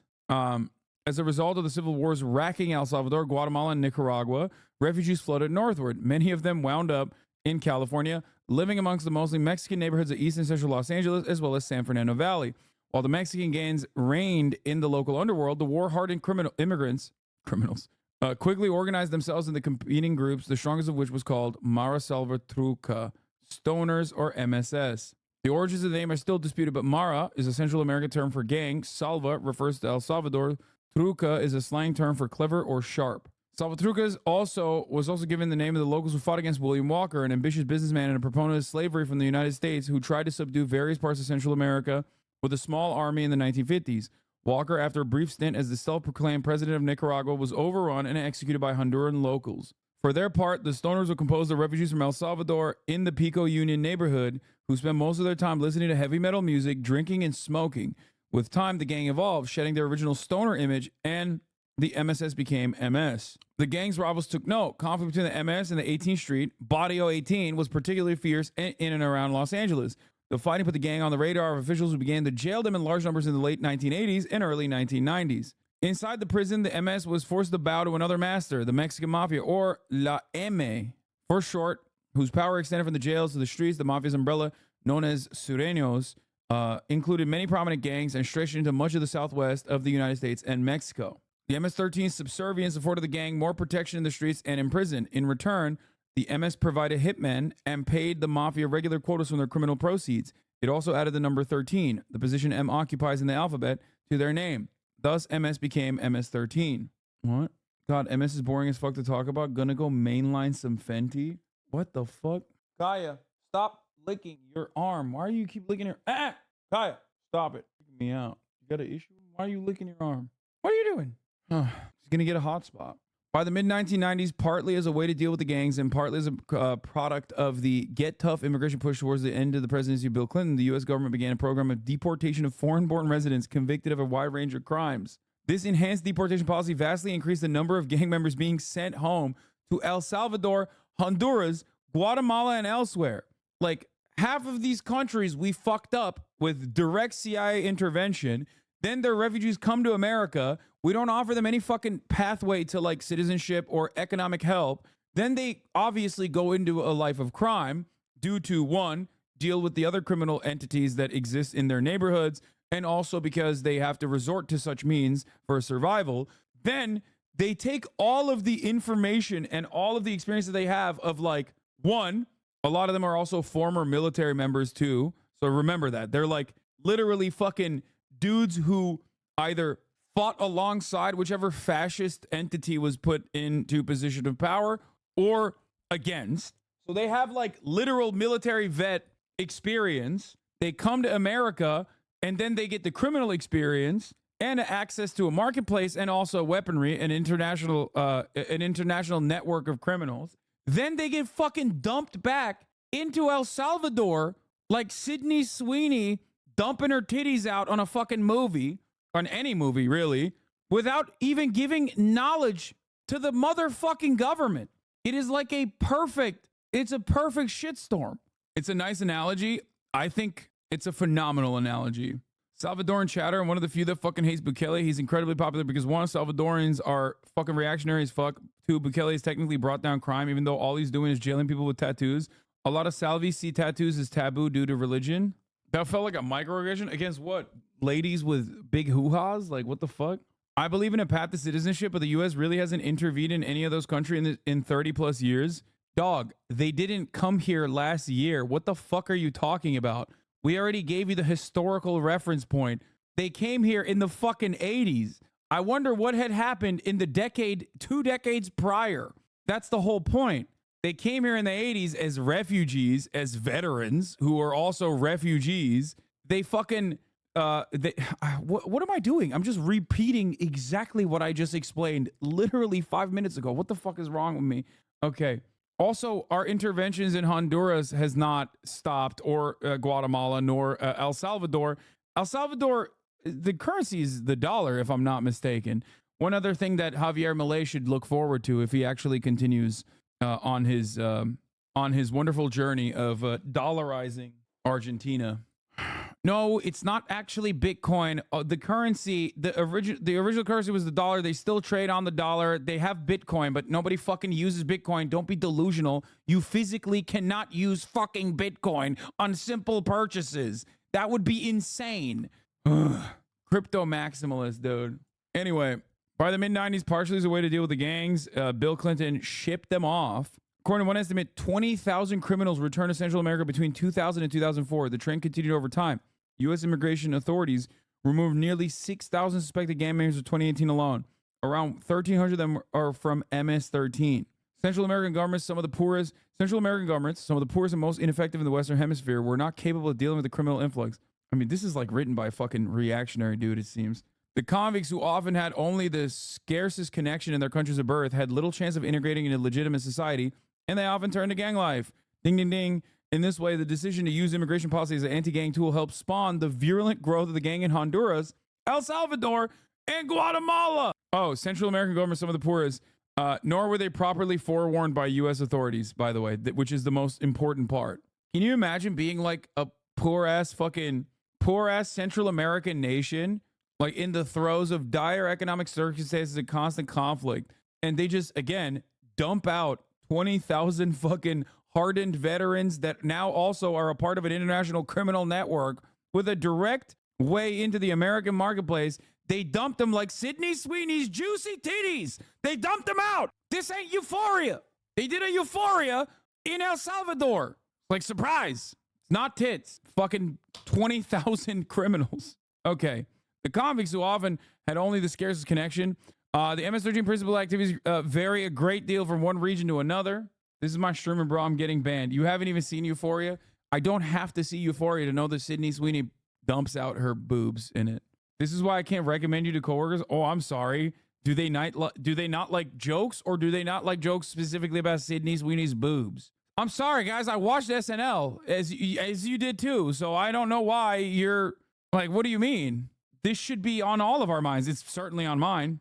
The crimes, such as extorting bus companies, are arguably more disruptive on a daily basis to more people than any other criminal activity in the region. In the United States, MS-13 focuses on local drug sales and protecting urban turf to extort small businesses and underground bars. Anyway, they do like international human trafficking, stuff like that. They're also notoriously very violent, like more so than even other gangs. Like the decapitation and stuff like that. They're like, they are like the cartels in that way. You call boobs hoo-haws, and I need you to know that means vaginas. Okay, never mind. My bad. Yeah. Kind of crazy that we did the exact thing export criminals Trump is accusing of foreign countries. Yes, that's why every case of conservative commentary is just projection. Every time someone has a reactionary approach, recognize that they're most likely projecting. Trump is literally bring back Magumbos. True. Magumbos. Okay, that's not the point. I've deviated 8 times away from the original video that we were watching. We looked at statistics. We looked at Bukele.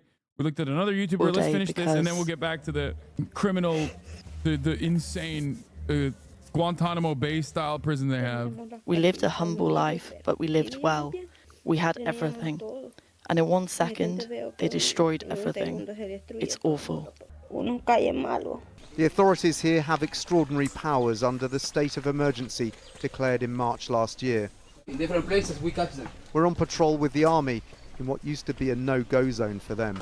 Hassan Ist followed you. Thank you for Ist following me. As we climb further into this former gangland, suddenly the loud rap music draws their attention. Oh. Play the wrong songs here, and this happens. The teenager seems to know the drill. They check him for tattoos. This seems like a good way to deal with this. Even on his scalp.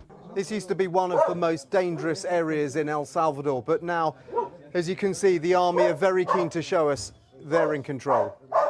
Normality is returning here, but it's been imposed down the barrel of a gun. At night, the police patrols are even more risky. We're following a so-called rapid intervention raid on one of the poorest neighbourhoods. Dark alleys and nervous residents as the police move through. Here, officers arrest an alleged gang collaborator. They won't tell us what evidence they have against this shopkeeper, but they admit he'll be sent to prison and will wait months for a trial. Yeah. Y'all think this shit's good, dude? Again, the original video started with women and children are being locked up in increasingly higher rates without any evidence whatsoever. And then they also snuck in that 70% of those incarcerated have no evidence against them as being an active participant in MS-13 or any of the gangs. So basically, in many ways, it seems like violence has only changed hands. It went from anarcho-capitalist-ass criminal elements to the single unitary monopoly on violence holding state with very little paperwork associated with the actual conduct too. They're not like, yeah, minus 40% crime rate, but plus 40% crime rate of police. Being young and male here. Because here's the other problem. Remember, if the modus operandi before this government is working with gangs because either A, you have no other fucking outlet, like you have no other way of making money, or B, because you've been extorted or threatened into working with the gangs, you're fucked. Like there is no way of like approaching the situation. You're basically just doing a dragnet. One of the chatters pointed out that if you live in those areas, you are probably 100% indirectly related to one of those gangs. Yes. Is a risky business. The findings of our investigation show only 30% of those that have been detained under the state of emergency I laws support have getting any criminals and their associates off the streets. Yes, bro, because you live in America, dumbass, and you're probably a white guy living in Connecticut. So you have no, like, this would be akin, and I'm probably only going to reinforce your bigotry here. This would be like if the American government went into like every black neighborhood and arrested every black person. Okay, which I suspect you would also be in support of. Like, gangs are not the answer, bitch. What happens when you don't have anything? Also, the government is acting like a gang now. You know what I mean? kind of link with the gangs. Soyapango used to be a battlefield where 3 gangs fought for supremacy. Now its streets hum with life again. But everywhere there are dark memories. The corner of the football pitch was where gang members executed anyone. My mom is screaming she loves Bukele Lamau. I'm lost. She doesn't know anything. I mean, dude, I get, by the way, this isn't like America at all. This is one instance where I do kind of understand why there's so much reactionary sentiment towards any kind of criminality.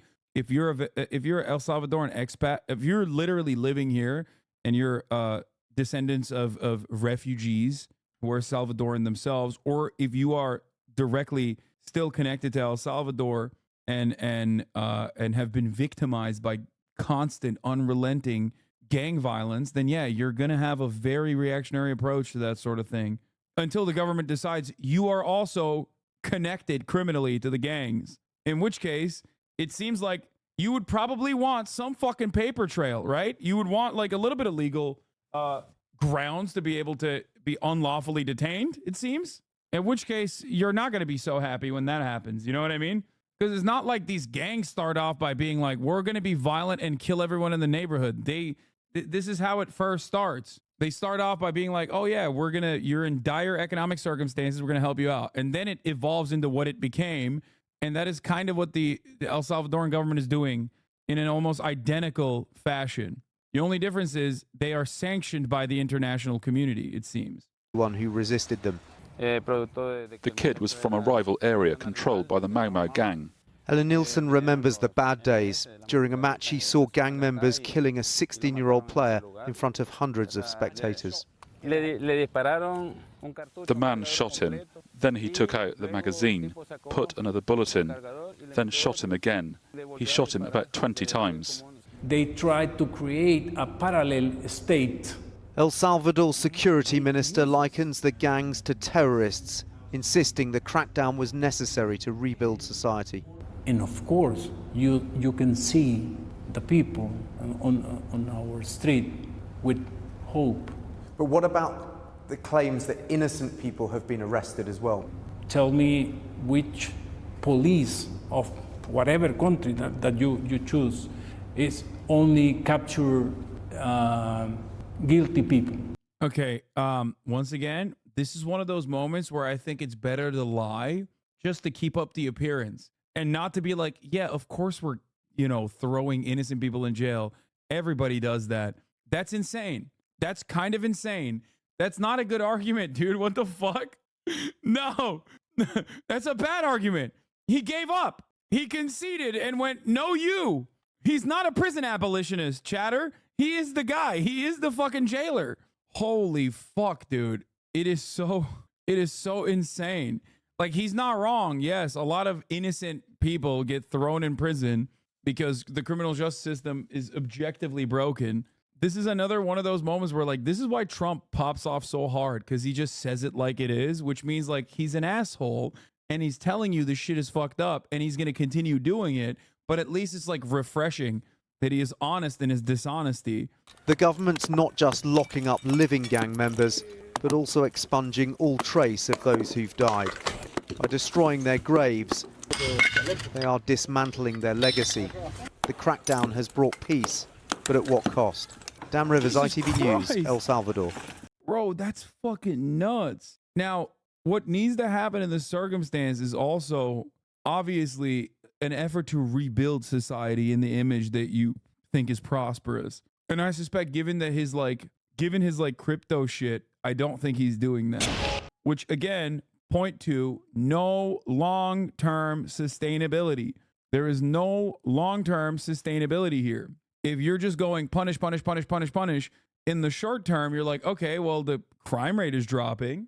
Sure, if you do dragnets and you fucking lock up anyone that you claim is even like remotely affiliated with a gang, looked in the direction of a gang and didn't immediately go, oh, I'm scared or whatever the fuck, then yeah, you're going to see a drop in the crime rate because guess what? The criminal entity now is no longer any of the gangs, but the government itself. Even if you don't know much about El Salvador, you've probably seen this face. Soy Nayib Bukele. He's the president of this country and he's very popular. Nayib Bukele often brags on social media about what he's been able to accomplish, turning one of the most dangerous countries in Latin America into a place where you can now walk freely on the streets. He touts El Salvador as a beautiful tourism destination and as a country that's finally prospering, all because he was able to beat the gangs that used to control this country. But more than 4 years into his presidency, more and more people are starting to ask, is that the full story? Are the more than 70,000 people who have been arrested really dangerous gang members? And do those beautiful images on social media show what life is really like for most people in El Salvador? Yeah, I like the notion that so many people that don't know what like Central America, Latin America look like throughout the 50s, 60s, 70s, 80s are like, wow, this seems like a really successful strategy. It's like, no, dude, he's doing the same thing. Like, he's doing the same thing that has been done and was a demonstrable failure time and time again. This isn't new at all, dude. This is the thing. It's just that back in the day, we used to implement it with like our military training. Now it's become so streamlined that people do it to themselves, I guess. I don't know how fucking connected this dude is. Aquí estaba lleno de muchachos, de las pandillas y todo eso. Nadie podía entrar de otros lugares, así como ustedes que han venido, ¿verdad? Era bien difícil. This is Distrito Italia. It was one of the strongholds of the Mara Salvatrucha 13 gang. Alba Lorena Soto Rodriguez says she always kept her doors and windows closed. Yo les tengo miedo. Even before moving here, she says gang members had threatened her. No me querían matar, me dijeron, pero te doy 72 horas para que te vayas. Si te veo de pasar esas 72 horas, ya no vas a vivir para contar. Pau, chica. ¿Qué sentiste en ese momento? Que el mundo se me ha dicho. Porque dejé a mis 2 niños. No tenía para dónde irme. Ellos me amenazaron con armas. At the time, she left the country, but after a few years, she came back to reunite with her family. Once in Distrito Italia, she says gang members set their eyes on one of her daughters. Que le decían de que estaba bien bonita y yo les tenía miedo porque los veía todos tatuados. Y yo les digo, cuarto, usted es menor, le decía. Como yo veía las noticias que perdían las hipotas o que parecían muertos por otro lado. Entonces eso me daba miedo a mí. She had reason to worry. Gangs routinely committed brutal violence against women. Este lugar fue un lugar plagado de maras, de pandilleros. Carlos lives in another municipality that was controlled by MS-13. He asked us to conceal his identity because he still fears for his safety. Carlos and his family are farmers. He says gang members used to extort them. De lo poco que nos pagaban nosotros, entre nosotros como familia, como trabajando en las propiedades, reunían los 300 dólares que nos pedían y lo aportaban a los pandilleros. Un año que con los trabajos de nosotros nos fue mal, nos atrasamos. Ahí se venían a poner a vigiarnos a nosotros porque no habíamos aportado esa cantidad de dinero. Entonces que nos querían matar. Through extortion, the gangs made millions of dollars every year. They forced business owners and workers to pay up or risk getting killed. Me tuvieron hincado una vez. Me habían puesto un M16 en la cabeza, amenazándome que me fuera. In 2015, El Salvador had one of the highest murder rates in the world. To understand how gang violence got so bad in El Salvador, we have to talk about U.S. intervention here. Because U.S. policy... Damn. Classic, dude. Classic America bad. What will she say now? God, Hasan, you and all the fucking tankies that you show constantly talking about America bad. Oh, America did this. It's like, God.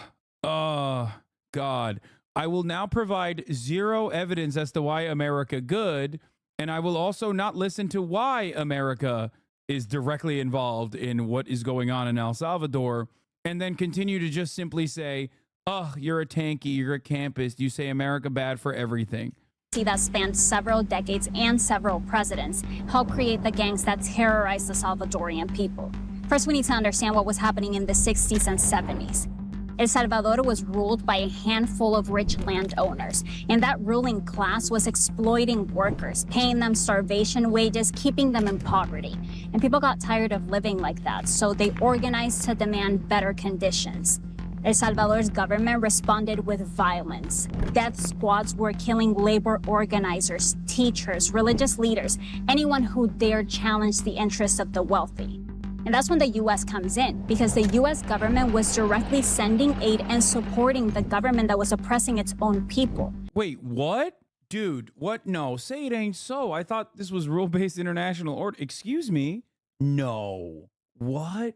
But we're the good guys in the story, and now you're making me feel like we're the bad guys in the story, and I don't like that. What do you mean to tell me that the United States aided and abetted a fascist dictatorship comprised of landowning wealthy people that violently toppled a potential socialist revolution? Not even a socialist one. It's just like a normal, not even, I wouldn't even say socialist revolution, but just like any kind of left adjacent progressive revolution. Why? Well, these were the Cold War years, and the U.S. did not want a communist takeover in its backyard. To prevent that, they would go on to support right-wing forces in this country, no matter what atrocities they committed. One of the most glaring examples of how U.S. intervention directly led to Salvadorian deaths was the massacre in El Mozote. Soldiers that had been armed and trained by the U.S. killed almost 1,000. Okay. To be fair, guys, I'm sure we properly punished the guys that ran cover for the El Mozote massacre or trained the militias that engaged in the El Mozote massacre, and definitely didn't continue elevating them to higher positions in society, despite the fact that it was obvious that they deliberately covered that up after training the militias that engaged in such atrocious war crimes against children, by the way. Like, one of the things I will never forget about learning about the El Mozote massacre for the first time was the fact that militias would go into fucking neighborhoods where the able-bodied men were out working or, fighting, and they would literally take children, like little babies, away from their parents and chuck them into the air and stab them with bayonets. Yeah. No, I'm not going to tell you that the guy who did that, it was elevated to be the national security advisor. No shot. That would be crazy. I mean, no. We would never do that. No. Who's this Elliot Abrams guy you guys are talking about? I don't really know who this guy is. Wait. But I mean, surely he's not in. I mean, that was like maybe Trump would do that, right? Like maybe Trump would give Elliot Abrams a role in his cabinet, right? Like certainly it would just be Trump that did that, right? Holy fuck, look at this dude's. Yeah, that's only the Trump administration would do such a thing. See, in 2021, Abrams founded a new group called the Vandenberg Coalition, named after Arthur Vandenberg, who helped build the foundations of NATO after World War II. The coalition involved Morgan Ortagus, a former State Department official, Randy Schuneman, a neocon lobbyist, and a former head of the Committee for the Liberation of Iraq, Doug Feith, a former Defense Department planner for the Iraq War, and Scooter Libby. Wait, I'm sorry, what does this say? Wait, let me zoom in on this real quick. I couldn't say. Am I seeing this correctly? It says that the guy who ran cover for the El Mozote massacre was appointed by President Joe Biden to the nonpartisan U.S. Advisory Commission on Public Diplomacy? I can't. What? What do you, what? If I didn't know any better, I'd say you already knew this stuff and you're acting. No, not at all. I would never say America bad for very valid fucking reasons. I would never say things like that. I'm just simply stumbling across why America's bad on a Wikipedia page, which is certainly not a tactic so that I can get the Hasan only says America bad debate perverts to like finally come on board now that I can portray myself as someone who wasn't previously knowledgeable on the issues and actually just stumbled across it right now in the most favorite style that they're used to. I certainly didn't do that. That'd be crazy, because that would require previously knowing about these things by reading extensively on the subject matter, and I would never do that because that's gay. What's actually super cool is saying America good and then opening up a Wikipedia page and then maybe finally coming to the conclusion that maybe it's not so good. Maybe it's kind of bad. Yes, reading is both gay and Marxist, which is bad and doubly gay. Unless you're reading a Wikipedia page and then you arrive at that conclusion. So, wow. Did you really just use gay as a pejorative? I used double gay as a double pejorative. What about opening a Wikipedia page and still thinking it's good? Yeah, I don't know what to do at that point. It's like you're unsalvageable. Anyway, that's weird. That's weird that happened with Elliot Abrams, who defended the death squads that threw babies in the air and used a bayonet to kill them. Let's continue. 1,000 innocent Salvadorians, half of them children. And that's the kind of violence that the people from El Salvador were fleeing when they migrated to the U.S. In LA, young Salvadorians were met with the violence of gangs that didn't accept them, so they created their own, La Mara Salvatrucha Stoners, which eventually became MS-13. In the 90s, when the gang violence and crime in LA became too much, the U.S. deported convicted criminals back to their countries. Thousands of gang members were sent back to El Salvador, a country that had just been torn apart by civil war. In that environment, the gangs flourished and subjected the Salvadorian people to yet more decades of violence. But in 2019... Thank you, 34MKD50, for the 50 gifted subs. Remember, she didn't even mention the most important part, dumping the gang members into El Salvador without telling the El Salvadoran government that they were gang members. As in, like here you go. You're free to do whatever the fuck you want to do in El Salvador. Go ahead. Have fun with that. That is what we did. Doesn't seem like it's something a good guy would do. I don't know. I'm just fucking, it just doesn't seem like it'd be a good thing to do to a country that is already in the throes of civil war.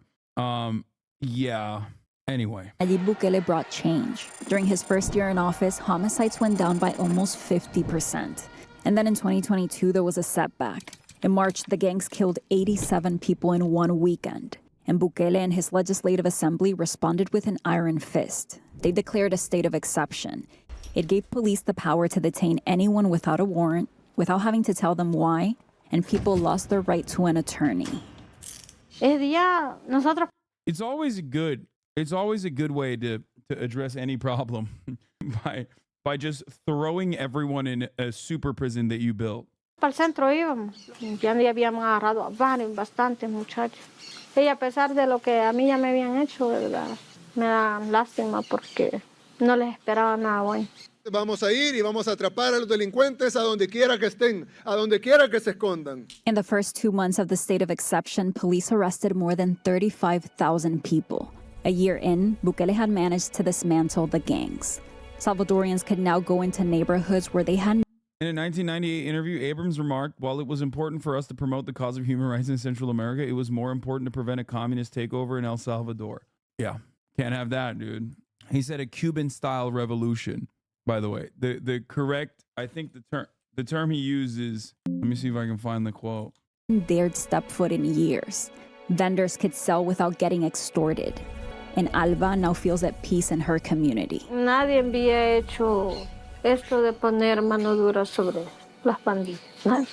De lo que yo tengo uso de razón, que se han sentado y se han ido y se han sentado gobierno, nadie. In May, Bukele celebrated on Twitter that El Salvador had gone 365 days without homicides, a full year. Tenemos más libertad, más seguridad. Por primera vez empezamos a vivir y sentir la verdadera paz. Bukele has been making sure the world knows what he has done. A former publicist, the president shares highly produced videos of tattooed men getting rounded up. The videos have been seen around the world, and they've gotten Bukele a lot of praise. Like, for the record, I'm not even why are you so against getting rid of crime? I don't think all crime is the fault of U.S. imperialism. Dude, come on. No, we're not doing this. I'm not going to relitigate how we are involved in this, okay? The real crime is you thinking that you can bait me into the top of the hour ad break by saying some dumb bitch shit like that, okay? Yeah, I know it's the top of the hour, and here's a crime: watching the stream without subscribing at the top of the hour and avoiding those ads by using illegal means. Don't do it. Just kidding. We're pro-crime on this broadcast, as always. But if you are a law-abiding citizen who doesn't have any tattoos, then subscribe for $5 or for free with the Twitch Prime to avoid the top of the hour ad breaks. Here's the 3-minute ad break now. Él está poniendo unas cosas tan bonitas. Él habla maravillas. But the videos the president shares don't show people like Esmeralda Domínguez. En ese documento dice que yo soy miembro activo de la Mara Salvatrucha. I prefer a handful of citizens getting incarcerated for the safety of the whole country, to be frank. He really doesn't seem like a bad president. Bro, how about 70%? But first of all, this implies that, like, I'm not in favor of arresting and locking, like, murderers up, okay? I very much am. I am not, like, anti the existence of any form of stopping people from... Jesus, I take it back. Yes, okay. So that's good. At least we established that, okay? It's just that I believe that when you arrest and apprehend these people, there should be a mechanism set in place not to, like, permanently detain them, but instead to try and claw back a gigantic percentage of those guys from the throes of violent crime into productive members of society. And that only happens through rehabilitation. It does not happen with mass incarceration. That's number one. Number two, in order to do that in the way that Bukele has done, he's just dropped all of the fucking due process. No habeas corpus whatsoever. They are designated as terrorists, and a shit ton of people get caught in the fray. This is a major problem, a ginormous problem. There's one short-term problem caused by that. Obviously, you're just like further radicalizing people who weren't actually criminal elements at all.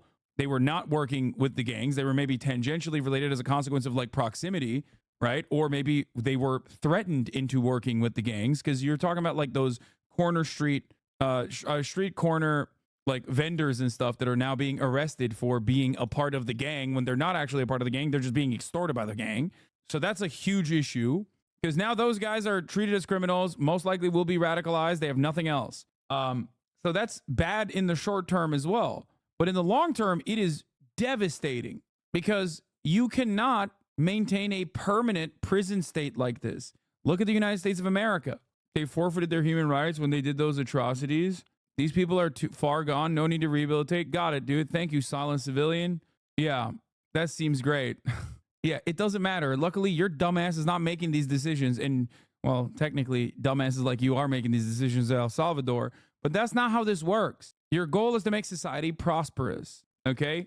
Your goal is to make society fucking prosperous. It is not, and to ensure that you have a prosperous society, of course, there is going to be enforcement of criminality, making sure that criminals are apprehended, making sure that they are detained, making sure that they are no longer doing crimes. The notion that this will be good in the long term is insane. It's idiotic. It's not going to work. He saved my fucking country, you asshole, poophead. He's not going around arresting anyone with a tattoo. These people have gang tattoos. I don't think you understand the kind of savages MS-13 are. I do understand it. As a matter of fact, I covered it extensively. This is in the USA, bro. We don't want those guys out being fucking librarians. It's absolutely awful for those who did get locked up and are not criminals. Thank you, crucially, too. If jailed people have no rights, all the government has to do is prosecute someone for a crime, any crime. Oh, you're a leftist? Guess what? You're also a drug dealer now. There you go. The fact that 70% of those who are currently in detention do not have any like valid gang relations is insane. He's like, some people go to jail. Who fucking cares? It's like, yeah, that's why I'm not talking about like the actual dudes who like decapitate and rape children. Okay, dumb fuck. I'm talking about the guy who's extorted as a shopkeeper who now is in jail with the guys who decapitate people. That's my point. That's a really fucked process. I'm simply saying there should be due process. Hello? What the fuck is wrong with some of you dumb fucks? Yeah, I also did show that the guy who at least facilitated the decapitation of children that we know of is currently in the Biden cabinet. His name is Elliot Abrams, but that's besides the point. That's neither here nor there. She was arrested when one of her daughters was only 4 months old. By the time she was released, her baby was 1. And Esmeralda was given a document accusing her of being a gang member. ¿Y por qué si soy miembro activo estoy afuera?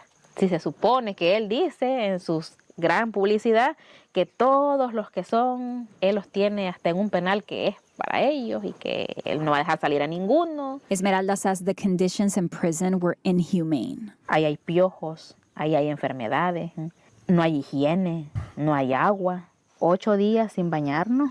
Si habían enfermedades, aquí alguien estaba enfermo, nunca habían atenciones médicas, a menos que ella estuviera prácticamente muriendo o muerta, porque hubieron varias que ya la sacaban y ya no regresaban, murieron. She says what's missing from Bukele's propaganda is how the state of exception has deepened poverty in communities like hers. Por ejemplo, yo no puedo tener un trabajo formal porque me están pidiendo antecedentes penales. Esmeralda is a farmer, and in the 8 months she was in prison, her crops got ruined. And her partner, whose income she counted on, was also arrested and is still detained. ¿Cómo va a hacer para sobrevivir? Dígame usted. Sometimes Esmeralda has to skip buying her daughter's medicine because she doesn't have the money. Le digo así, soy sincera, a veces no sé ni de dónde. While Esmeralda was detained, it was her mother who took care of her daughters. You mentioned this already. This occurred all over Latin America. The military dictatorship in Brazil follows a similar pattern, targeting leftist journalists and artists, anyone they deemed as adversaries. Yeah. People are eating the propaganda going, oh, well, they're arresting criminals in a country where their crime is a massive problem, right? So then they don't recognize that their own civil liberties, they are advocating for their own civil liberties and the civil liberties of their family members that are still in El Salvador getting removed. That's the craziest part about this. Oh, but again, I do understand if you are Salvadoran, and I understand why your parents will be more reactionary on this stuff, because it's like, it is definitely not the normal amount of crime that you're used to in a country like the United States of America. Like, it's very different than that. Esmeralda's mom is a survivor of the violence of the 80s, when the government was killing farmers who were fighting for their rights. Once again, she says her family has become a victim of the state. Simplemente vivir aquí en lugares pobres, seguimos siendo víctimas. El Estado sabe, pues, quién, a dónde, pero lo más fácil es agarrar al inocente. Yes, he is. I'm Salvadoran, dog. My aunt almost went to jail last year. Her crime, she treated gang members to her job. Is a fucking nurse. Chatter's fighting. You are either painfully white or just reactionary dumbasses. Yep. Chatter's about to be like, well, she didn't go to jail. System works. It's honest because of my hubby that I found you, and thank God I did, because I'm also Salvi, and I don't care too much for Bukele. Thanks for sharing the truth. Like, I think a lot of people are mistaking my coverage of this as like, no, MS-13 should like run rampant and Salvadoran gangs should run the country. That's not what I'm saying at all. Okay? I'm simply stating that this is not a good solution to the problem, and it's only going to make the conditions worse. It seems like in the short term you're seeing benefits, right? You're like, oh well, you know, there's some issues, sure, fine. But what you're failing to recognize is that this has been tried, tested, and failed time and time again. This method is not a good method. Eso es lo más fácil porque él sabe que nosotros no andamos huyendo. It's also especially interesting that we're having this conversation in the eve of what happened in Haiti, where like they literally just broke into the fucking prisons and released a shit ton of the prisoners in Haiti. A subject I don't usually broach that much because there's no way to cover it adequately. I don't know enough. Right before the state of exception, Bukele said there were 70,000 gang members in the streets of El Salvador. Since then, almost 74,000 people have been detained. But a report from the National Police of El Salvador leaked in September showed that almost 43,000 suspected gang members were still free. So if there are that many gang members still free, the question becomes, who has the state been arresting? Those numbers don't add up, dog. What the fuck? Stop being lazy. You are one Wikipedia away from being an expert on Haiti. Yeah. Damn, the math ain't mathin', but what do I fucking know, you know?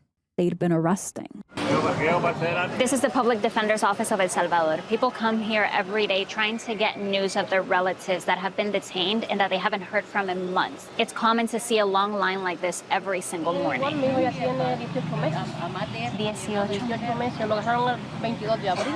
Metieron el mismo policía y me dijo que no le dieron nada. Y prácticamente me lo llevaron por hacer números. Le faltaban 2 al policía. The same month that her son was arrested, a police union in El Salvador said officers were being pressured to meet daily arrest quotas. No tienen nada, le decía al otro. Le decía un policía al otro. Tiene y le dijo el otro, pero ni modo, nos faltan 2. Echarlos, le dijo, por hacer números. Por eso también fue.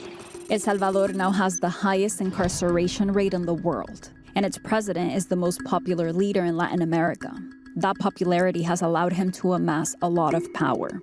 Bukele now controls all 3 branches of government in El Salvador. That's how he's able to run for re-election, even though the Constitution forbids it.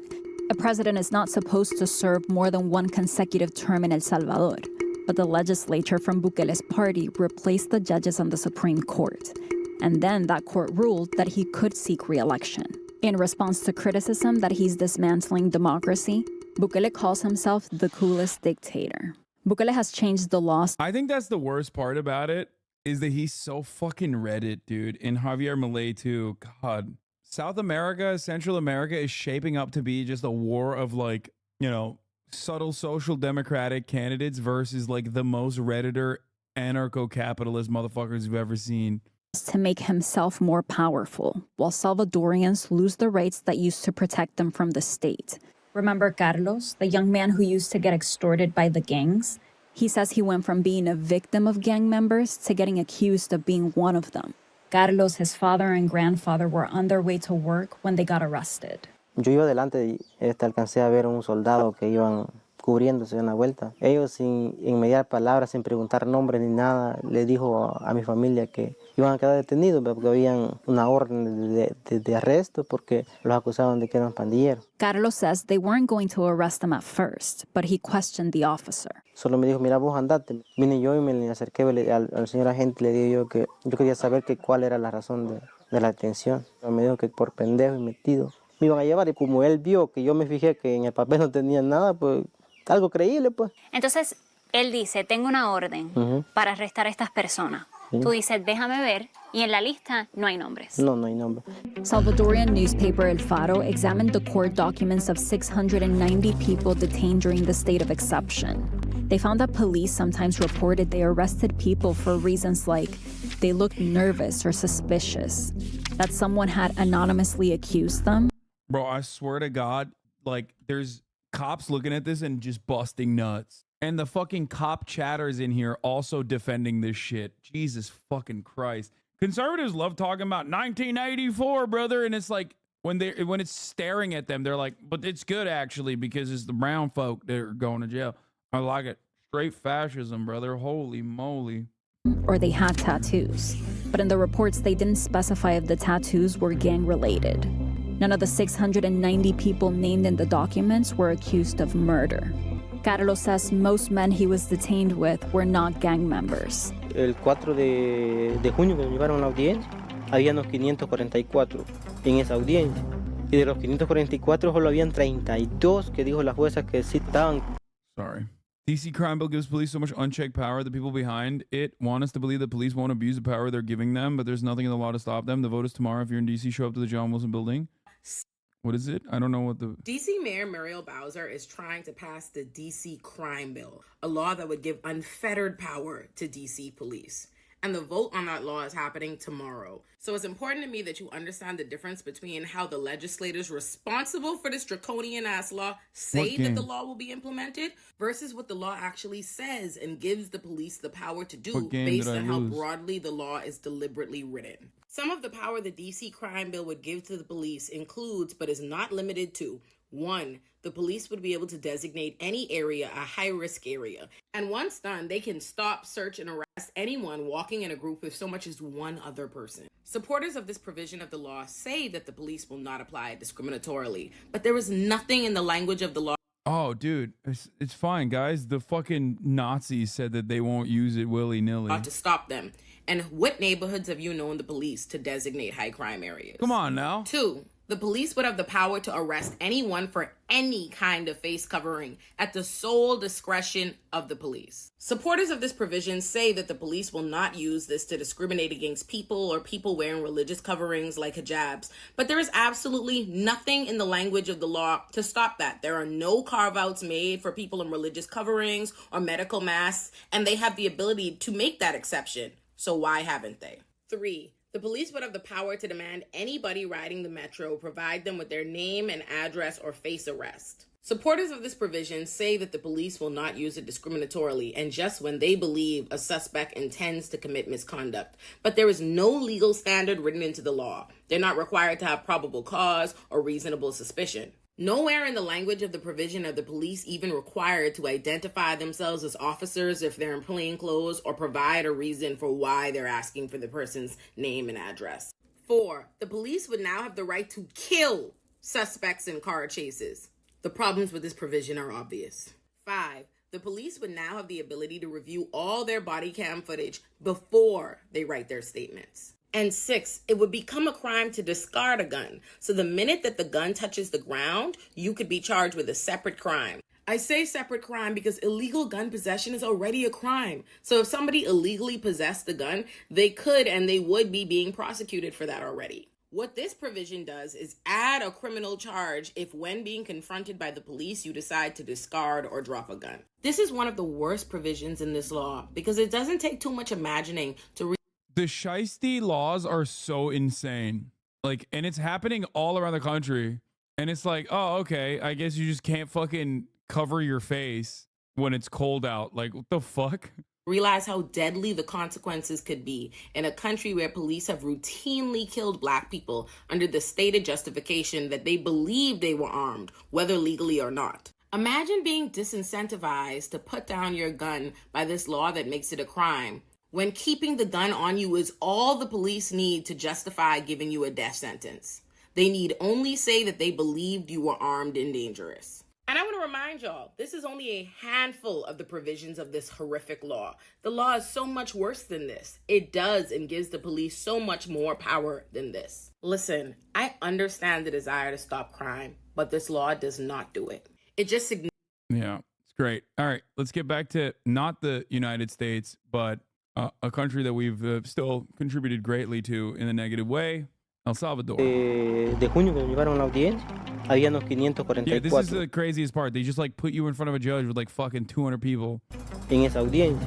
544 people in one solo hearing. habían 32 que dijo la jueza que sí estaban And only 32 members were fucking actually tied to the realmente gangs. vinculados a pandillas y que sí andaban tatuados. Los habían hallado 512 con armas. non-gang members. They were found only 32. Droga. Imagínense que de tanta gente, pero ni la mitad siquiera, pues para tapar algo que dicen que solo pandilleros agarrados. Para nosotros sentimos que esto del régimen iba a ser un suspiro para nosotros porque pues íbamos a poder trabajar libremente y ese dinero nos podía quedar a nosotros. Pero no, aquí de las personas que uno conoce que han andado en la situación, allá, pues. Entonces, ¿cómo va a estar seguro si ahí están infiltrados? El rato que ellos quieran armarse, vuelven a hacer lo mismo que eran antes, pues. En muy poco tiempo, El Salvador pasó de ser la capital mundial de los homicidios, pasó de literalmente ser el país más peligroso del mundo a ser el país más seguro de América Latina. When you take a closer look at the president's messaging, the cracks start to show. Like the announcement of a full year without homicides. Bukele's tweet now has a community note fact-checking the claim. A few weeks after the tweet, local media reported that the government's own internal documents showed homicides were 61% higher than the Bukele administration was telling the public. A ver cuánto tiempo duran sus homeboys allá adentro. Ustedes desatan una ola de criminalidad y nosotros quitamos la comida en las cárceles. Bukele has said he will not spend public money to make gang members feel more comfortable in prison.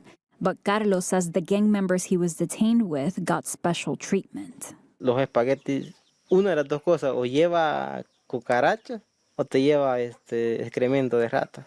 Asqueroso, pero es lo único que hay, pues. Y fíjese que a los pandilleros, a los que están condenados. They don't report it unless the body is found, so they underreport crime. Well, one could state that maybe they're just trying to incentivize criminals to be better at crime. Have you thought about that? It's kind of like the principle behind like every time you kill a spider, you're technically making spiders better. You know what I mean? Because like if a spider got, well, next time spiders need to be smarter. You know what I mean? You've made the collective of spiders smarter by taking out one of the dumb ones. It's kind of like that. Tienen un menú variado, porque a ellos les llega carne, les llega medallones, les llega chorizo, les llega salchichas. O sea que tú veías que trataban a los pandilleros mejor. Sí, por ejemplo, ellos andaban más cómodamente. No puedo decir, me han contado, yo lo he visto. Gang members getting preferential treatment in prison is not new in El Salvador.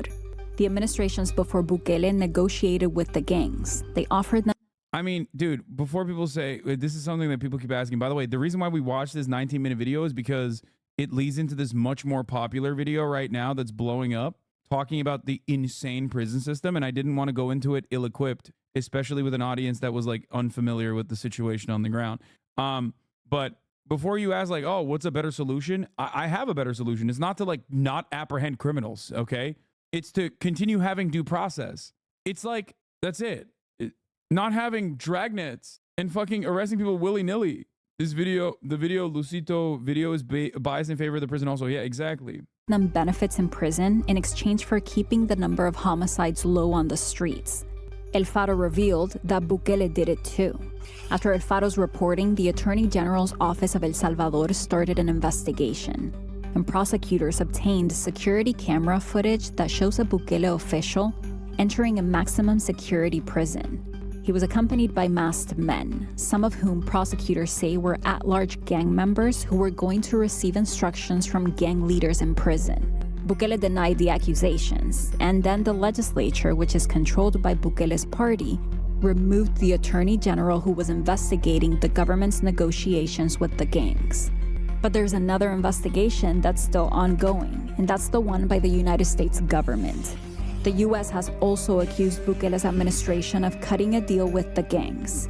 The Department of Justice says El Salvador's government protected MS-13 gang leaders from being extradited to the U.S. to be prosecuted. One of those leaders was Elmer Canales, known as... Okay, to be fair, America, what are you doing? First you deported them, now you want them back? Like, make up your fucking mind. You know what I mean? Which is it? You want them back? Or do you want to fucking dump them out? I'm sorry. Hello? It's like, you can't fucking send him back to El Salvador and be like, actually, never mind, we fucked up. We want him back. Can you please send him over? It's like... Crook. Crook was imprisoned in El Salvador when the U.S. asked that he be sent to New York to face charges for terrorism. But instead, he was suddenly released, even though he still had 40 years left to serve in prison. Well, El Faro obtained an audio recording where a senior Bukele official admitted he helped Crook escape prison. They wanted him back so they could send him again to El Salvador without telling the government. They were like, come on, send him back, come on. No takebacks. You said no takebacks? Okay, well, we lied about that. Come on, give it to him. In 2021. Y yo al viejo lo saqué de adentro, brother, en una forma de ayudarles a todos y de demostrarles mi lealtad y confianza. Pues yo mismo lo fui a traer allá y yo mismo lo fui a Guatemala.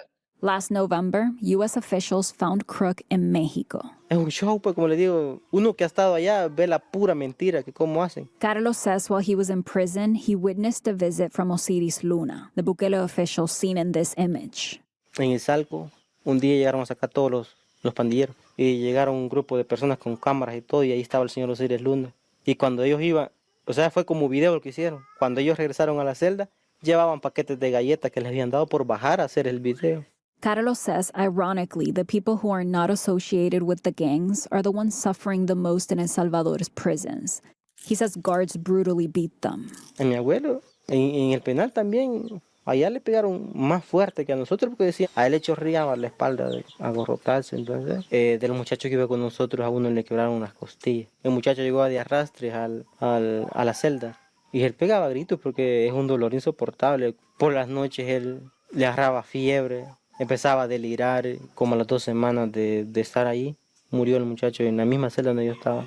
A human rights group from El Salvador found that more than 200 people have died while in custody since the beginning of the state of exception. They estimate that almost half of them were murdered. Carlos worries for his father and grandfather who are still detained a year and a half later. El gobierno está usando las instituciones para matar a la gente. ¿Y los pandilleros quién mataba? A la gente humilde. Y lo mismo está haciendo el gobierno. Están matando a la gente pobre, la gente que no tiene cómo defenderse. Pues. The lives of the people we interviewed look very different from the images of El Salvador that reach most of us. And it's almost like they're two countries, one for tourists, Bitcoin influencers, and beauty queens that looks like peace and prosperity, and another one for the Salvadorians who live in the most impoverished communities, where safety feels fragile and human rights don't apply. Nice. This was phenomenal. This person is incredible. Bianca Gerlau, I believe she's Puerto Rican, right? Someone was saying in the chat. Go over there and give it a like. Oof. Okay, now let's get back to this fucking, let's get back to this video glazing up CCOT and the insane prison that they have. Armory. You have guns, of course, to control in the event of a riot or similar situation. To date, there has not been one. And look, these are the hand and foot cuffs that are placed on prisoners who have to leave their cells, whether for food, exercise, medical care, etc. You don't leave without a pair of these. This is a surprisingly light but sturdy bulletproof vest. We are already inside one of the modules that has 32 cells, of which each one has a capacity to receive about 100 people deprived of their freedom. Although these numbers may vary, it is very shocking to see it up close. Criminals sleep in a 4-tier bunk system without any kind of mattress, and once people enter here, they will not leave until they finish their sentences. We're talking about criminals here with sentences ranging from 20 years to over 1,000 years. Literally, there are beings who did crimes such that they were given sentences of more than 1,000 years. Hence the saying that when you enter the sector, you do not leave until you finish your sentence, because everything, absolutely everything, is done in here. From going to the bathroom to washing up, everything is done here open. Another shocking fact is that the lights are never turned off here, not even to sleep, which makes you completely lose track of time.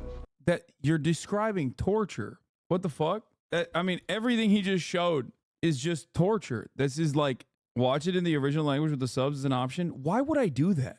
At least I can understand what the fucking translation is saying, instead of watching it with the original language where I won't understand what the fucking translation is saying at all.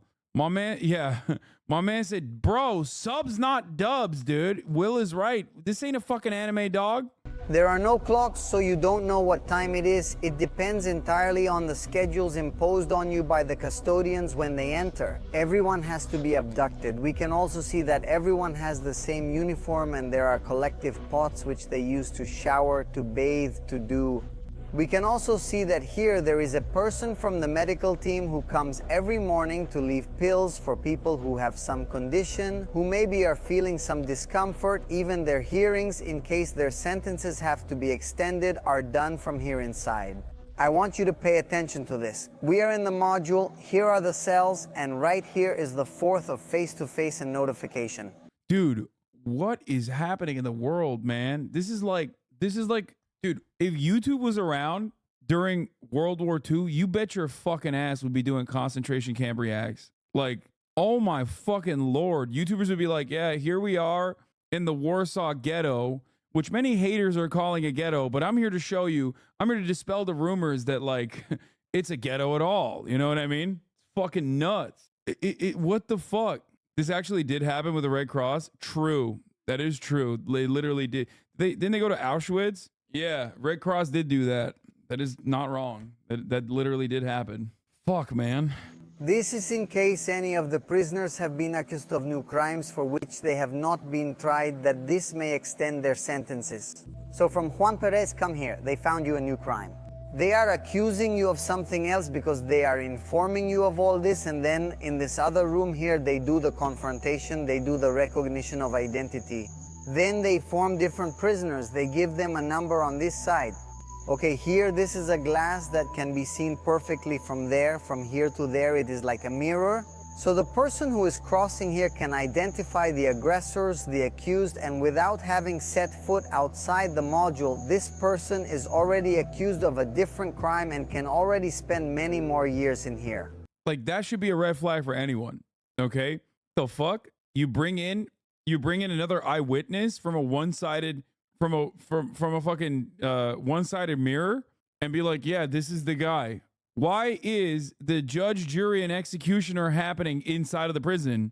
Think about that. This process is not streamlined for a reason.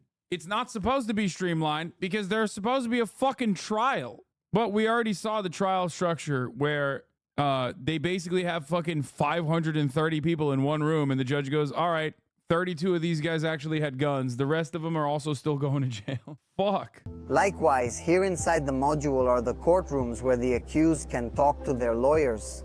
All of that is respected here, and their new sentences are read to them all remotely. This is very impressive. So here they have the cameras for video calls. Here they sit those already sentenced. Here they listen. Here they can dialogue. Here they can talk. Here they can speak everything remotely. So I repeat, you don't set foot outside. No, this is truly amazing. This is truly amazing, he says. You know, you don't, once you're in prison, you're in prison. Very impressive. There's no, you've lost your humanity. You have been successfully dehumanized. This guy is out of control, man. Guys, the reason why I'm so critical of this is because these dudes, in your mind, you're thinking of like the most devastating criminal. You're thinking of like a fucking serial decapitator, child mutilator, okay? The problem is that those guys are getting the same treatment, or depending on gang affiliations, maybe sometimes even better treatment, than the dude who was arrested and detained permanently due to suspicions of aligning or being affiliated with the gangs. That's the problem. I hope you understand. This is nutty.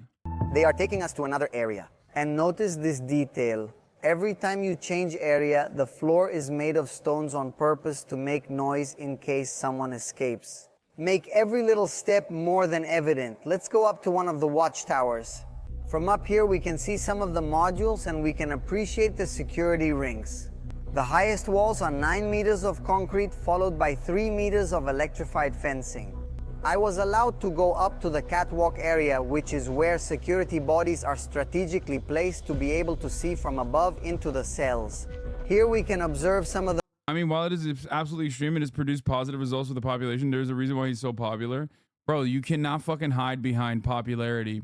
When we found out that, one, they underreport homicides, and two, it doesn't matter if the population that is not currently in prison are happy, thinking that you know, things are fine. I'm explaining to you that it's short term. Okay. This is not a solution to rampant crime at all, but people do feel safer. Oh, people feel safer because they think the government that is doing this won't inevitably, on accident or deliberately, do it to them. Also, just because something is popular doesn't mean that it's good. Like, for example, Jim Crow was very popular. Slavery was very popular. It was so popular that motherfuckers who didn't even own slaves were fighting to preserve it. It's like, think about that for a second. Bro, this ain't your battle. Why the fuck are you fighting? This ain't your battle at all. You don't got no slaves. You're basically one step removed. Why the fuck are you fighting to preserve it?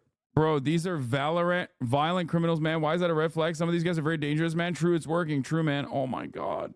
There are so many dudes in this chat that because of their American brain, they immediately lose sight of like the genuine human rights violations that we are seeing in front of our fucking eyes. So what if they're violent criminals, man? The fuck do you mean? What do you mean? You shouldn't do this to even violent criminals to begin with, because there's no way that these guys are reintegrating into society. It's Jover. When you fucking pack them up like sardines into metal boxes where the light is on 24/7, that's insane. There's no way any of those dudes are not reintegrating into society. They've locked up 74,000 people, okay?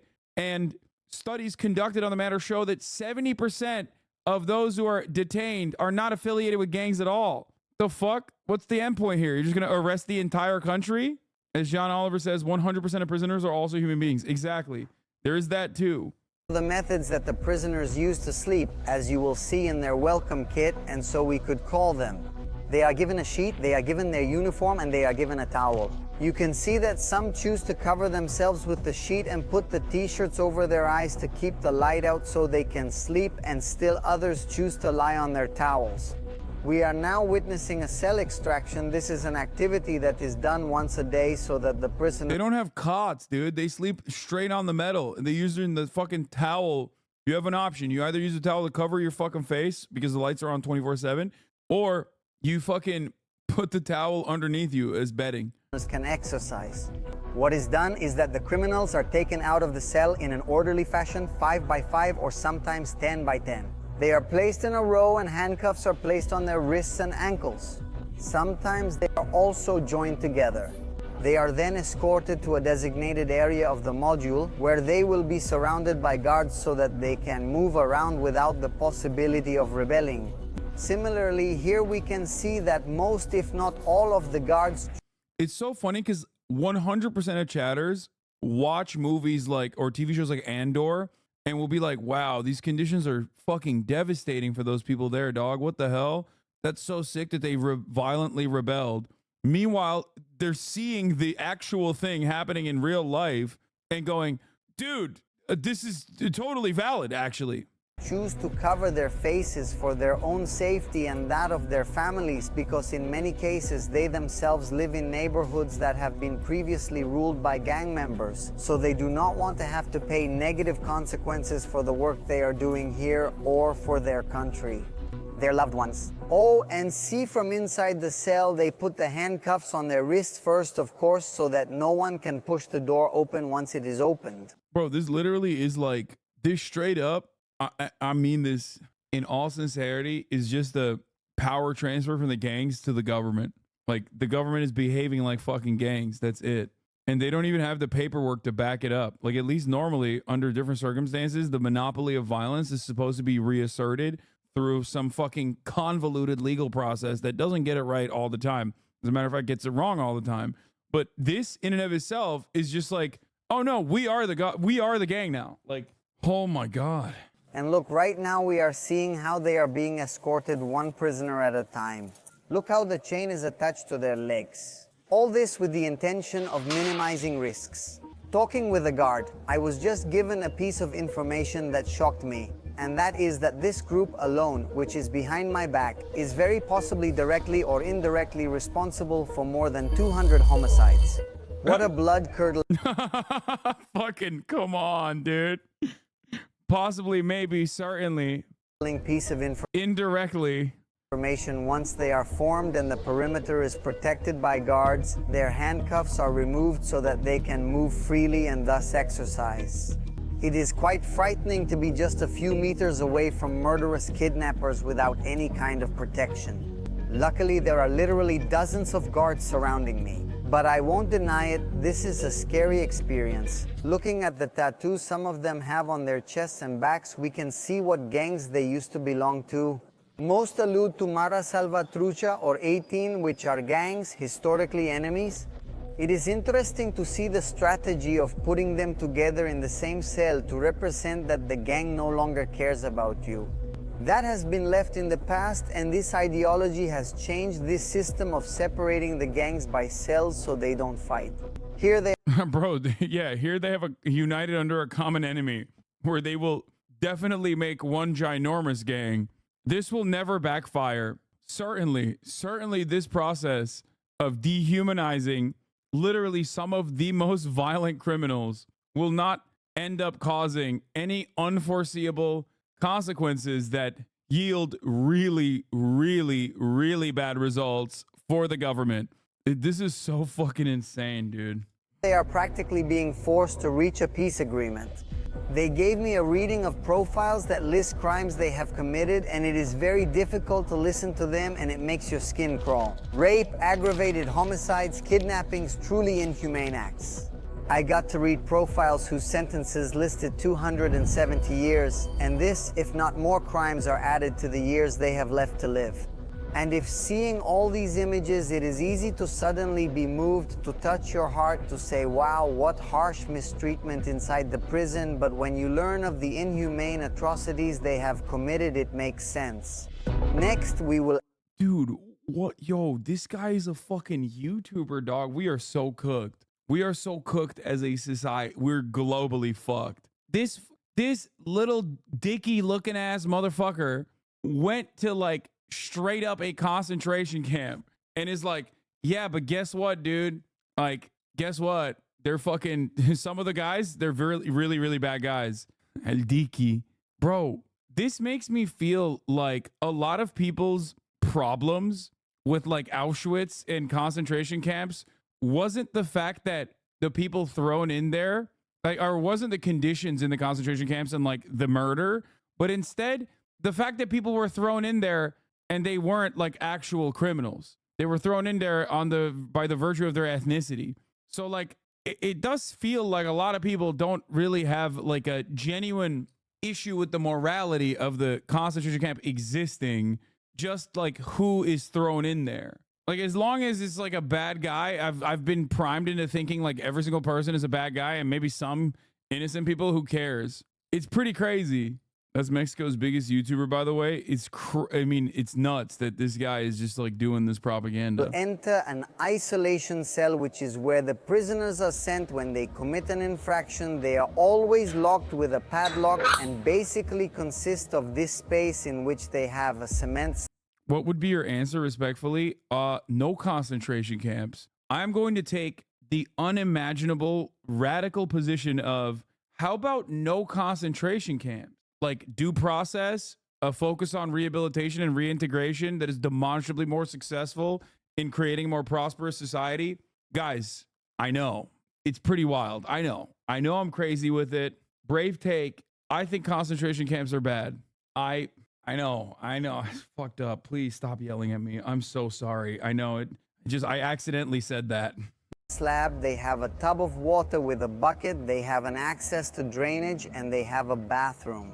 The only light that you have is a hole in the ceiling, and depending on the severity of your infraction, the number of hours you have to spend here will be defined.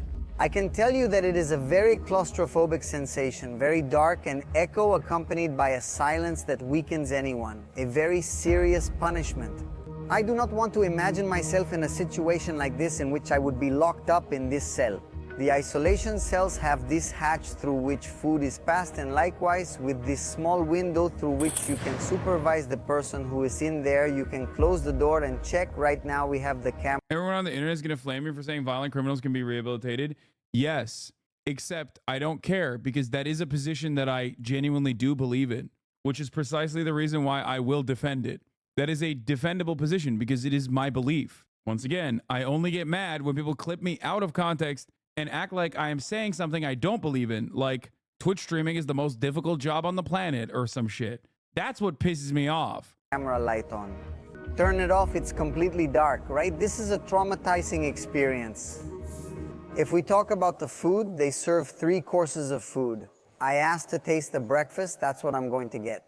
Now we can see that it consists of rice with beans, cream, and 2 tortillas. They tell me that breakfast and dinner is usually the same. It is usually the same dish. And at lunchtime, maybe they can serve some pasta. Maybe they can serve a rice with a different preparation, but they never really eat chicken or meat. That doesn't exist here. That doesn't exist here. What do we get, frijolito? We get cream. Each plate of food is put on the scale and has to weigh 1 pound. There is no distinction of any kind of rank here. Everyone, absolutely everyone, eats the same. Today you are probably wondering about the people who are here working, packing the food. They are also people serving time in prison. Yes, but they are what we might call low-risk criminals. Basically, all of them are in another prison, not in this one, because I repeat that this one is only for terrorists. All these people are under supervision and they are brought in to work from other prisons to do some of their community service. As I was telling you, they never leave the modules, and this also applies to meal times. We can see that the plates and trays are left just outside the bars and they are the ones who take them and hand them out. I wondered how they managed to prevent abuses and the food from being stolen so that someone is left without food. They tell me that all this is controlled from above, there is supervision, and they make sure that everyone is eating. And in the same way, we can see that there are custodians here watching that the food is distributed. Why didn't he review the food? I thought he was going to do a food review. I mean, I think like we don't really need a food review. Let's be for real. Like that, the imagery alone was the review. You know what I mean? Distributed fairly once they finish their food. It is their job to rinse the dishes, to leave them relatively clean. They leave them there to be picked up, and then they can use that water to clean their mouths, to clean their bodies. He pulled a Hideo Kojima and said, the food, here's my food review. The food weighs 1 pound. We are going to talk now with a prisoner who has been involved in gangs since he was young. He has been here for a very long time and has a lot more to come. What gangs do you belong to? To the MS-13. Why are you here? For multiple offenses. Like what? Homicides, deprivation of liberty, kidnapping, etc. How many people did you kill? I don't remember. So many were. We have committed different crimes at different times. Bro, this literally is like a fucking IDF interrogation video. How long have you been in prison? I entered at the age of 21 and I am 47 years old. How much time do you have left? When God permits, I will go out. Don't get into criminal groups like gangs, organized crime. Nothing that is crimes or sins on this earth, because the consequences are serious even if they offer you heaven or earth. That is a lie of the devil. It is very sad to hear these stories and to know that it is the case of many of those here who committed horrible crimes when they were just children. Their environment got them involved in gangs. The society they grew up in made them believe that this was the right path. Yes, it's very hard, it's very sad. And I mean, whatever time you're watching me, you may think that the gang is your only escape. There's always another. Let me tell you something. That motherfucker is not rehabilitated, okay? There ain't no fucking way a dude put in a perma prison structure like that is getting rehabilitated after 26 fucking years of being in there. It's like, this is the thing that I try to advocate for that can't get through people's dense ass skulls, which is you put dudes in a situation like this, they're just going to become more hardened criminals. That's it. So the only way to ensure that they don't do more crimes, or at least like limit the amount of crimes that they're doing, is by limiting them around other criminals or people you have declared criminals. All this ends up doing is make those people who are like shopkeepers and shit, or arrested for suspicion of being a part of MS-13, all it does is make those guys also become criminals and do crimes to survive in prison. Like, this is no different than just like literally being like, you're suspected of a crime, boom, shot and dead. All the more ironic by the fact that MS-13 is literally a direct consequence of the American prison system and how fucking awful it is. That's how MS-13 was formed. They literally fucking formed it to survive in prison. It's mind-boggling. I don't understand how you can't, like, how you don't see this issue, how you don't recognize, like, you're just making the problem worse. Way, and you don't have to look for the easy way out. I leave this prison in El Salvador very shocked and with a strange feeling of relief. I can tell you that I have visited many prisons and have documented several for the channel. It gives a horrible feeling of helplessness when you visit prisons where criminals who have done horrible things live like kings. To be able to appreciate— What the fuck? What prison have you visited where they live like kings, dog? This man is like, I'm a tourist for prisons. I love going to prisons. What a fucking freak this dude is. What the these fuck? conditions and these measures in a maximum security prison gives a certain feeling of empowerment to a simple citizen like me. What feeling do you leave with? No, his ideology is not all over the place, dude. No, he's literally a fucking maximalist. Like, he's saying these conditions are torturous, gruesome, awful, and it's great that we are subjecting people to said conditions. He's like the opposite of me in almost every sense of the word. He's looking at the devastation and going, this is great. I'll read them down here in the comments. Many thanks to the people in the industry for opening the doors for me to be able to document this and share it with you. See you as always, in a few days. Fucking Christ, dude. I want to see these comments, but I don't know if I want to fucking... I'm Salvadoran, I'm young, and I remember the days of 2015, that time when it was scary to leave the house, even go to school, because you didn't know if you come home again. Were you even worried about passing the street? I remember the times where homicides were uncontrolled and nothing could be done. Bukele is really the best president. He managed to change a country full of crime and transformed into a safe space, safe place. Really, in these times, it makes me proud to say I am for him. There's a Venezuelan prison that's a mini version of Escape from New York. Only guards on the outside. They even host raves there. So many people in the comments now want something like this, but in Mexico. Yeah, but if you're a Mexican, that means you're going to jail too, dog. Like, that's what people don't understand. Hassan, as a South American, I find it quite curious what your position is in relation to this issue. You speak a lot from the theoretical field, which may sound good, but is so disconnected from reality. At least analyze the nuances. Do not have such a basic vision of the situation. In quasi-states like El Salvador or Peru, my country, where the core of the institutions is broken, you cannot adopt long-term measures. Oh, dude, both of these countries that we're talking about literally are in the situation that they're in as a direct consequence of measures like this. El Salvador became a crime-ridden country due to the American prison system and insane deportations, and is now repeating that same cycle that literally furthers the problem. Did you kill them then? Like, the solution is the final solution, by the way. Like, I think a lot of the people that watch this stuff and go, this is great, would probably be on board with killing them, right? Like, this is just like more torture before the inevitable demise. More streamlined. Just fucking kill them. They did that too. Like, I genuinely don't understand, because like, I'm not saying let people go free when they do horrific crimes, right? You're putting those words in my mouth. I'm not saying that at all. Of course, I'm not saying like, let MS-13 run rampant in the streets. I am actually presenting a solution. I'm actually showing you exactly what the issues are. Torturous conditions are bad because they don't actually serve in lowering recidivism. Demonstrably, it is ineffective. If your goal is to make society more prosperous, you can't continue trying to lock up more and more and more people. No, you're not. Your solutions don't work. Yes, they do, dumb fuck. Yeah, they do.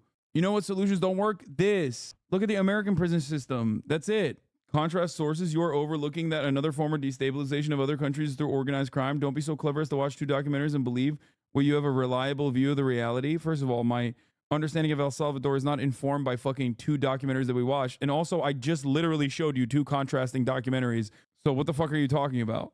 I literally that one was pro-prison. The other one was anti the policies of Bukele. One was pro policies of Bukele. The other one actually wasn't a fucking dumbass YouTuber being like, these horrors beyond comprehension. These man-made horrors that you see beyond human comprehension are actually fucking poggers, is what one said. The other one is actually a fucking documentary or an investigative reporting on the many victims of the many innocent victims of this kind of structure. Years ago, we watched a video on Finnish prisons where the guy was a murderer and he was successfully rehabilitated. Rehabilitation of violent criminals is possible, but it requires a proper environment designed to reintegrate people into society, not this torture camp. Exactly. Oh, I just don't understand. Just kill them then, right? Like, just kill them. I mean, this is just torturing them until they inevitably die. So just kill them, right? Yours is the typical Western behavior of sitting in your rich, safe country and projecting throughout the world. Yes, I know. I simply do not understand. First of all, I can never imagine not living in the lap of luxury in a safe, rich country as a Westerner. Certainly. I never lived in another country, so you're definitely right about that. And two, those dudes that are fucking up El Salvador literally came from my backyard to El Salvador. Turkey's much safer than El Salvador. I know, dumb fuck. I know. The problem is I'm simultaneously living in the lap of luxury, but also the scariest place. You're just ignoring that solution is just you're just ignoring that. Your solution is just torture them until death. Yes. I'm not getting baited. There are legitimately people who think that the only way to deal with this is just by fucking throwing people in concentration camps. That's it. Not realizing that like it opens up many more significant problems down the line. You're only seeing a comfortable narrative presented to you in the short term, and you think, oh, this is very successful. And you're getting mad at someone who's simply stating that due process should be applied to all criminals. Okay? If you're anti-due process, you should be in fucking prison. Okay? That's my take. Fuck you. I don't give a fuck, dude. You know how many thousands of fucking random people that have nothing to do with gangs are now in prison? Get the fuck out of here. Suck my cock, dumbass. Yeah. You want to fucking be an animal? You should get treated like an animal then. Is that better? Would you like that? Not realizing that the advocacy for said policies will inevitably have you be victim to said policies. But that's too far down the line, so you don't even recognize that. You're too focused on my considerations for the treatment of all prisoners, and you're losing sight of the other side that is like indefensible, completely indefensible, and not even in theory. Okay? Anonymous tips and police looking for quotas to try and create division that like their incredibly draconian policies are super effective. So dumb. So dumb. Yeah. Wait till the fucking cops come knocking down your door. The reason Latin Americans trust Luisito Comunico's videos is that the amount of YouTubers covering political topics are less than 3. For almost any type of nuance and leftist coverage, you have to speak English. This is crazy, man. There are dudes who have been like victimized by the gangs that are now being seen as like potential gang members, and you're over here being like, oh, whatever, put him in the fuck pile, put him in the torture pile. Who cares? Jesus Christ. All right, let's look at the most luxurious prisons around the world. Coordinated dances, karaoke, family rooms. When you think of prison, you think of the worst that society has to offer. But that's not what it's like everywhere. There are places around the world where criminals can enjoy video games, open kitchens, and privacy. Some of these places sound more like 4-star hotels than prisons, and we're going to share all the crazy details before answering the big question: is it better to treat prisoners with punishment or luxury? Cebu Provincial Detention and Rehabilitation Center isn't the most luxurious, but it makes our list due to the sheer celebrity status the inmates get to enjoy. In the Philippines, CPDRC offers recreational and creative exercises to the prisoners. You might have seen the videos of them floating around the internet. The inmates, dressed in bright orange jumpsuits, will line up in rows to dance in unison to popular music. The CPDRC's dancing inmates have put the prison on the map as a tourist destination. The dance numbers are televised, and civilian audiences are encouraged to... This video sucks, dude. I just like, it's like cheery, you know what I mean? It's like fucking cheery with like infographics and all this shit. It's like, you know, I don't know. After seeing what we just saw, anyway. See Iran sent assassins to avenge Soleimani? I did not. Maybe watch some Yes Theory instead. Like, we're dropped with $0 in China's richest city. In China, and our arrival was stressful. Turkmenistan is the one you were worried about. China's the one I've been worried about. 1.4 billion people. Looking out the window, I'd never been so intimidated by a place before. At the airport, we got searched, pulled into a questioning room, and through several security checkpoints. Needless. Damn, bro, in China, he's me. Bro, they're treating his ass like he's me at the American airport. You know what I'm saying? To say, we were seriously on edge. We just finished our trip in Turkmenistan, a country under heavy surveillance, and for the continuation of our travel series, we were now shifting gears to China, with a reputation that precedes it. Rising tensions. Oh, also, watch the act of killing on stream and to definitively prove that, yes, America bad. Yeah, Chinese act like they hate collective punishment until like collectively serve him a 3-minute ad break at the top of the hour, and then they realize like, oh fuck, maybe collective punishment isn't so great. What can I do to survive this? Well, I have an answer for you. At least you have the due process of subscribing for $5 or for free with a Twitch Prime. By connecting your Amazon Prime account to your Twitch account, you get 1 free Prime subscription a month. Use it on your favorite broadcaster. Here's the 3-minute ad break now. Next episode of Shogun is tomorrow night.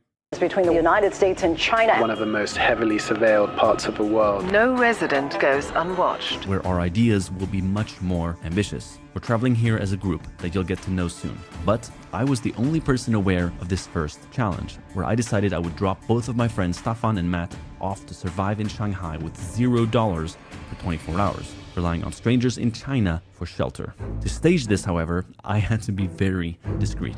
I want you to read this to Staffan. Honestly, I have no clue what I was thinking in doing this in China, but I figured it would be the ultimate way to go deep into the culture here. With this as an old tradition in the Yes Theory universe, I'm shocked that like people don't say Yes Theory are like in the pocket of the CCP or something, because like their coverage of China is way too normal. Hasan, David Sanger of the New York Times coming to my class for guest speaker. I want to ask him a question in regards to journalism. Ask him about why the New York Times didn't follow the same procedures, the internal procedures they have for their incredibly important work on the October 7 systematic rape directed by Hamas story titled Screams Without Words. You should ask him that. I would love to hear what his response will be to that question.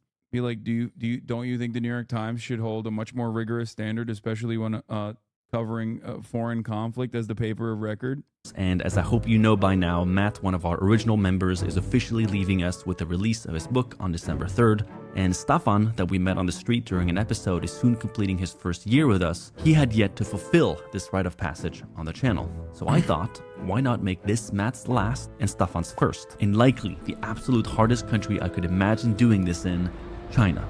As today is the launch of our Seek Discomfort holiday drop, Talk to Strangers, which we are super proud of and available right now on seekdiscomfort.com. I thought we'd put everything we've ever done on this channel to one of its ultimate tests. How you feeling, Staffan? Feeling good, feeling excited. Yeah. Sun is shining. Whoa, whoa. I have a surprise for the book that I want to film here just because it's quiet. I want you to read this to Staffan. Is this a good thing or a bad thing? It's a good thing. It's a surprise for the book. I'm getting that same feeling in Turkmenistan now. You're doing an abandoned inn. No, I'm just kidding. This is Dear Staffan. Yes. I don't even know what this is yet, but I'm very happy it's directed at you. In the spirit of my book, Talk to Strangers, and as a way for me to pass on the baton to you as one of the future faces of Yes Theory. No, this sounds bad. I'm so sorry. No, bro. It doesn't sound good when you say I'm so sorry, bro. Your very first abandoned with $0 for 24 hours challenge begins effective immediately. No. Oh my god. Chad, don't listen to HasanAbi Lies. The Shogun episode drops at 9. Wait, the Shogun episode is tonight? Bro, that's phenomenal news. I Googled it. Oh my god. Wait, what? When do the new Shogun episodes drop?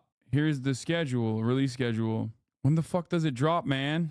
Japanese eyes, Kanto, 25-year career. New episodes of Shogun released every Tuesday. Oh, Tuesday at 12 a.m. Eastern. Oh my god. Oh my god. I get a new episode of Shogun tonight. I'm so hyped. This is the best news. Bro, don't get addicted. This show is so fucking good. You have no idea, son. Oh my god, dude. It's so fucking good. This and Dune. Oh, I've been eating good, dude. Oh my god, dude.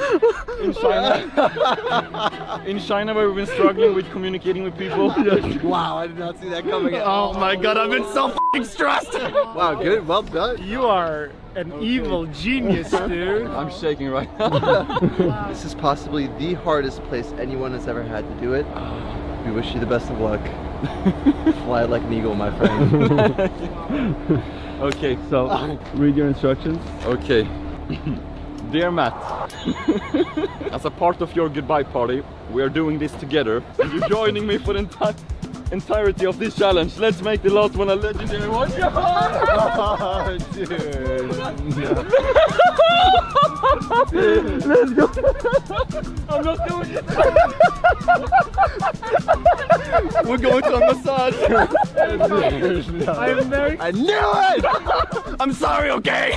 Because this is your last, his first, you guys have actually challenges to perform as well in the city. Yeah. So, yeah, despite getting shut down by a cop just there, we wanted to force Staffan and Matt into interacting with as many locals as possible. To do so, we devised a list of challenges for them to complete throughout the day that earns them small amounts of cash for food and water. Housing, however, will have to be found at a local stranger's house. Okay, quick intermission. You guys need to wear the new Sikh holiday drop. So, first you. Nice, you look good. Wait, what about you? I also want to look good. Woohoo! Seek some love. It was Amar's idea for you guys to do it together. So we're gonna call him for some much needed counsel. Habibi! We miss you a lot. And you're here in spirit every day. And we heard that you even orchestrate some stuff going on for the two of us. I thought Matt can't leave without a bang. You son of a gun. I want to send you guys out, like, show the world that we don't have to fear each other. Yeah, I know baby. it's going to be an amazing adventure. We're gonna make you proud, Habibs. We're gonna make you proud. Love you, dude. Love you, bro. Wow, our Habibs, yeah. I needed that call. Cut to us just being like, oh. All right, Okay, so I think the key would be to maybe find the first challenge and get money to buy like a coffee and a matcha. Okay, so we have a challenge that I think we could do. Dance in the middle of a busy street like no one is watching. That is 20 yen. 20 yen? Can that get us coffee? I don't think one, but maybe we have to do some more challenges. We have need to do a couple. Do you want to do it? We do it together. I haven't done this in a long time. I don't want to do it. You seem a bit nervous. Yeah, I'm not feeling it right now. This challenge is hard in general. I've done it in Finland. I did it in Panama City. That one never went up, but like we've done it in all these wild places. But China, I don't know, I just get this constant feeling that I shouldn't be disruptive. We already stand out so much, and I am afraid to stand out even more. Want to do it here? Okay. Staffan is gonna go first. In the middle of this street, there's like 3 cops over here. And he's gonna... What are they gonna do? Oh Arrest you god, for this is dancing? brutal already. This is a tough one to start with. Oh, getting a heartbeat. Hello everyone. We'll do a little dance performance over here if people want to watch. Welcome. I'm gonna do a little show in 5 minutes if you want to come. It's a dance show. 我听不懂，你讲中文。Like Dojin, like a dance. Like we do like this. Bum, ba, bum, ba, bum, and jump, Macarena. jump. So 1, 2, 3, 4. 我听不懂你讲的是什么。 Very true. You tried your best. I think now you're kind of warmed up, so I think you're ready to go. Yes. There are literally cops everywhere on the street. Everywhere. Like what happens if... If what? If they don't... Okay, this is kind of shocking because how have they not found a person that speaks English in China? Like, what the fuck? I feel like there's hella people, no? Just look for a young person. Maybe they're doing it for... Dude. It's been like an hour. What do you mean? Literally one young person is all it takes. Warehouse exploded? Holy crap! What the fuck? What the fuck's going on in Detroit, man? Ask the nearest TikToker. No, if you go... The likelihood that you're going to run into someone who can speak like at least some level of English is going to go up unimaginably high when you go younger. They don't like your dancing? If they don't like my dancing, then you're by yourself in the rest of the challenge. I think this is legal, right? You got this, baby. I believe in you. I believe in you. Thank you, sir. Go for it. Down. 3, 2, In like a big 1. city. Good. Matt, save me, Matt. I can't save you. Then it's the grande finale.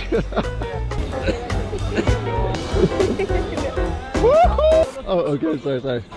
Okay, we should be going. Yeah. If you want a coffee, you gotta do whatever you gotta do. When the police came up as well. But I think we handled it good, right? Yeah. A little smile. They just said, like, literally just said, get out of the way. Yeah. Like, I think it was a good test with the police. I think we can put on check on the first one. Yes.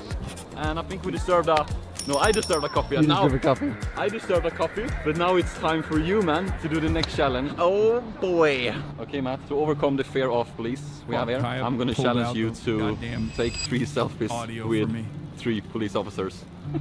Wow, this is just instantly nerve-wracking. It just does this thing to my stomach. Well, then I have a question. Do you want your matcha or not? I do want my matcha. Okay. Let's go make friends with the cops. Up to the cop we go. Up to the cop we go. Yeah. Nice. Wow, that's Okay. good. I just got a smile. Kai has officially just taken over the spot that I normally sit at. She is just laying there and not moving. Get up. Up, please. Ma'am. Ma'am. Move. Move. Move. Come here. She had a long morning this morning. She's tired. She's been knocked out this whole time. Smile from the top. That makes us so happy. Oh, nice. You're on a roll, man. I could do this all day. You did it, man. I freaking did it, baby. Let's go. Challenge number 2 finished. 3 cups, 3 selfies. And now we're gonna get a freaking matcha. Our first expense of the day. Big matcha for Staffan and I to share. We've been working hard for this matcha. Cheers, Matty man. Cheers, brother. Look at that, it looks delicious. There you go, dude. Are we drinking at the same time? Yeah. Is it possible? You'll find them. Yeah. Yeah. Oh, baby. 22 yen left, so now we're gonna go ask people if we can stay in their homes. Staffan really wants to ask elderly people if we can stay in their homes, so we're gonna try and see if they're down. It was so nice to be tucked to bed by like an old Chinese man. Like, yeah, soon 1 o'clock, so it's 4 hours. No, it's not. Imagine walking around there in pitch black darkness. How ma? Good? Good, you're practicing my Mandarin. 2 people, possible? Going to this park, Yin'an Park. Yes. Yes. Okay. Yeah. Okay. Let's do it. Let's go. Thing is tiny. This mat. How shung di mat? Dude. Bro. Okay. Oh boy. Oh my gosh. Yes. Wow. Whoa. We are in China. Oh my God. We are in the tiniest taxi cab in Shanghai. China,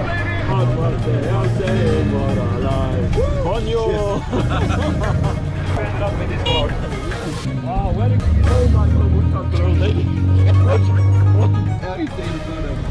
Oh my God, that's hilarious. I think we're here. Yes, sir. Drive of the year in China. All right. No, wow, he didn't even want money. No. We did pay, but he didn't want money. He was like, no. Time to get some food and time to find a home. Ni hao. How ma? Good afternoon. Yes, family photo. You want to join in? Oh, wonderful. We're trying to survive in Shanghai for 24 hours with no money. Yes. So this is our challenge. And right now we're looking for lunch. So I don't know how to ask for this, but are you guys getting lunch somewhere? If you have something, I can buy. Whoa. You want to walk somewhere together? No. No. Okay. Nice. He said, no, I'll buy the lunch for you, weird American man. But no, I don't want to walk somewhere with you. Nice to meet you. Yes, thank you. It's hard to ask. I just feel bad asking for food. What if we went to the restaurant? Yeah. And because one of the challenges is to work at a place, like get a local job. I see where you're going. What if we work for food? Let's do it. I think working for the food would be cooler. Wow. What's going on here? Matt? Yeah. Can you hear the sound of that? That's you and me joining the party. Hello. Yo, very good. I think we just walked into some local dance tradition. I have no idea, but I'm loving it. Oh, yeah. I think we're getting accepted into the community.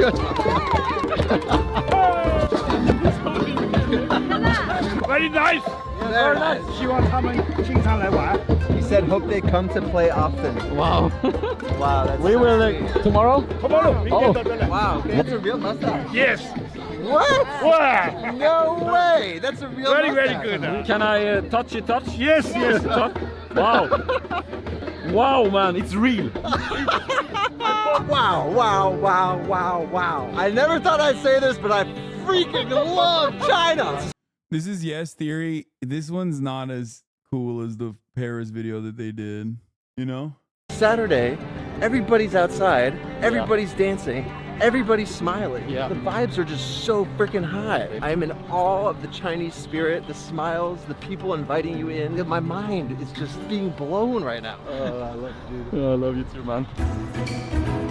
Alrighty, so in order to get food, I'm gonna go in and I'm gonna ask if they need any dishwashing services.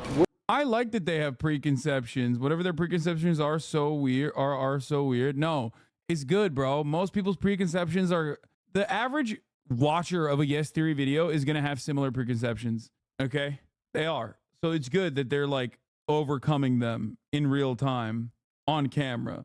This is like humanizing Chinese people.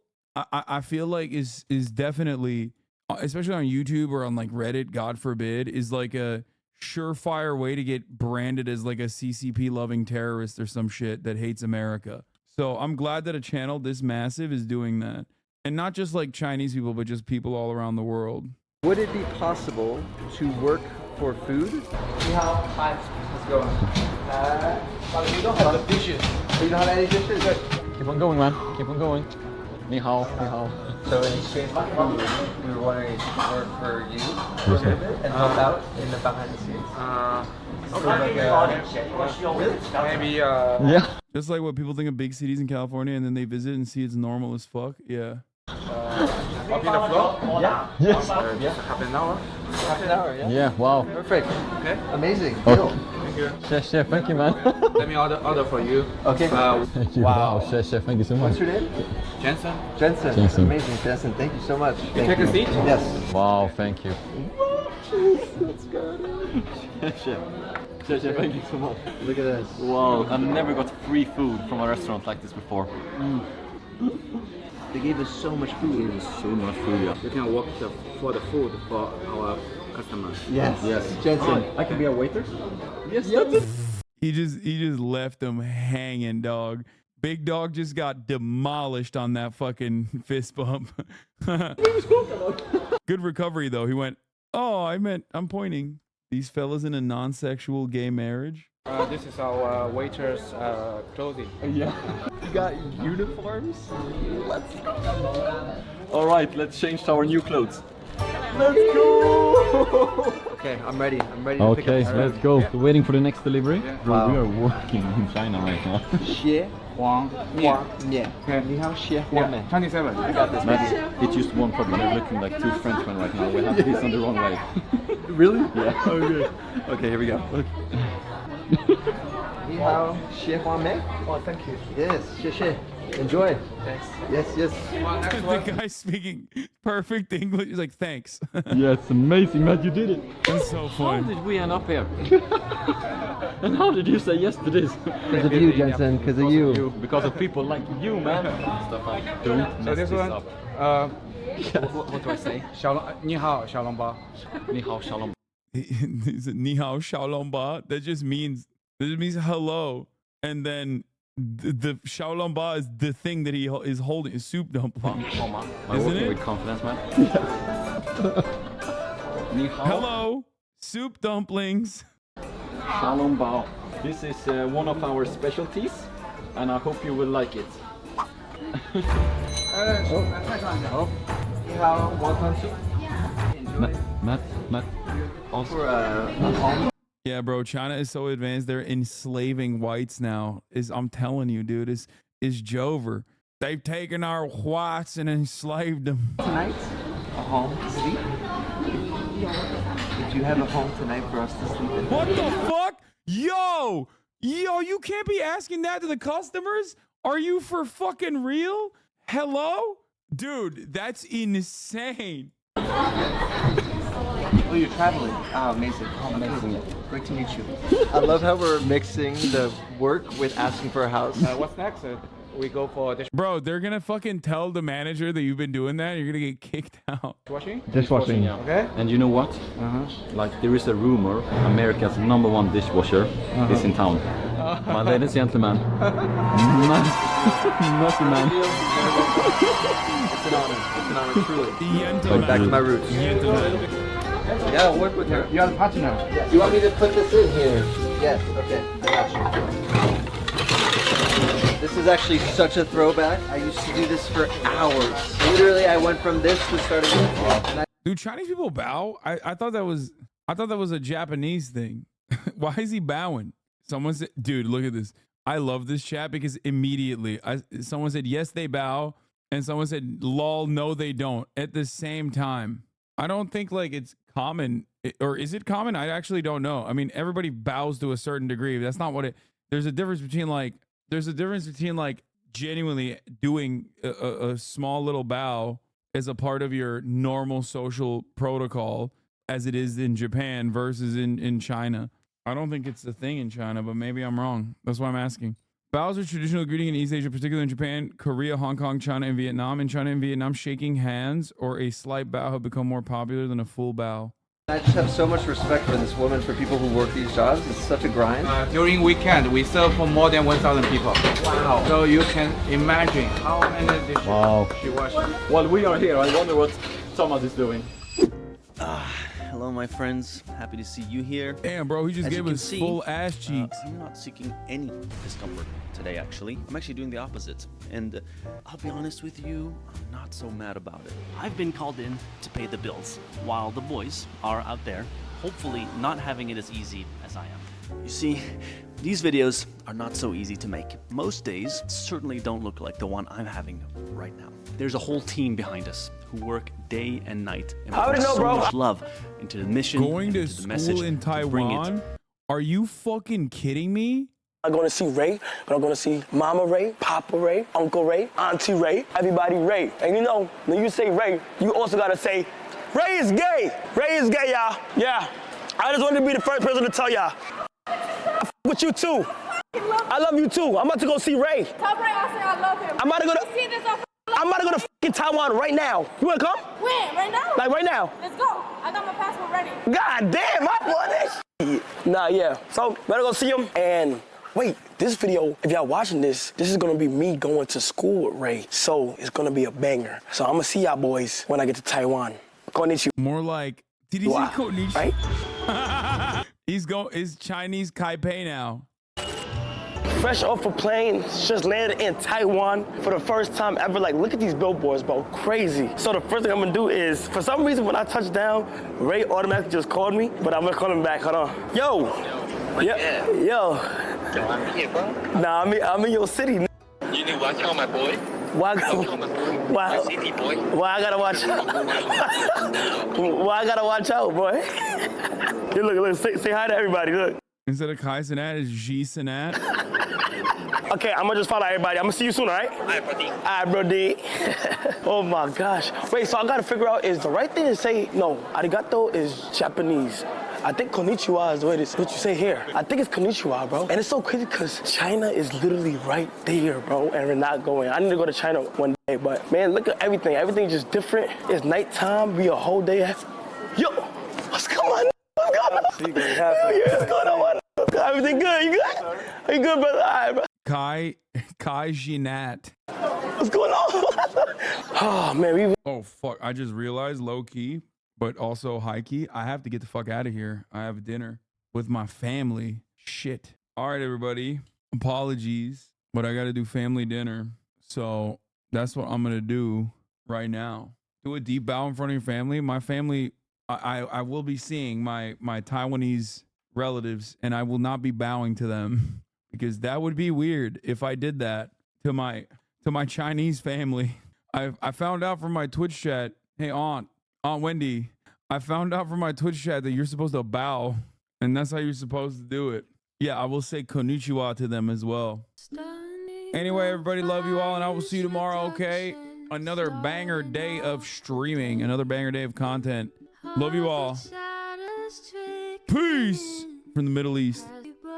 Sunny Los Angeles, the starlight to the starlight to the topic just begun. There is again a sun is streaming, a sun is streaming. There is again a sun is streaming.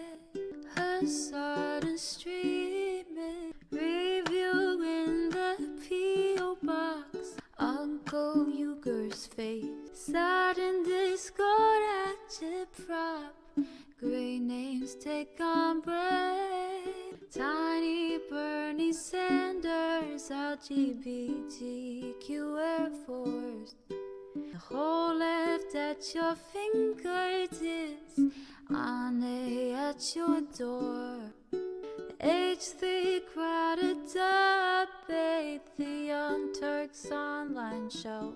3 full fucking years of this plenty more to go. 90-day fiance talks of champagne bourgeoisie. A Trump rally live reaction on mass riot at DC. There he is again. Hasan is streaming. Hasan is streaming.